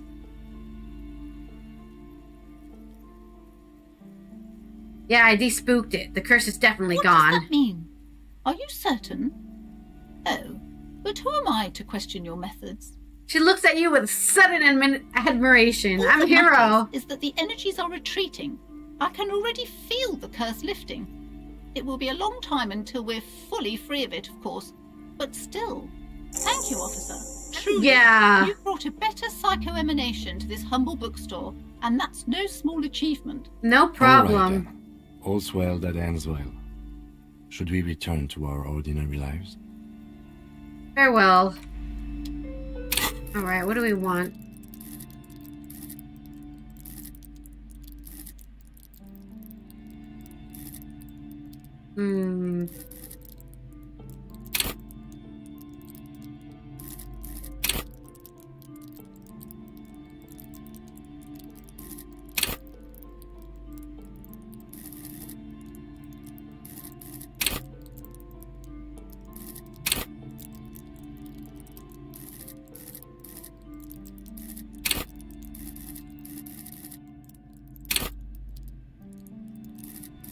We could just max out our pain threshold. Sounds good to me. More pain threshold. So we can keep kicking things. Alright, let's go to the workers, people at the harbor. And maybe they can help us take down the guy from the tree.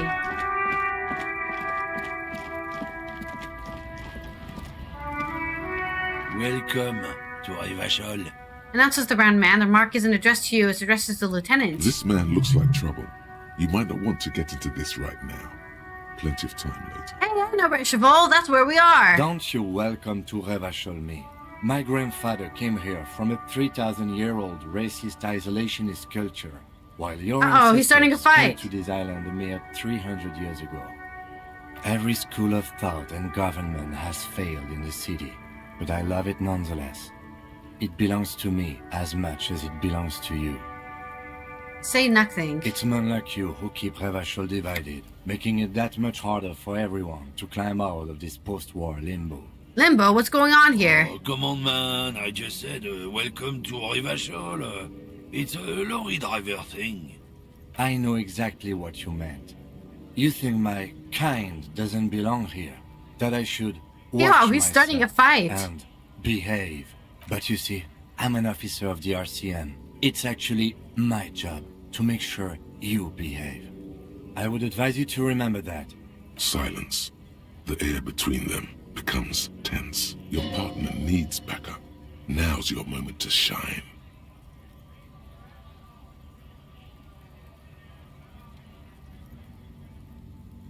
Fucking hey, Kim, I've got your back. Point your finger pistols at the lieutenant. You two make a cute couple. You know that. The lorryman The spits. lieutenant exhales and resumes his regular calmness. Now that that's settled, we've got a couple questions. Whatever you say, officers. He waits impassively, cigarette smoldering between his fingers. He smells of heavy motor oils and his breath of high tar content cigarettes, probably Astra Whites. What are you hauling? Oh, not much anymore. I'm here to pick up some cargo, but the dock workers are on strike, so it's a sit and wait on your ass situation. Wait, how long has this been going on A then? strike? Oh, they've been at it for a while. A month, 2 months maybe. But this here is just the last week or so. What kind of cargo are you supposed to pick up? Apples. Apples? Yeah, apples. I take it you had other questions? He's given you the runaround. Let's be honest, you were bested. We're done for now.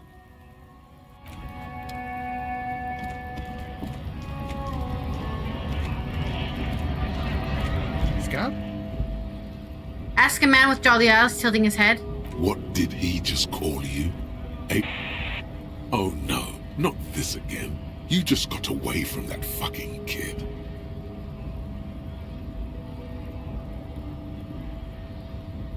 I'm not a scab, I'm a cop. I was just messing with you. No one's ever seen a cop scab. Imagine, you cops going on a strike, but then another cop comes in and says, let us cop for less money. That would be pretty silly. He chuckles, then realizes. Speaking of, what brings the RCM here? To the Wild North? Come to see the strife? Hey, you're the man in the boots at the gates. Kuno said you know about the armor. The little boy had it good on his promise. His promise? To get me into trouble. To sick the pigs on me. Pardon the choice of words. Not mine. What happened? I was asked to look into that armor situation. Official Union probe, you know. Track it down, see who took it. Did you? At first I thought, why not? Maybe the pieces can feed the strike. Buy us a few more days under the sun, you know? So I went to this boy. He said he'll make me his prison bitch. He's got eyes everywhere, and the cop's in his pocket, and he's the king of Jamrock. Serves me right for doing menial footwork. I dropped that probe right then and there, and it still got me into trouble. One bad move is all it takes. The probe into the armor, what did you learn? I learned that people don't want to talk to a drunk Union man about some armor. What else? Not much. Technical stuff mostly. That was the interesting part. What sort of technical stuff? I did some research into this armadura. Let's say I have friends at the library. I didn't get into the material science, just how it comes off. He explains with a wry smile. How does it come off? In parts. 4 in total. The helmet was the first to go. The kid says he tore it off and kicked it into the sea. I believe him. The boots were still on the guy last I saw. Too hard to remove. So, as I count, there are 2 parts missing. The gauntlets and the cuirass. This is where I left off. Too much hassle. More like a job for some militia. Oh, they're just gone. They Hold don't up, exist 4 pieces, anymore. helmet, cuirass, gauntlets, boots. What about the Forget leggings? it. I did.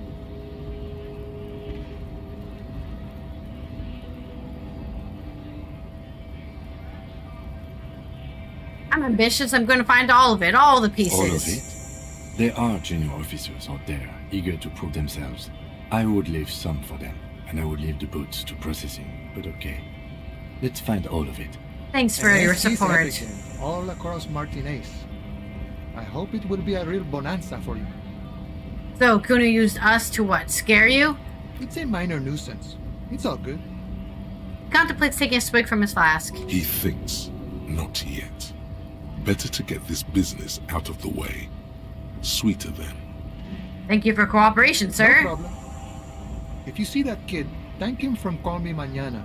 Thank him for showing me the way. I've come to Martinez to investigate a murder. That sounds like a lot of hard work. You'd never see me investigating a murder. Maybe you could want to help me solve it by telling me who did it? Of course, Policia. He gives you a sly smile. You can rule me out. Easier that way. I'm looking for assistance with a dead body situation. Body still hanging in the tree? He rubs his chins of pondering his core beliefs. Can't help you with that, sorry. I'm not really an admirer of dead bodies. Might be someone else from the Union can render assistance. He shrugs. What's the matter with this wimp? Is he obstructing justice? Stop being a wimp. You need to help me out right now. No need to get aggressive. I'm really not the one Just wait from his flask. Why not? I need to get through the gate in the harbor. You need to let me in. I don't operate in that capacity. I'm not a granter of passage. The passage grants itself. That simple? I just walk in? Aye. Walk right past Measurehead and go in. Past Measurehead? Yeah, the 2.5 meter tall Semini Supremacist is there. Semini Supremacist? Right past him. Right. Then press the button to unlock the door. Uh-huh. Then go past him again.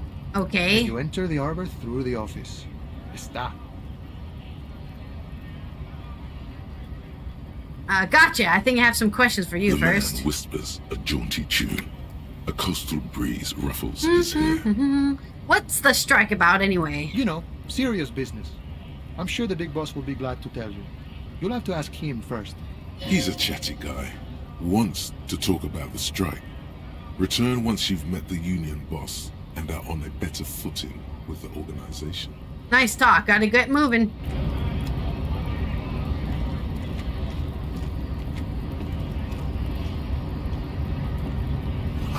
In case of strike, press button behind guard. Hermetically sealed door, locked by electronic means. There's no lockpicking your door or kicking this one. Alright, let's save the game.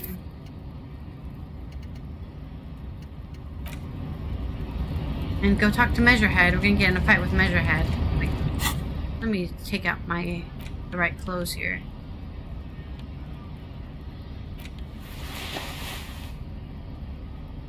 I still want my authority.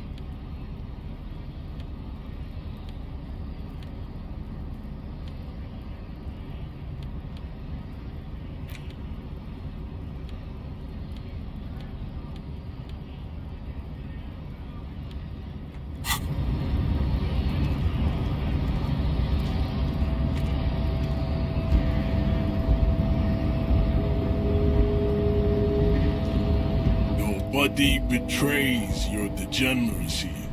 I appreciate yeah, it. Measurehead. His body totally betrays his degeneracy. The young woman's at the giant's side agrees. Your body does not betray your degeneracy. That's a lie. You're in great shape.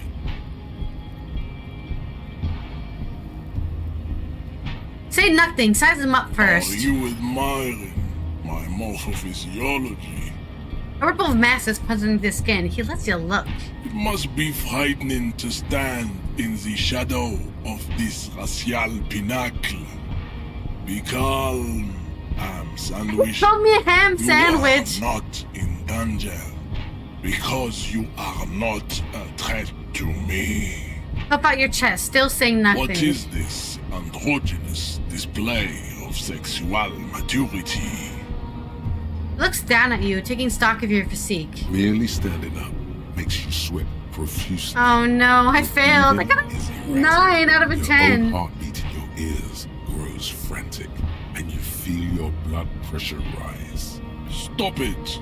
You are embarrassing yourself in front of this woman and your pedomorphic friend. Pedomorphic?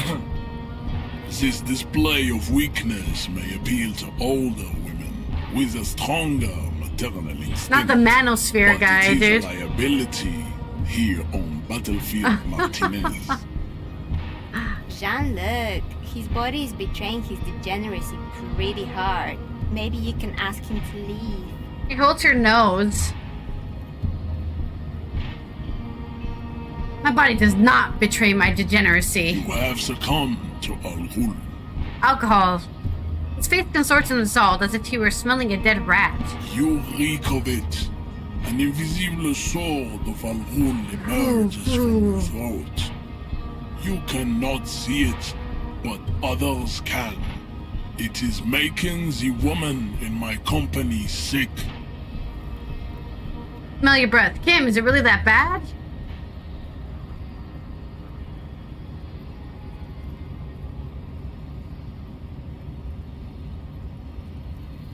You're right, I am an alcoholic, and I need that dead body to no longer be in the tree. No, you don't. You need to get another drink. Occidental Haplogroup B4 is done giving orders around here. The influence of the ham sandwich race is waning. I am the police, and I need you to comply now. Take a step closer. Jerking motions. Signs of a late-stage neurodegenerative disorder. How far the Occidental Haplogroup has fallen. You were once a noble and powerful race.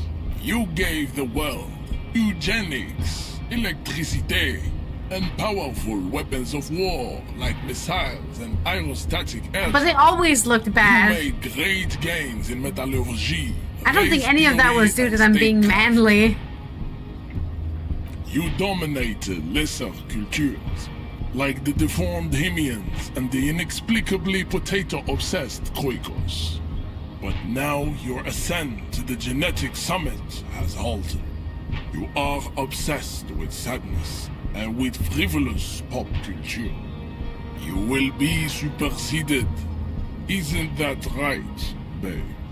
I really don't care about this conversation. There is a button right behind him, just out of reach. It must be the one that opens the door to the harbor. This man is not budging. Let's hope his superiors inside are more cooperative.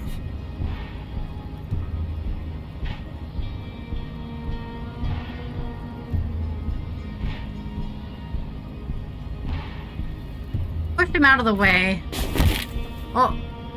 That is right. You should leave the stage of history with dignity by inviting He doesn't even other flinch. races to a great world war.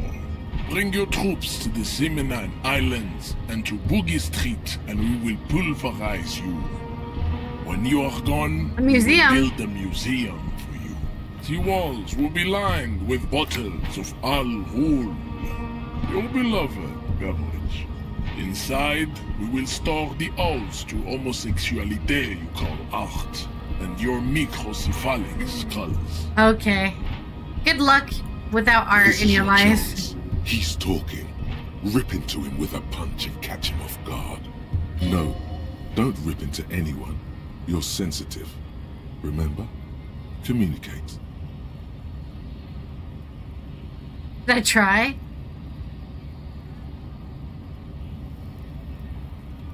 You serve the Union, don't you? Aren't they white? Don't be vulgar. White or not has got little to do with this. The race enigma runs much deeper than that. He turned his eyes towards the harbor, seemingly bored with you. Yeah, but you still serve them. How does that factor into your life? Mr. Clare is a man of vision and means. He has the will to confront polycultural capital. Something your race, naivistic communists, never did. I'm not a communist. Also, to serve is noble. It takes discipline.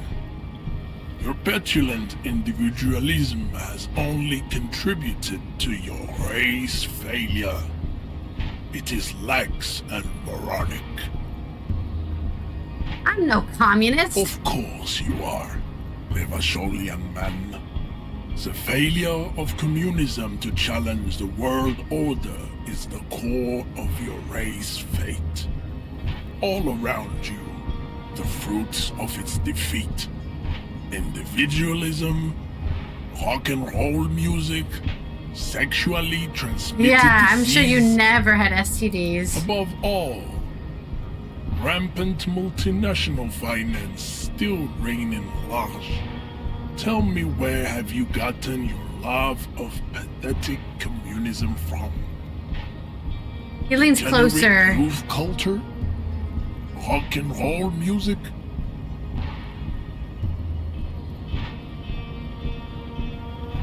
I have gotten it from disco, actually. Offshoots of the Seminoles people invented disco while having sex under the influence Sounds like a of party. cocaine.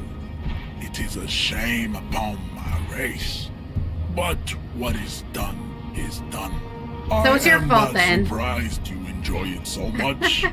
This has happened to many of the side products of the inevitable cultural victory of the Seminoles race. Wonderful. I need to enter the harbor now, or you could take the body down yourself, maybe. What you need is to come to terms with extinction and never getting that dead body down from the tree. Kim, what do you think about I think this? this racist is better than the last. But the next racist will be the really good one. How do you know there will be a next racist? There always is. You're right. Race is reality. What are those tattoos of yours supposed to mean? Racists are generally not very good examples of their race. Gestures towards the lorryman down the street. Welcome to Revachol.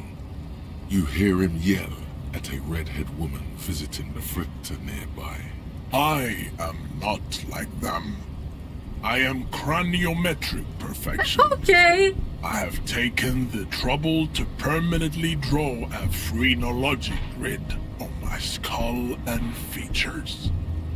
This should dispel any doubt. True, that is a noble cranium, but you got a hard noggin yourself. You sure I'm not cranometrically superior to you? You exhibit forward projection of the jaw. indicative of schizophrenia. Okay, what do you think? He's the scientist. I see. Yeah. Okay. From a purely aesthetic standpoint, this is eugenics. None of it makes sense. The dimple in your jaw makes you look like a baby. This is not craniometry, just an observation. What else? It is impossible to see any more of your bone structure. It is covered in the ravages of Al-Ghul. From what remain of your features, I can see fleshy lips, baldness of the head, and long arms relative to lower limbs. This leads me to conclude you are not a police officer. You are a common criminal. Definitely done something. An offspring of murderers and sailors from Sur-la-Clé and Vesper. And possibly even the degenerate sheep herders of Ubi. Interesting. So one of my ancestors was Sur-la-Clef and the other Vesper? Your racial heritage is uninteresting. Well, so is yours, buddy. It is the same as all Rivasholians.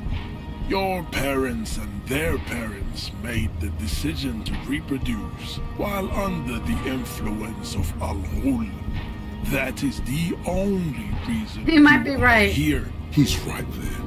It's almost impossible to get it on unless you're both drunk. It's too scary when people are sober. Alright, we'll attempt to knock him out. Oh, we actually got it! We actually got it, dude! No way! I punched him in the fucking neck! That, instinct took over. A solid strike straight into his throat, into the cartilage. Oh, you could swear you felt the soft palate. I just broke his nose from his... Oh, that's awful. I got a 15, dude! Even with a -1 modifier. That's crazy! Wow, I love this. I love this physical build. Last time I played like a more empathetic build, like a more, you know, cerebral thing. So I got everyone with my charisma, but this is like so different. That's crazy. The man is reeling, gasping for air. Time stands still around you. In the distance, the sounds of the harbor are falling silent. All you hear is a small gurgling sound as a trickle of blood appears on the man's lip. He's open. Rip into him. Right hook. Escalated. Get intimate with him. Back up and perform a 360 flying spin kick. Why? Rip into him with a right hook. Beat this guy up. Oh shit. Oh god. Wrong move. Your head is in his hands, like a pair of forceps crushing. I'm gonna die. Every jewel. Say it. I am a degenerate drunk. Take the pain, goddammit. At least take that.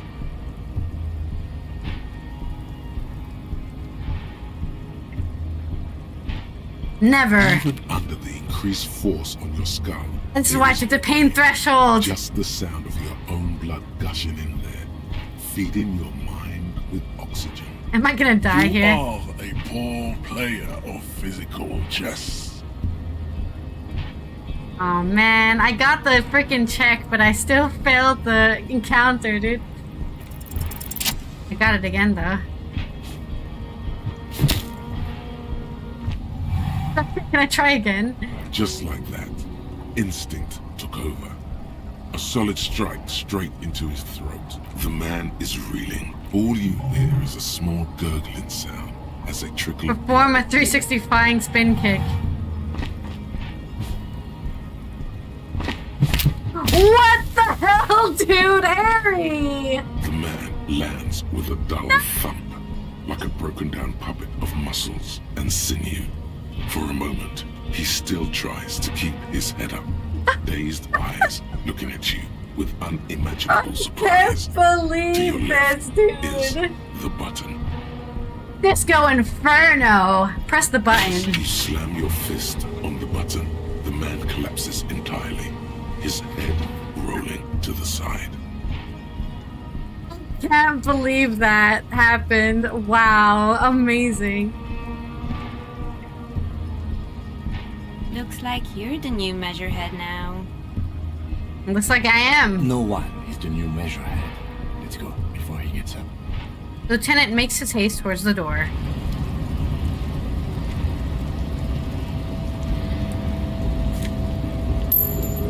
Yep. I can't believe that worked. That's crazy. Wow. I did not expect that.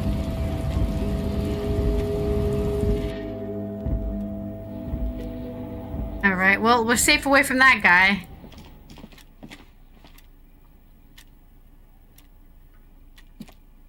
I'd appreciate it if you didn't force us into situations where I may have to shoot random civilians, because that won't get us anywhere.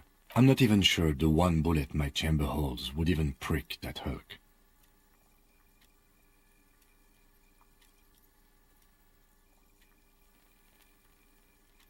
Okay, I was trying to assert my dominance over him. We're not here on some political quest. We're here to solve a crime. Don't make the situation any more volatile than it already is. But I was fighting bad and savory ideologies. I'm a hero. We're not here on some political quest. We're here to solve a crime. Don't make the situation any more volatile than it already is. How else were we going to get through the gates? There must be some other way. Let's go see the yard again. It faces the other end of the harbor. We're done with Measurehead here. Alright, fine. I won't do it again. Let's think of something else.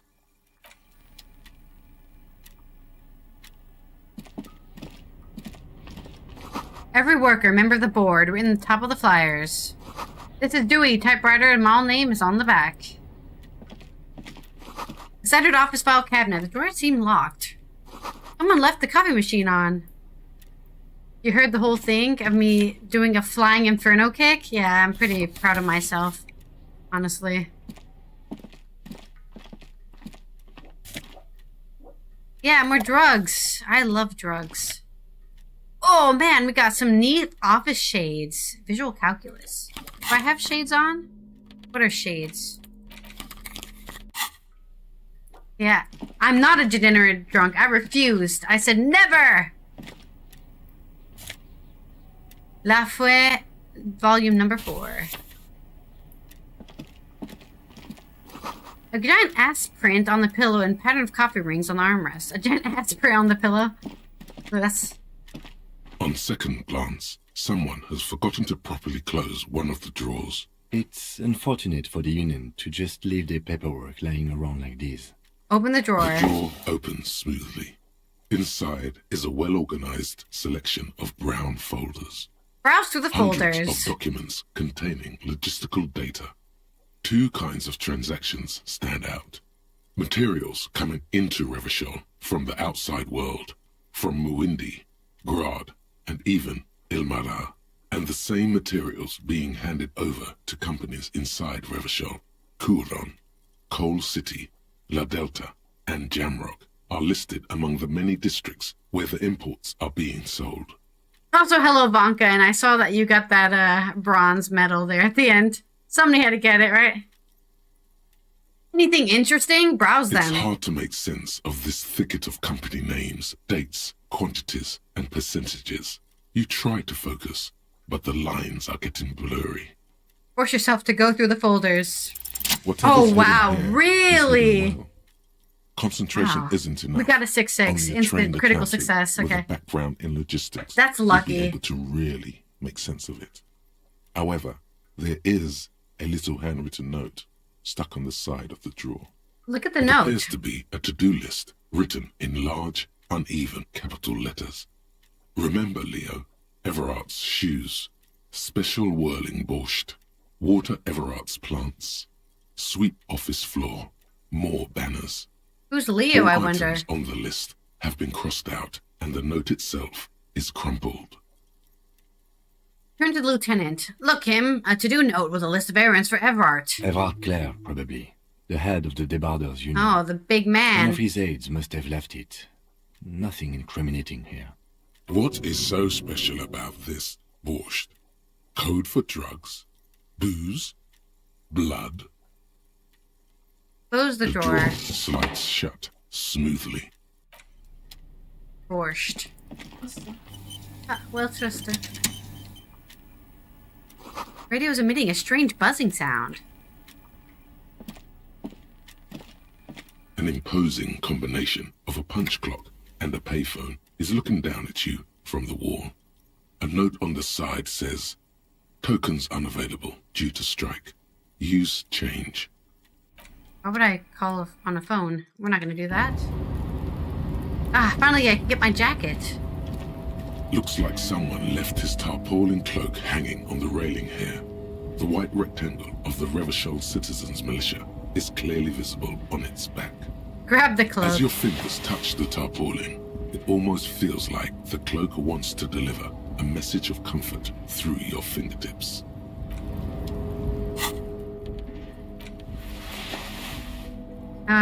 Wait, what's the bonuses this give me? Ooh, it gives me more shivers, huh? I'll take the extra shivers.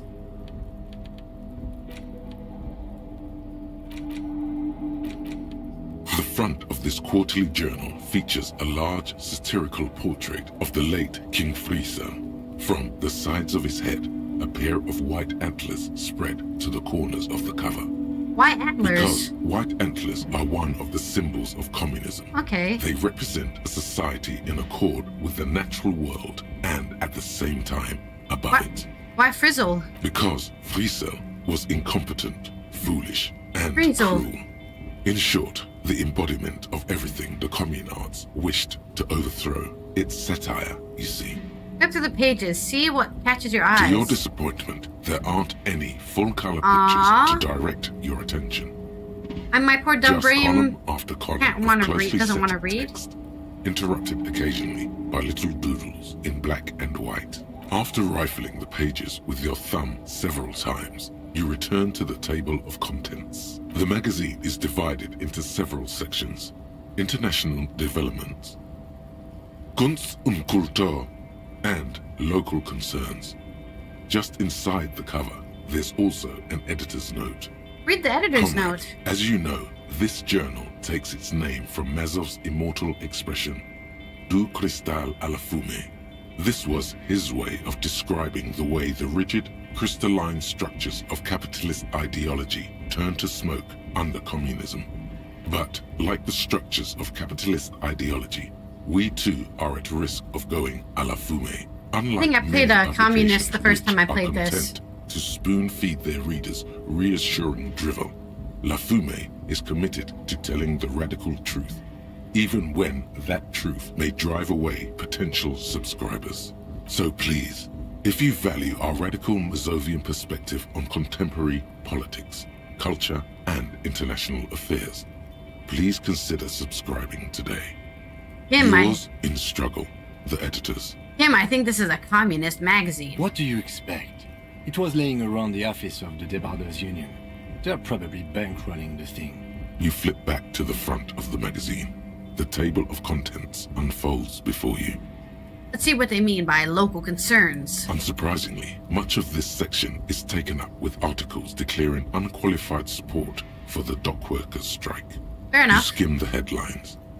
Paint the harbor red and white. Martinez tames the wild pines. A city in revolt. First we take Martinez, then we take La Delta. Finally, there's a brief article by the writer, G. Martin, accusing the owner of the Capeside Apartments of illegally attempting to evict certain communist tenants simply for not having paid their rent.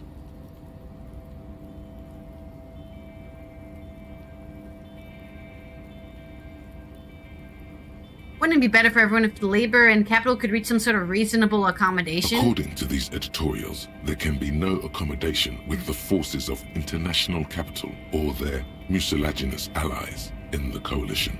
You flip back to the front of the magazine. The table of contents unfolds before you. What is Kunst und Kultur? It takes a moment, but gradually it dawns on you that Kunst und I mean, I knew Kultur that because I know must Dutch mean and similar arts words. and culture.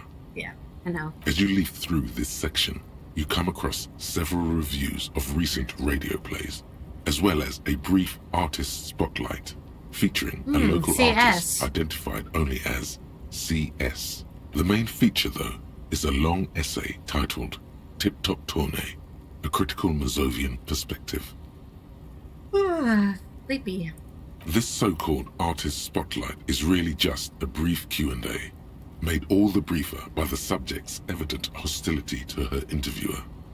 Just a moment, what is this tip-top tourney? The actual article is surprisingly light on details, but after skimming a page or two, you gather that it has something to do with motor carriage racing.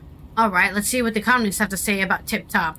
You think you're settling in Maybe for C.S. a Lewis. relaxing recap of the most recent season, maybe sprinkled with It's some not, nice though, is it? anecdotes about a few of the more colourful drivers. Instead, you find yourself skimming a 10,000-word feature about all the politically problematic aspects of Tip-Top Tourney. Wait, what's wrong with tip-top? Where to even start? For one, there's the crass commercialism of its sponsorships, and then there's the practically criminal emphasis on deadly motor crashes.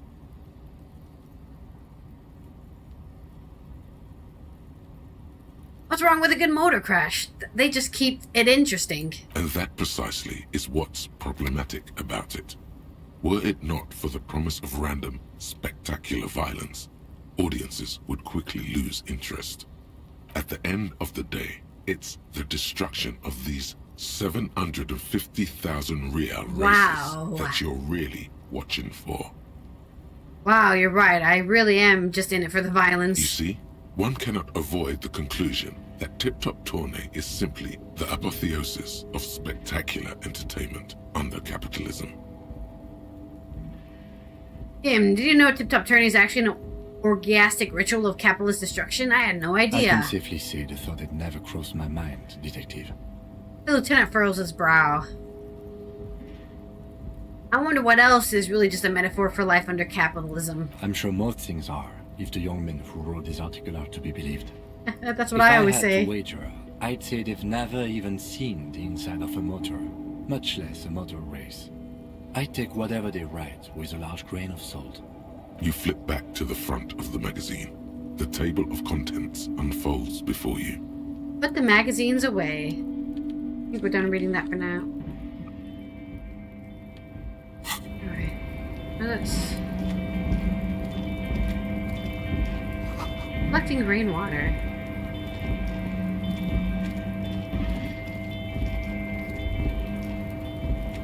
All around you, great machines in quiescence. At least 3 packs worth of cigarette butts. Numerous empty bottles of Commodore Red and potent Pilsner. Oh, let me get my bag. I collected my bag. Bottles. Gotta sell that for money. 10 cents per bottle. Kim, get out of the way. I need to collect these bottles for money. Oh, he's standing in the way. Why is he so close to me all the time? So much money. At least 2 reals in this. Maybe even more, maybe 3. There's somebody in here? This is the night watchman's booth. The name on the door reads, René Arnaud. Listen, it's okay to take a few minutes to yourself. Sit down and have a breather. Kim, I'm gonna take a quick look inside. Search the booth. If you must. But please hurry. We are pretty easy to spot up here. Nothing incriminating catches your eye. The cabinets are clean and their sparse contents meticulously organized. There's a framed photograph on the table. Take the It's picture. a black and white photo of a young couple out in a street fair. The man is young, dark-skinned, and dressed in a Royal Carabinieri uniform. The girl is smiling playfully at the camera. Why did you take that?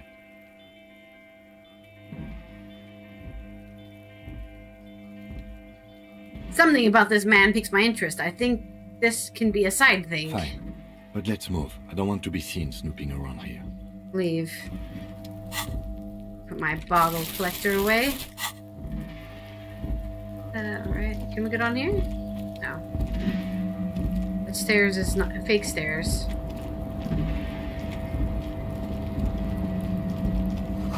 White pine trees are printed on the screen covering. Looks like a forest under snow. This. This is what we played for Roulette. We're still playing it because I didn't know what to play. You see a faded industrial letter on the platform. Gw2.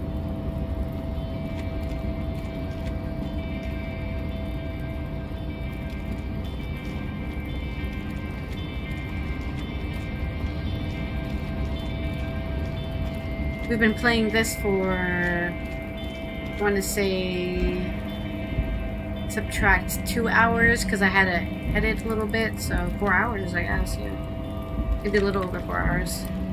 How do I get over there? Maybe I do have to go up down the other stairs.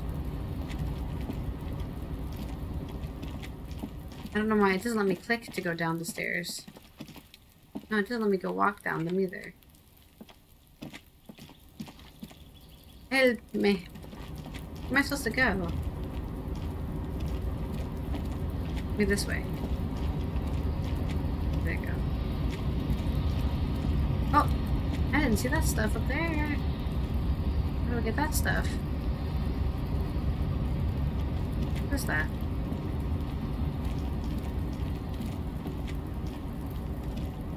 Is that on the roof? How could I get up on the roof?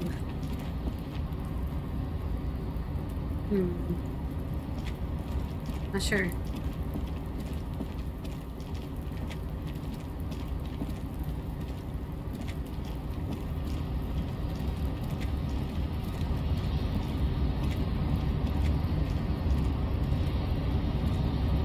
A rusting control panel with several knobs. 2 buttons marked Marsh and Arrête. Marsh. With a loud grind, the crane shifts overhead, moving a massive metal container through the air.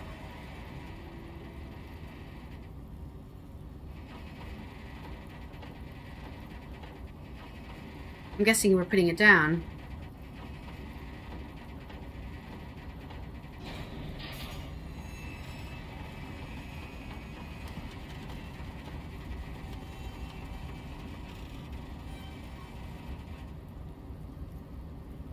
And, with a surprisingly quiet thunk, the crane places the container down. The harbor sleeps as the strike rages in the distance. The crane can rest again, now that its purpose has been fulfilled. Understood. Let's get back to the The panel. rusty control panel grows warm to the touch, then grows cold. It is finished. A faint smell of burning rubber reaches your nostrils. We broke it.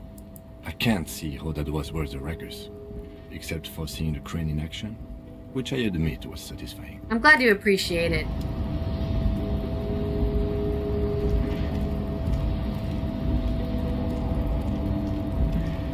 What is this? More drugs! More money!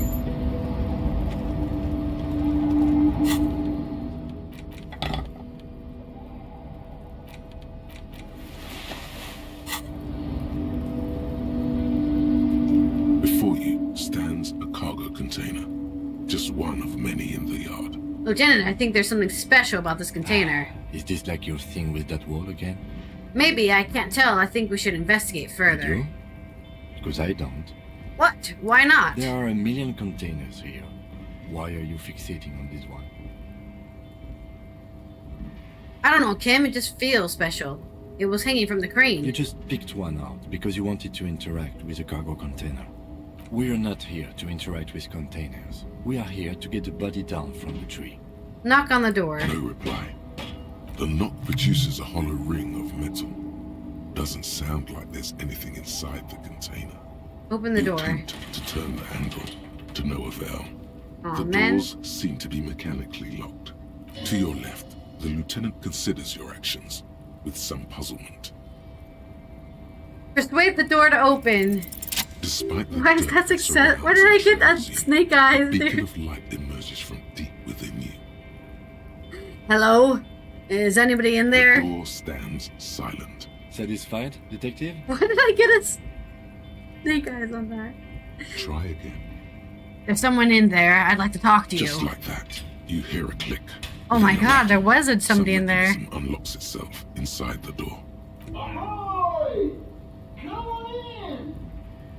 Mega rich light bending guy. You can't be serious. The smile disappears. Oh no, it's conceptual. It's the light bending guy.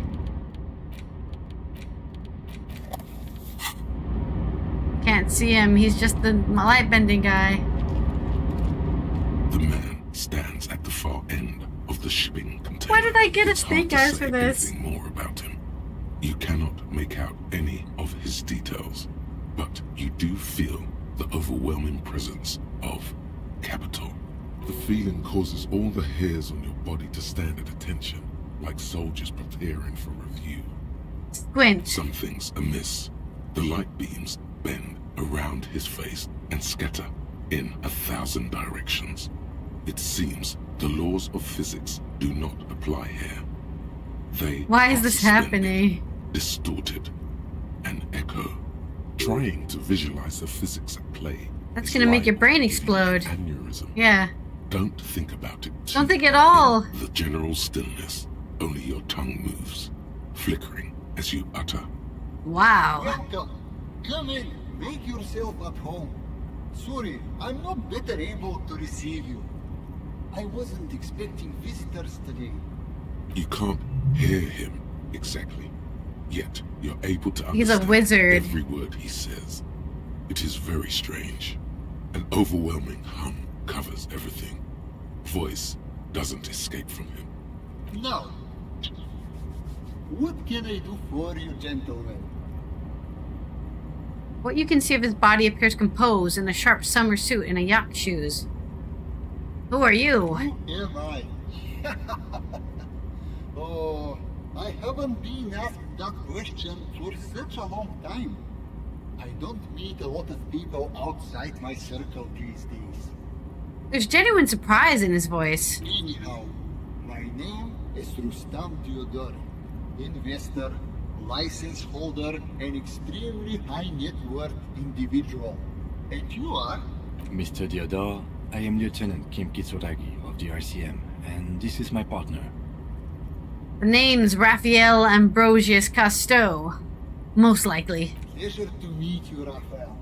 I'm surprised in a positive manner, you understand, about your exceedingly high net worth. Well, thank you. It is not. Never mind. The lieutenant stops and rubs his temples. Oh, don't you worry, Lieutenant. I can tell a good man when I see one. What are you doing in this container? Traveling. This is a great way to get around. It's fun, it's safe, and it gives me lots of time to think. By the way, let me now ask you a question. Where are we exactly? We're in Martinez, a district of Revachol, the former capital of the world.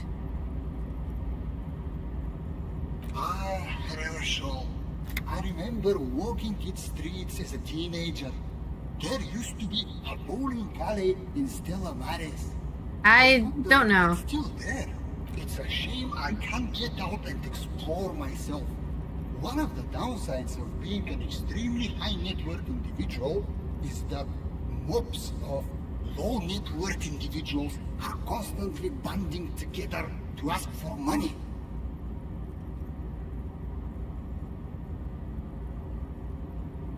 Wait, why don't you help them? You've got so much money, it can't make a difference to you. There simply aren't enough hours a day to handle all the handouts. It's like feeding seagulls. They're always That's what they more, always and say. They never seem to do anything interesting with it, except more seagulls. Spending money is a matter of desire. I'm sure you agree. I don't have the desire for spending it like that. So you travel from place to place via shipping container? But, you know, it also provides a means to hide from all the targeted advertising we extremely high net worth individuals are going Targeted advertising? Luxury yachts, high fidelity portable radio systems, fail-proof outerwear, and so on.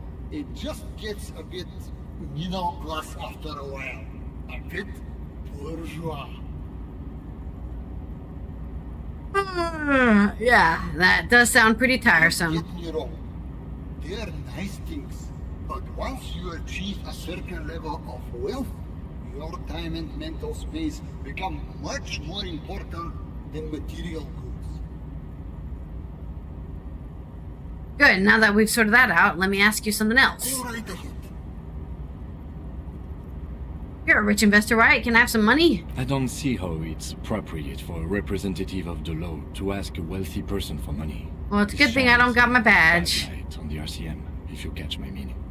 Come now. There is not even a cent of corruption here. I'm merely being polite. So, let me check my pockets. Look at my real right now. It says I have 15,755,000 money right now in my UI. That's not right. As you may know, us high net worth individuals don't have a lot of That seems like I got bugged out. Investments and liquidity are enemies of one another.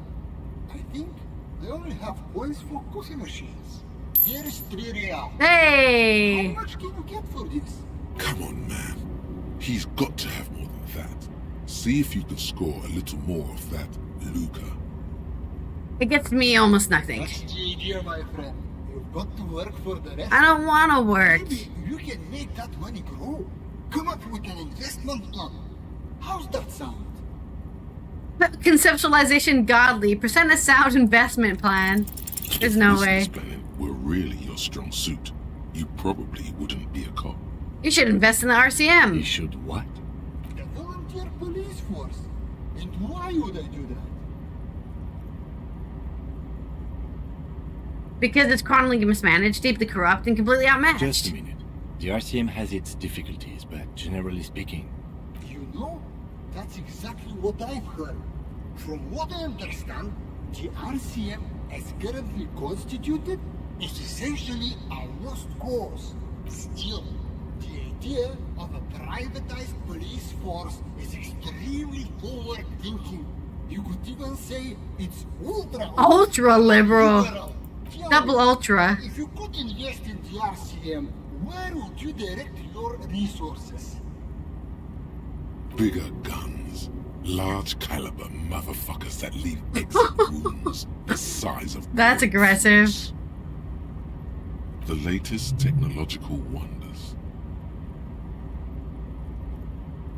Radio computers for every precinct. Large caliber weapons for patrol officers. Take an incompetent and corrupt police force and give them... Aw, man. No, that won't work. If I could interject, the RCM's problems are mainly structural. We are hamstrung by a lack of clear lines of authority. I thought you didn't want to be here, Kim. Now you're asking for investments. Incentivizes interpreting cooperation. I think the lieutenant's right. Your problems run much deeper than... Well, I guess just one person can't fix it. The org structure of the RCM needs to be redefined. You need a unified chain of command. New metrics for measuring performance that reward real police work. Does that sound right? Yes. That's precisely what we need. So you'll do it? Hell no. Aww. Imagine how much work that would take. Why would I do that when I can just speculate on exotic financial derivatives from the comfort of you're right. Container? The stock market is easier. Is the less work you have to do, the better. Don't overthink. That's what return on investment means. If you say so. Disappointment is palpable. It's like someone just shot his dog. Oh no. My morale is critical. I could help you gentlemen with. We should go back to our investigation. Thanks for your time. Why go so soon? My morale. So much more to talk about. Well, until next time. Alright, goodbye, mega rich light bending guy. What did we just learn? All red checks fail. Bankruptcy sequence. Empathy, layoff season. Business loves silence, the second loudest sound in the world, eclipsed only by the collective screams of market crash victims. So let me whisper to you, do you feel the veil of sun god slipping? Are the better days gone? Are we entering bankruptcy? Is Is the company going to go down and leave you in the gutter with the rest of the dredges? Delivering parcels for Soup Mummy? You need to crest manage your way out of this. Internalize that. I don't want to subtract that, and I don't want to fail all red checks. So, let's, that was fun. We need to go talk to the leader of the frickin' union. Pile of cargo belts used for heavy lifting. One says vermilion. The shipyard ahead is oddly quiet. The great machines are sleeping. The speaker tower is silent. There's no work organized in the yard below. Why am I holding my... Why am I holding my freaking flashlight? What's in the box? Oh, musk of oil and rust comes from the chasm in front of you. Smells like blood. Nope, it's locked. Money!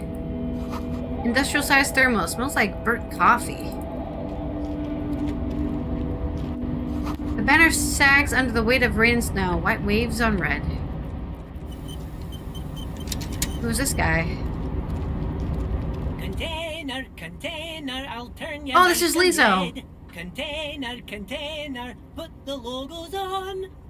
Container, container, used to be Wild Pines. Container, container, now belongs to Everard. Tiny Man is so engaged in his work he doesn't notice you. Hi. Everard, Everard, Everard, he looks after everyone. Huh? Well, hey there. How can I help you, mister? I see you are not a union man, mister. Did you get lost? You're not one of them scabs, are you? Shadow passes over his face. What is this? What is it with you people and scabs? I mean, I don't personally mind. Folks is just folks, you know, and folks gotta eat. Doesn't seem to be waiting for you to answer. Just some of the other guys don't look too kindly on the scabbing kind, if you know what I mean, mister.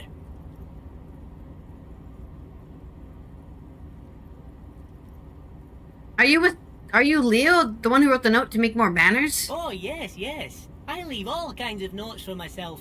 That old head of mine ain't so good at keeping You do things look under pretty wraps. old. I almost forgot about the borscht. What was that about the borscht? Oh, yes. I've been taking special whirling borscht to the men every day since the strike started.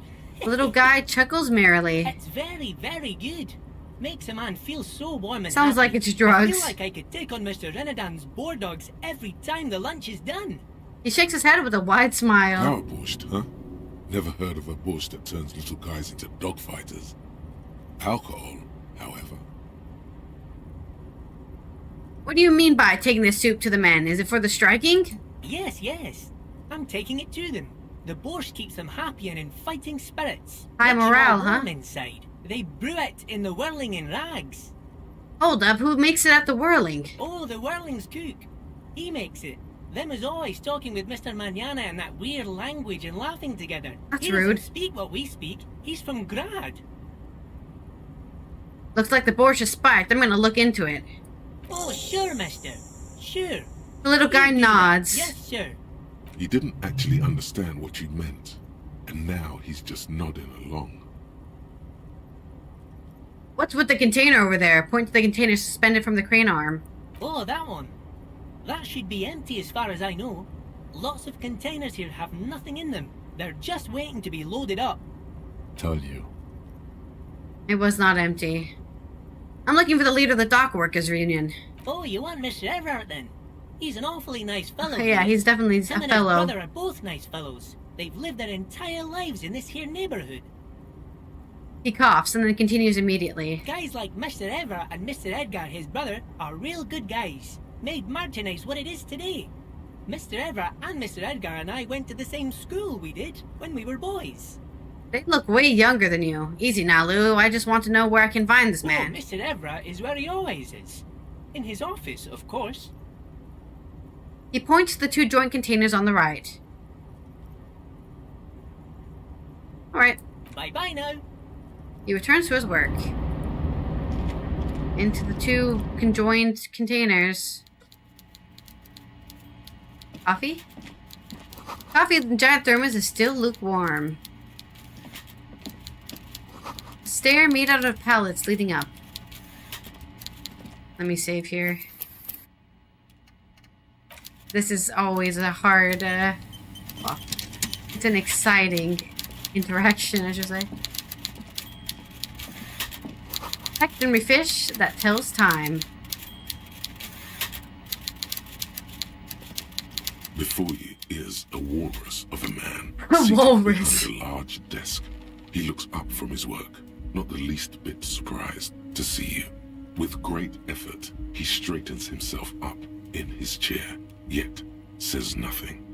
He simply stares at you, with a mixture of expectation and impatience, well bottled.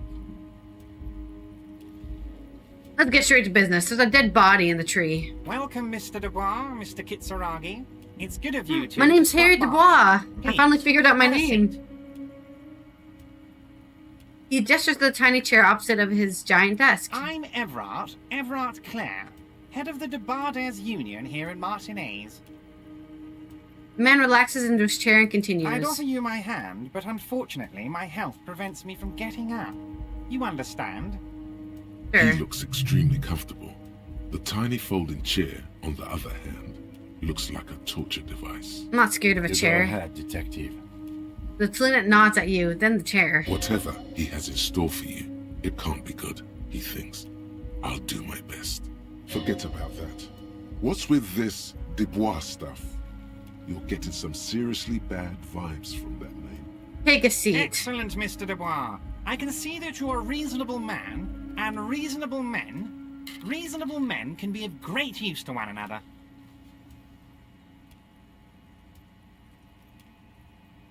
Remain serious. So tell me, how can the head of the Debarders Union help a representative of the Revachol Citizens Militia today? The chair is incredibly uncomfortable. This is why I took pain threshold for this chair. Ass is made of iron. Yeah, that's right. I have an iron ass.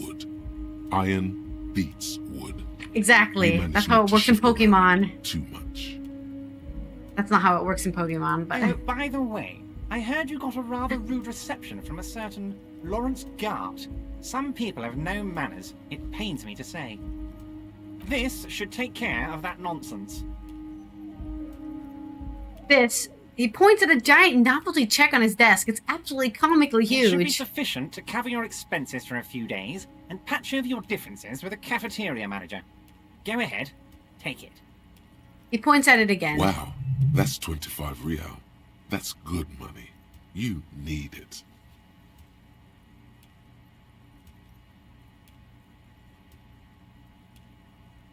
You can take that comically large check and shove it up your ass. Imagine if I said that. Thank you, Evart. Take the comically large Don't check. mention it. But also, don't forget it. I'm just kidding, of course. Now, I'd like to set your mind at ease about one other matter. Your lost gun. Let me assure you, Union people are on it as we speak. I've got my best hounds looking for that lost gun. His slug-like lips move, but all you hear is an Lost echo. gun. Lost gun. Lost gun. Lost gun. Lost gun. Oh, my morale The again. world is swallowed by a black hole of fear. Only 2 words escape its gravitational pull. Lost I'm not worried. gun. I got Are this. you all right, Harry? You say you got this, but you seem a little anxious to me. Don't be.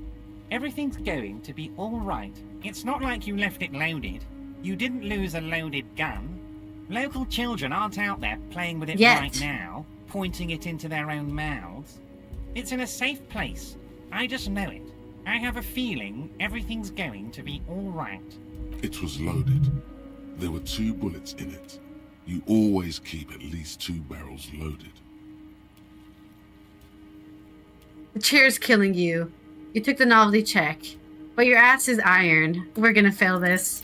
God, Yeah. you're sweating. Your knee is jerking. You're about to cry, aren't you? You're about to cry because you lost your gun and those children are gonna shoot themselves with it. No, I'm not about to cry. Try to stay cool. Mr. Dubois, you don't look Man, I so took the composure and I still failed the check. Oh, my morale What is again. this, Mr. Dubois, he keeps repeating. What is he trying to I'm gonna do? run out of morale You juice. need to cool the fuck down. Chill. Mr. Dubois! Mr. Dubois! Harry!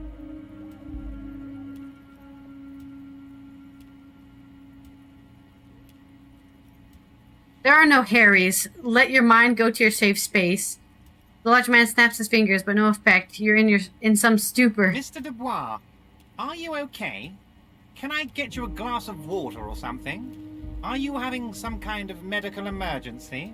Maybe you could use your hands somehow, in a kind of throw-in motion, like you're throwing that Mr. Dubois act right back at him.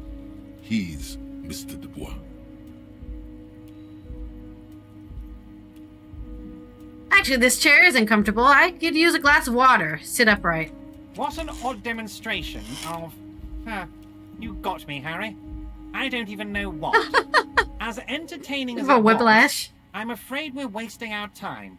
And I'm an extremely busy man, as I'm sure you are too. Okay, enough. We are here to ask you some questions pertaining to a murder investigation. Quick, here's your window. Get yourself together and ask him questions. Police officer questions.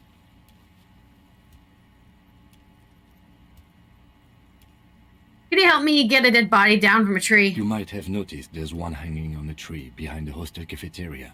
Oh my. Don't take this question personally, but why would I get involved in this matter?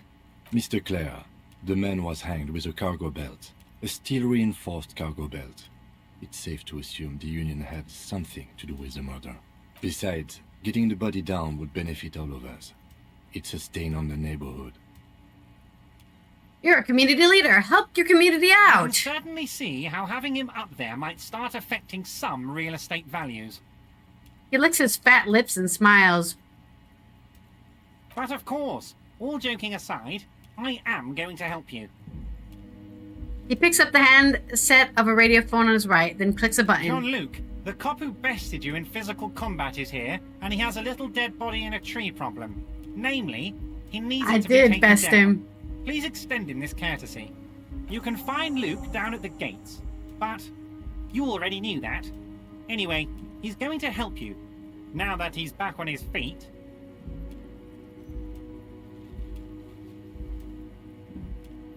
I want to talk about the hanging. Oh, of course. That's your main thing here. That's why you're in Martinez. I know everything that goes on around here, and I would love to help you, like I'm helping you with the body. I mean, it's no secret that the lynching is connected to the strike. So much to talk about. Honestly, it's been weighing on me so heavily. I understand you need to interview me. Say nothing. But there's a thing that's been keeping me up at night. I want to talk about the hanging. I mean, if we could just calmly talk, exchange information, we could blow this thing wide open. I'm sure we could. Yes, that sounds good. Let's do that. The lieutenant says with a slow nod. But I can't think straight with this thing weighing on me. You're police officers, aren't you? I have a crazy idea. You guys are basically door-opening machines. Incredibly talented at opening doors. I've opened a few doors in my life, specifically kicked through them. And I'm sure you're going to open this one with flying colours, Harry. This really is very simple, and there's nothing shady about it. Does this jiggling ooze think he's going to use? I am a He's got weapon. another thing coming. Play his game, son, with your eyes peeled. He's going to slip up, and Okay. when he does, you're going to come out on top. Damn it, fine. I'll look into it. We need to talk about that murder. Fantastic, my friend. Just let me know when it's done and we can take our friendship to the next level. He flicks his fingers. You can get the key from Manana. He's down by the gates. Manana's like a free agent in the Union. Special operations. Hardened socialist. A real free thinker, too. He'll tell you precisely where the door is. One last thing, Harry. He smiles, obviously satisfied with how well he planned it all out. Just open the door. You don't need to go in or anything. I just want that weasel to come home and see the unlocked door. You called me Mr. Dubois. Why? Of course. Let us dispatch with the formalities. You call me Everard, I call you Harry. That's really my name? My God, so it's true. I didn't want to believe it, But you are a fantastic science fiction amnesiac cop, aren't you? He What's shrugged the with odds an of that? amazing expression. I think the odds of that are very low. It's true, my memory is a bit I hazy. assure you, there's nothing to be ashamed of, Harry. You're among friends, and the good news is... He taps on the folder in front of him. I have a big fat folder on you, Harry. I'm sure you have a lot of questions to ask. Maybe I can help you out. Don't trust him. For all you know, Dubois might be his name. I don't think so, Half-Light. I'm sure you had some concerns you thought I might be able to address. And you were probably right. I can. He pauses to look down on a brown folder on his It's desk. just a brown folder. You can't make out what's written on it. Are you trying to tell me you've gotten hold of some of our documents? Lieutenant inspects Everard over his spectacles. Mr. Kitsuragi, would you mind? Me and Harry are talking about his lost identity right now.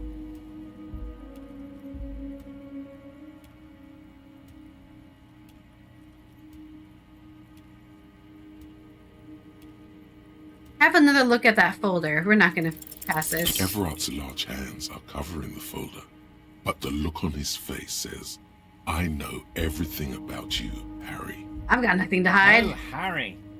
Oh, wow. This is really something. He peeks into the folder as if it's hard to turn away from the mysteries inside. Sure, it's not that bad. At worst, he has an old RCM folder, and I very much doubt even that. So how about it, Harry? You need assistance, I presume? What kind of cop does it say I am? Harry, you're not simply a cop, you're a star. I'm a star. A bright shining star in the drab law enforcement sky, outshining all other stars. You're a superstar. That's what I like about you, Everard. You got me. Of course I do, Harry. And I'm gonna help you shine. I'm gonna put you on all the big stages. Your name in giant neon letters. Harry Dubois. He's probably just making a guess based on your recent activity in Martinez. Let's get this straight. What is my full name? It's Harry. Harry Dubois. You don't feel like either one of these things. You know what your name is. You have a sophisticated name, like that of a count, or a beautiful man. That's not my name. My name is Raphael Cousteau. Fine, Harry. You can even be Harry Raphael Dubois de Costo, or whatever you choose to be. The lieutenant covers his face and sighs audibly. Mr. Kitsuragi doesn't seem even slightly empathetic to your memory loss, Harry. I see that. I've been experiencing however, that. Wish to help you any way I can. Do you know where I live? But of course, Harry. Your precinct is the 41st and you live in Jamrock. You're a Jamrock boy. A long way from home, but that's okay. Do you know anything about my family? Do I have a wife or kids or... Family? Harry, you're not a family man. Well, that's rude. There's not one peep of family in here. Unless you think you're a family man. Do What you about my strike yourself parents? as a family man, Harry? I think I'd do. I'd be a wonderful father. Well, yes. I'm sure you're going to make one little boy or a girl very happy and proud one day, Harry. Where did you get that folder? Ah, this? My friends in your organization gave it to me, Harry. That's nice of I them. find that very suspicious. May I have a look? I'm afraid this is meant for union eyes only, Mr. Kitsuragi. Okay. I'm sure you understand. Please continue, Harry. Let's talk of other matters for a moment. Of course, Harry, of course. Let's not linger on personal details and amnesia. You wanted something from me. Aren't you going to ask me how I got in? Am I going to ask? Hell, Harry. You spin-kicked my strongest man in the face. I did do I that. saw it from my window. Would you ask a man like that how he got into your container yard? I understand. I'm a terrifying death machine. Don't worry, Harry. Between you and me, I'm not a huge fan of his race thing, but the Union did not get where we are today by frowning on eccentricity. Anyway, I assure you, I am a very well-informed man. Information reaches me before I even get the chance to request it. I'm looking at your shady brew. I don't know what that means, Harry. Shady brew? There are so many moving parts in my operation, I can't keep track of them all. You know what? Don't even tell me. Whatever it is, do it. Surprise me. Just one thing. If you can, make it even shadier. Let's talk about my lost gun. Yes, Your lost gun. My best men are on it. Your gun will be found, Harry. The only way to find it seems to be working with him. He might even be holding your gun hostage. Hold on. Could he really be holding my gun hostage? Who knows? Only one thing is certain. If you work with him, you're going to get it back. And working with him might be the only way to do it. Wait, the gun may have been bought from Roy's pawn shop. Have your men factored that in? Yes. Thank you for the hot tip regarding your lost gun, Harry. My men have indeed factored in that you pawned it. Now please, let the professionals do their job. Kick back, Harry, relax. I have great guys on this. You focus on what's important. Building our relationship for the good of Martinez. It did not come as a surprise to him. He might actually not be bullshitting. Does this mean if I do things for you, I get my gun back? Harry, that's exactly what it means. I'm only kidding, of course. I got level up, baby. Of course. I understand. We help you, you help us. Well, Everard, I'm going to leave now, but we might talk again later. Wait. You need this to get in and out through the gate. Great. Wouldn't want to get stuck in here. Here. You're one of us now. A real red and white Union man. Take care, Harry. Thanks. We're a real Union man now. Giant novelty check. Alright, what do we put this in?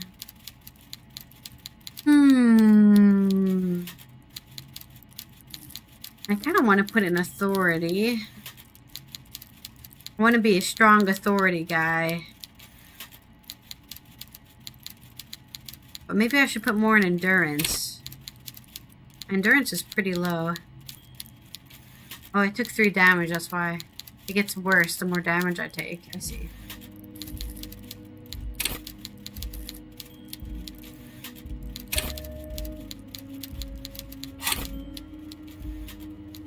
Alright, let's start building some thoughts. Oh no, I can only internalize one thing at a time.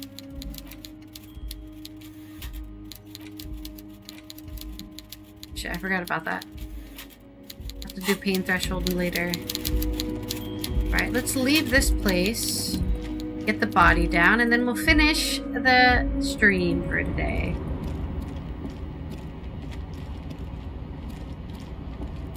Oh. I think we survived the chair pretty well. It's a good thing we had enough drugs to survive our demoralization. Now, if we didn't fail, I can't believe I failed that composure though. That makes me sad. Maybe if I didn't take the check, I would have failed it. I want to go down. It won't let me go down there. Why?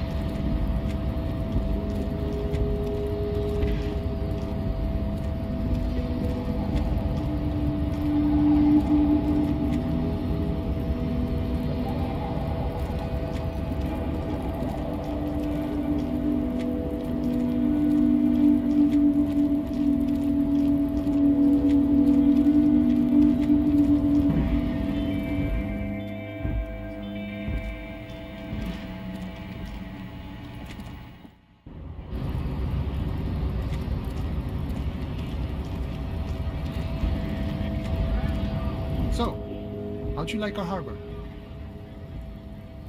It was nice enough. It's but a rest area on the path leading across open plains.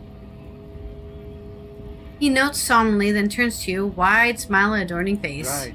You talk to the boss, eye to eye, like men of the plain. If you have any more questions, I'm set to talk. Everett said he had a key to a door. A key, huh? What door is this key Runs his supposed to open? finger through his mustache. He said it belonged to a weasel. Oh, say no more. I got Tapped out of the nose with a little wink. I got that key right here. And let me tell you, it's mighty good of you to help us out during the strike. Working class solidarity, as they say.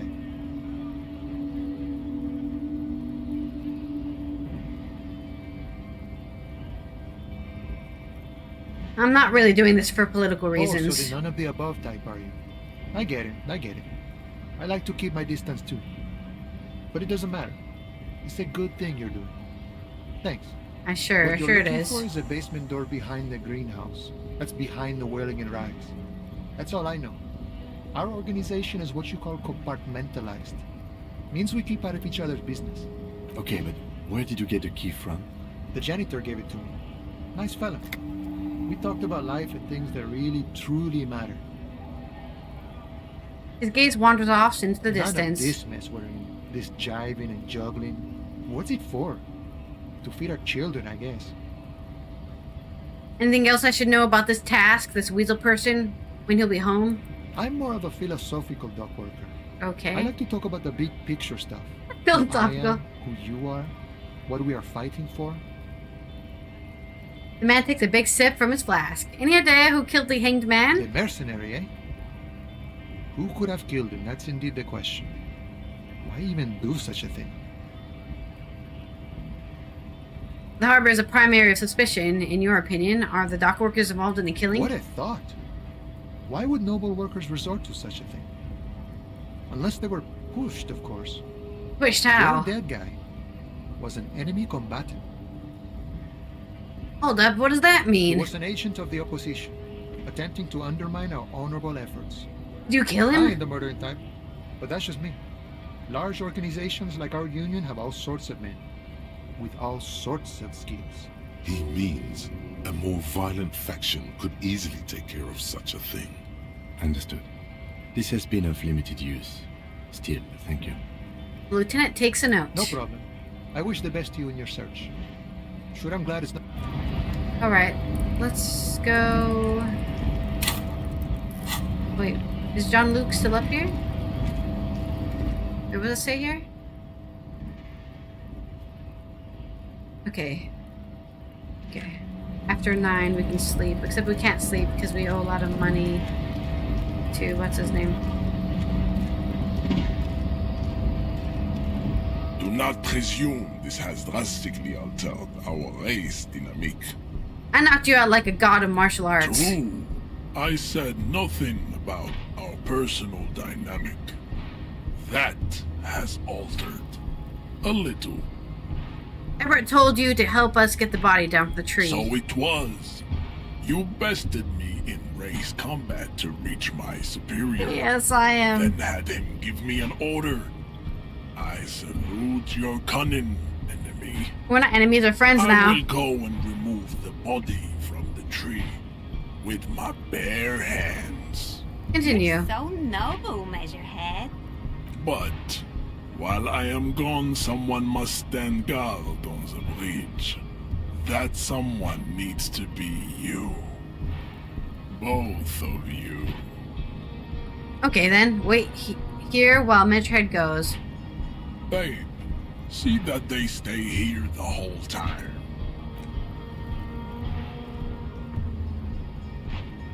How long is it going to take him to remove the body?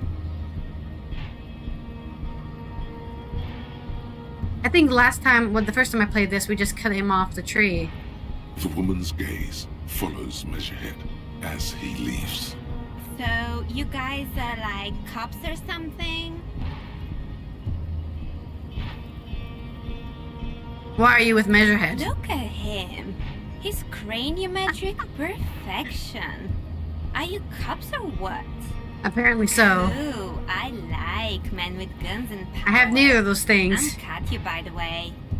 You hit It twirls our hair. He's breaking something. Yeah, Jean-Luc must be really tearing it up over there. I wish I could see it. I don't. I've seen enough of that dead body already. Look at you! RCM rent-a-cops! Guarding that bridge like Everett's lapdogs! Is this where it's at now? The RCM is for sale! And who are you? What is your business here? Why are your clothes 4 sizes too small for you?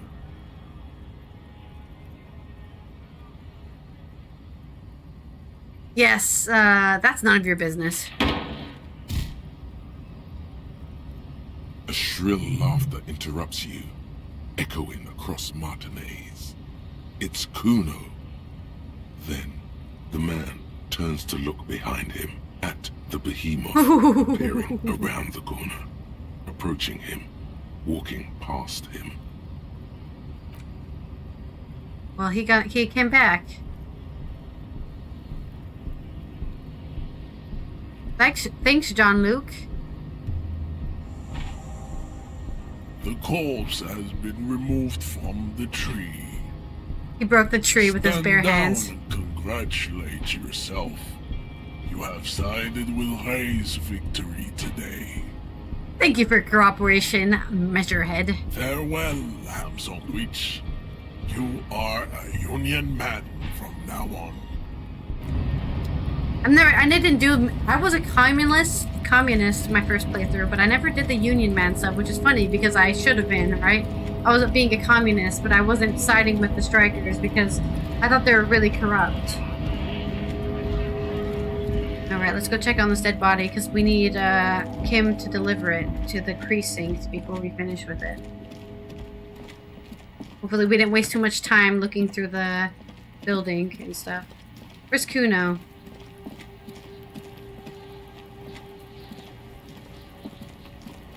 You missed a good show before. A kid came by and completely fucked the tree to pieces. He fucked the tree up! Fucked it good! It was porno! Wish I could have been here to see it. Now I have some questions. Shoot that shit at Kuno, Pigonort. I talked to Manana about the armor. So? He raises his eyebrows, projecting aggressive indifference. He told me you promised to stick the pigs on him. He said thank you. Wasn't too keen on chasing down the armor anyways. Fuck, okay. Kuno's a giver like that, yes? He looks slightly confused. Kuno sent your fat ass running around like jello! Look, pig. Kuno sent you to rough some people up. Kuno played you. That happened. Now you and Kuno should move on. I will remember this, Kuno. You got fucked. You got fucked, pig. Fucked bad. Of course you're gonna remember this. Now get the fuck out of here, griefing the Kuno. After this shit, you better have something real interesting to say if you want to stay in Kuno's face. Yeah, real interesting. I'm off. Kuno doesn't fucking care. We know you don't care, Kuno. Alright, let's look at the body here. The corpse lies on the ground among the remains of an absolutely demolished pinewood branch. It's gently laid on one side. Beautiful. Wipe a tear from your eye. The Measurehead has done a good job. Nothing is too broken or compromised. The victim is ready for a field autopsy. Field autopsy? 1. Investigation of the scene. 2. Initial examination of the victim. 3. Field autopsy. 4. Transportation of the body to the morgue. We're on number 3. Okay. What the fuck are they on about? Cop's gonna cut his shit up. Don't we have someone else to cut the shit open? Got it. The lieutenant adjusts his glasses and takes a deep breath. First, what exactly is a field autopsy? Come on, officer. You know what a field autopsy is. You've done 100 of them.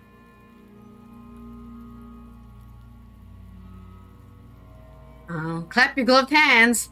Let's get in there. There truly is a time for everything, even for yellow gardening gloves. However, they are lacking hygienically. I suggest you get in there in limited capacity. Alright. I'll ask you when I need you to. For the most part, maybe I should handle the contact and you take notes? Okay, where should I take these In your notes? paperwork, officer. Just fill out the field autopsy form. Say nothing, just nod. You've lost your paperwork, haven't you? Keep nodding. Fucking runk at him. He's afraid to say it. Man up, pig. You're embarrassing, Kuno. I'm sure it's somewhere. Somewhere else? Yes. Officer, what haven't you lost? I still have my disco trousers. Look at your pants. Yes, barely. Barely. He looks at the blue notebook inside. I can give you my paperwork. There's an autopsy form there. Several, actually. But only if it helps move things along. Let's work off yours for now. Right. The autopsy form is near the end. Open the notebook at the field autopsy form. The dead man stares in silence as you crack open the ledger. The bright red paper is covered in boxes and lists, describing the condition of his skin and organs in 3 parts. Above those, an 11-field info form needs filling out first. It begins with... Assistant. It's you. Harry Dubois. The corpse is Remember indifferent my to name. your scribblings. Just lies there. The next box says... Coroner's case number. KK57-0803.0815. Write it down.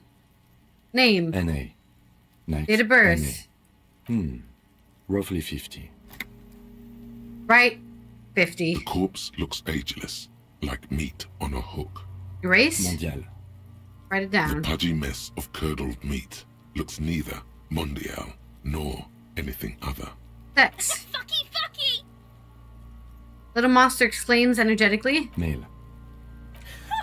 Pigs can have sex! He's gonna write male. Nor does he look male, with his pregnant belly and indistinguishable face. Date of death. We're still going with March 4th. 51. Right. 40351. What else? 9. Body identified by is non-applicable. 10. Case number is the same as the coroner's case. He looks over his shoulder. KK 57 0503 0815 listens, motionless, with the cargo belt still around his neck. Only 1 box remains. 11. Evidence of treatment. None. At least not after the initial examination. What exactly is treatment, anyways? Interfering with the body's position or wounds post-mortem. I'm not so sure. A silent nod. The lieutenant places his gloved hand on the corpse's chest, as if in preparation. Your central nervous system recognizes this gesture. It's the stations of the breath. Ecclesiastic, religious in nature, a holdout from pre-DeLorean burial rites. It takes him 2 seconds to perform. Then, somewhere in Jamrock North, a small wood shed behind Rosencrantz Row, Lieutenant Nick Feuerbach puts his hand to the chest of a small corpse. I'm having connection to my other cops. It's raining outside, light drizzle. There is darkness in the shed. Elsewhere yet, an obese female sits in a wicker chair, her silhouette bull-like against the window. Outside, Grand Coudon. The day is turning dim for Sergeant Mac Dawson. More dead people Hand the extended, cops have to he deal with. approaches to make sure she is dead more than anything else. The building is tall, 7 stories, wind-wrapped in solitude. Ooh, Most of the shiver. apartments are unoccupied. This was a suicide.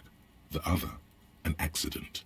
The small one. I'm daydreaming. And so, all across Jamrock, Coal City, GRIH, 42 deceased persons found today. Damn, 42. Stations of breath. We should start the post-mortem. Turn the The corpse page. cannot feel Kim's hand on his chest. It no longer meaningfully interacts with its surroundings. A thicket of boxes and lists on red copier paper tries to answer why. External examination summary. Clothes. The deceased wears armored boots and white briefs. The make of the briefs is Babrodine, I think. Let's see. He turns the body onto its side to check the underwear label. See, it's happening. Babrodine, yes. Inexpensive. Size M. I don't think that's important information, but okay. The disappointment is palpable. The red-haired thing was expecting something more lurid. Write it The rest down. of the clothes have been removed post-mortem by scavengers in order to get to the victim's ceramic armor. Officers are in search of the missing pieces. Removal of the boots is left for processing. When am I gonna get them? Patience. After the autopsy, before the body is taken away, there Yes. will be a window of opportunity. After the lieutenant has gone to sleep. I hope this has helped you, my liege. Thank you, drama. Write you. it down. He stands up, feet planted on either side of the body. The upper torso is covered in a single, continuous tattoo, resembling a national pattern. It reaches from the right shoulder to the heart. The ink is blue and white. The assistant has a color photograph of the markings to be added to the case files as document A1. The photo is taken on the scene using a triggered mini. Write it down. The deceased has a cargo lashing belt around his neck, tied with a hangman's knot. Color yellow. Length 3 meters. There is a buckle on the other end. Write it down. Well nourished, athletically built, measuring 1.8 meters. Damn, he's tall. Consistent with age, about 50. Preservation is good. Ambient temperature below freezing. That's good. The spine is bent more than the lieutenant compensated for. This buster's actual height is about 1.85. And no, you could not take him Aww. straight on. I thought I was a walking weapon. I'm going to write down 1.85 meters, Lieutenant. Of course, I undercompensated. He pockets the tape. Body hair is light brown. Distribution is consistent with age. The deceased had male pattern baldness. Hair is combed back, short. Write it down. Short, light brown, male pattern baldness. Lividity is consistent with hanging. The head is congested. Contusions are present on the head, chest, and thighs. Consistent with stones thrown post-mortem. Low velocity. Fucking low velocity? Yeah, you're you weak think Kuno shit. doesn't know what you're talking about? Velocity was fucking max. Talking shit about Kuno's velocity. In addition, there are bite marks on the face, Lieutenant pays no scalp, heed. and chest. Consistent with predation. Write down. Ligature mark. The lieutenant produces a small folding knife with other hand pulling on the belt. He starts cutting into the polyester. The stench is horrid. After a while, it's obvious the material cannot be cut. Steel wiring. There's too much of it.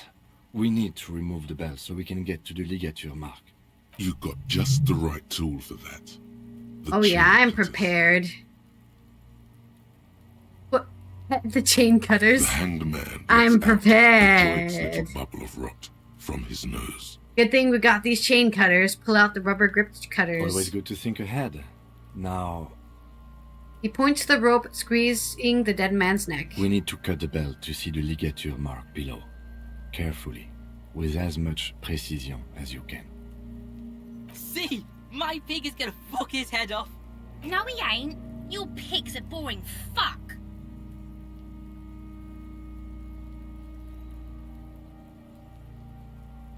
Look for a good spot to cut. The belt is equally tight around the whole circumference of his neck. The best part would be swelling where over it's the edges lifting. like white bread rising from the east. The knot is the weak spot. The chain Yeah. cutters fit in there. Steady now. Exactly. Like a flower arranger. 2 cuts and it should come loose. Cut the belt off. After some deliberation, you sink the cutters into the knot tying the belt together. You squeeze the rubber handles together, sweat forming on your brow. Snap! The knot Nice. is slashed.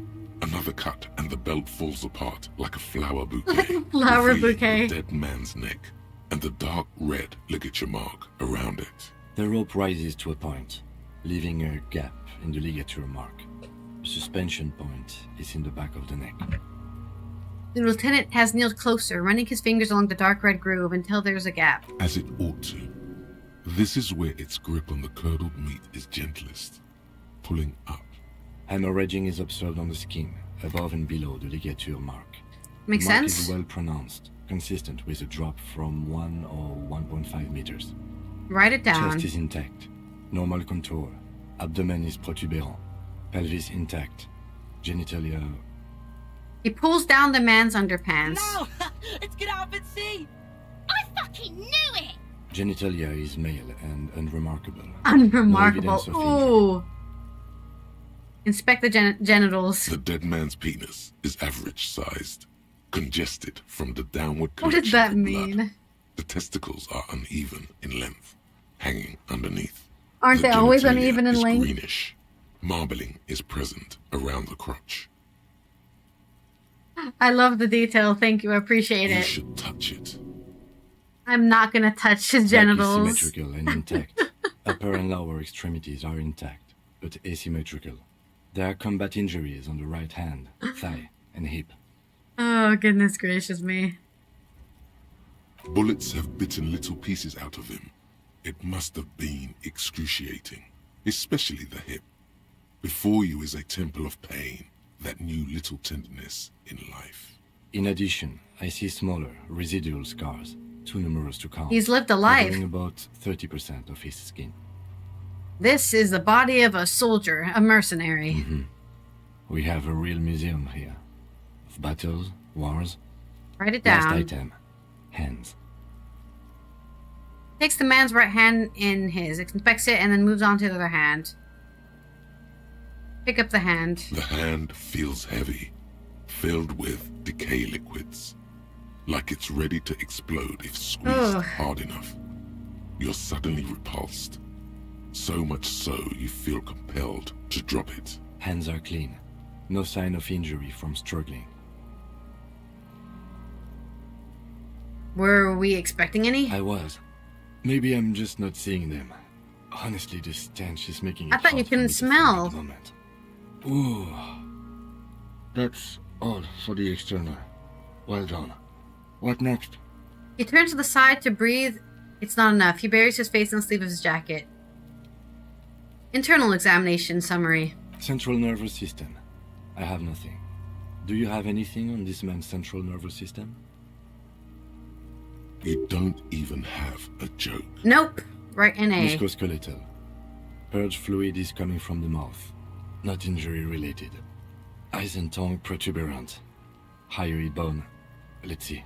Gets close to the swollen mouth hole, eyes squinting from the fumes. With his eyes almost closed, the lieutenant puts his hand on the dead man's throat and begins to massage it, gently. A rotting smell erupts from the mouth. Purge fluid runs down his lips, black and viscous. Lovely. You hear cracks as the lieutenant moves his sharp fingers inside the flesh, like the creaking of an old house at night. Yeah, jack that fucker off! The hyoid bone is fractured. The rest of the musculoskeletal Well, he did get system is hanged. intact. Unremarkable. Write that down. Respiratory system. Back hunched as if in prayer, he begins to pry open the dead man's jaw. He stops to exert more force. Both hands are used. He's really doing it. The dead man's teeth cut into his gloved hands. Oral cavity shows no lesions. The victim has received dental implants, possibly after a combat wound. Mouth swollen. Hemorrhaging present in mucosa of the lips and mouth. Look inside the dead man's mouth. No scream. No sigh of relief rises No, he's from dead. the darkness inside. It's humid there. Sickly sweet air, unlike anything living. You feel like you're about to throw up again, straight in that mouth of his. No, you don't. You can keep it in. You can keep anything in. Write it down. Hepatobiliary. NA. He wipes his brow. Why? Don't we have anything? Are you a hepatobiliary expert? I don't think so. Neither am I. NA. Same for toxicology and serology. And Oath? unless you have untapped reservoirs of knowledge there. The completionist in me wonders if there's something we could still do. Like a toxicology screening? At this stage, I doubt processing will find anything, even if he was brimming with cocaine. But still, you should add a request. Brimming with cocaine. Write NA and add toxicology requested. Cardiovascular.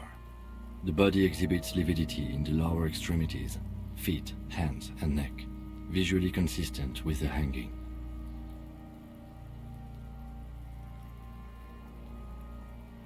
Write it down. Gastrointestinal. You breathe a sigh of relief, approaching relief. This is the last field on the list. He looks around. The ground. The pool of the faces there. The pool of feces there, sorry. Feces. Digested semi-solid food in stomach. Voila.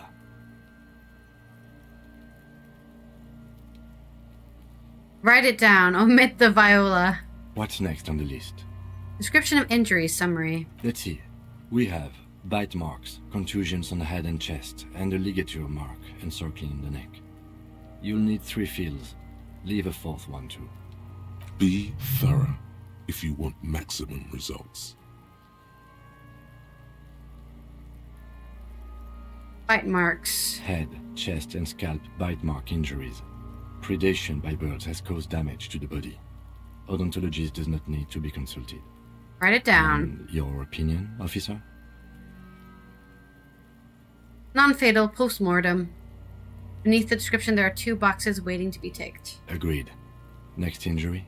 Contusions. So, the scalp bleeds from a post-mortem head injury, a stone.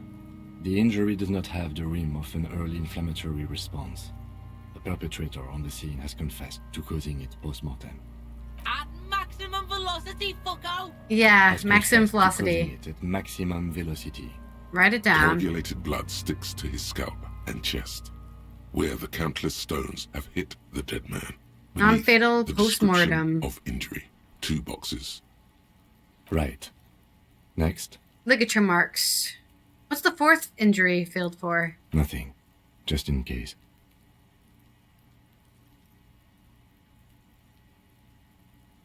A dark red abraded ligature mark encircling the neck, with a gap on the nape measuring, let's say, 7 centimeters.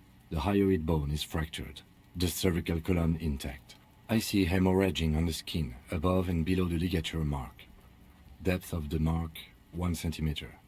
No signs of clawing on the neck. Below the note, 2 customary boxes wait to be ticked.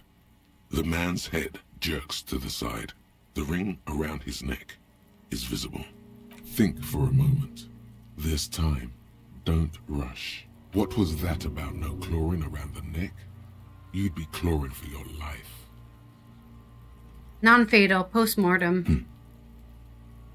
The lieutenant falls silent abruptly. A column of cold air Yeah. encircles you.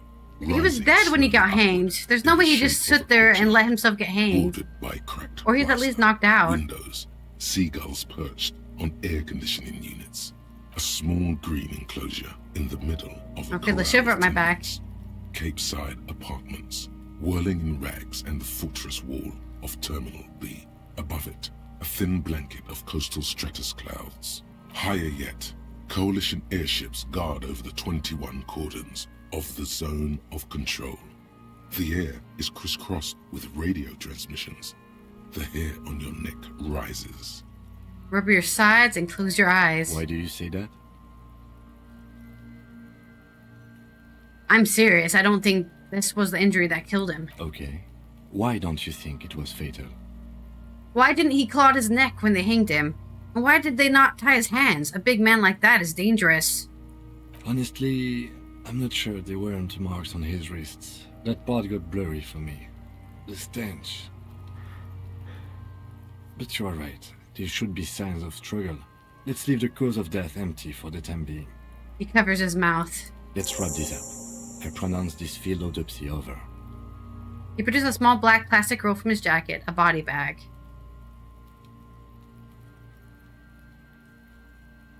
What now? Give him back his notebook. Now we put him in a body bag and I drive him to Forborg for processing.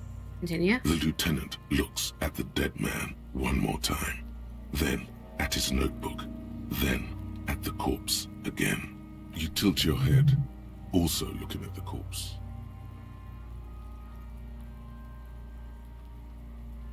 Search the body one more time thoroughly. You run your hands over the Damn. victim's cold 2 plus 2 gives 4. his limbs, his torso with its swollen organs. Maybe you should be more thorough. Look under his fingernails like Kim already did. His fingernails have turned dark. They're chipped and quite long. There is dirt under them. That's all. Do you think we missed something?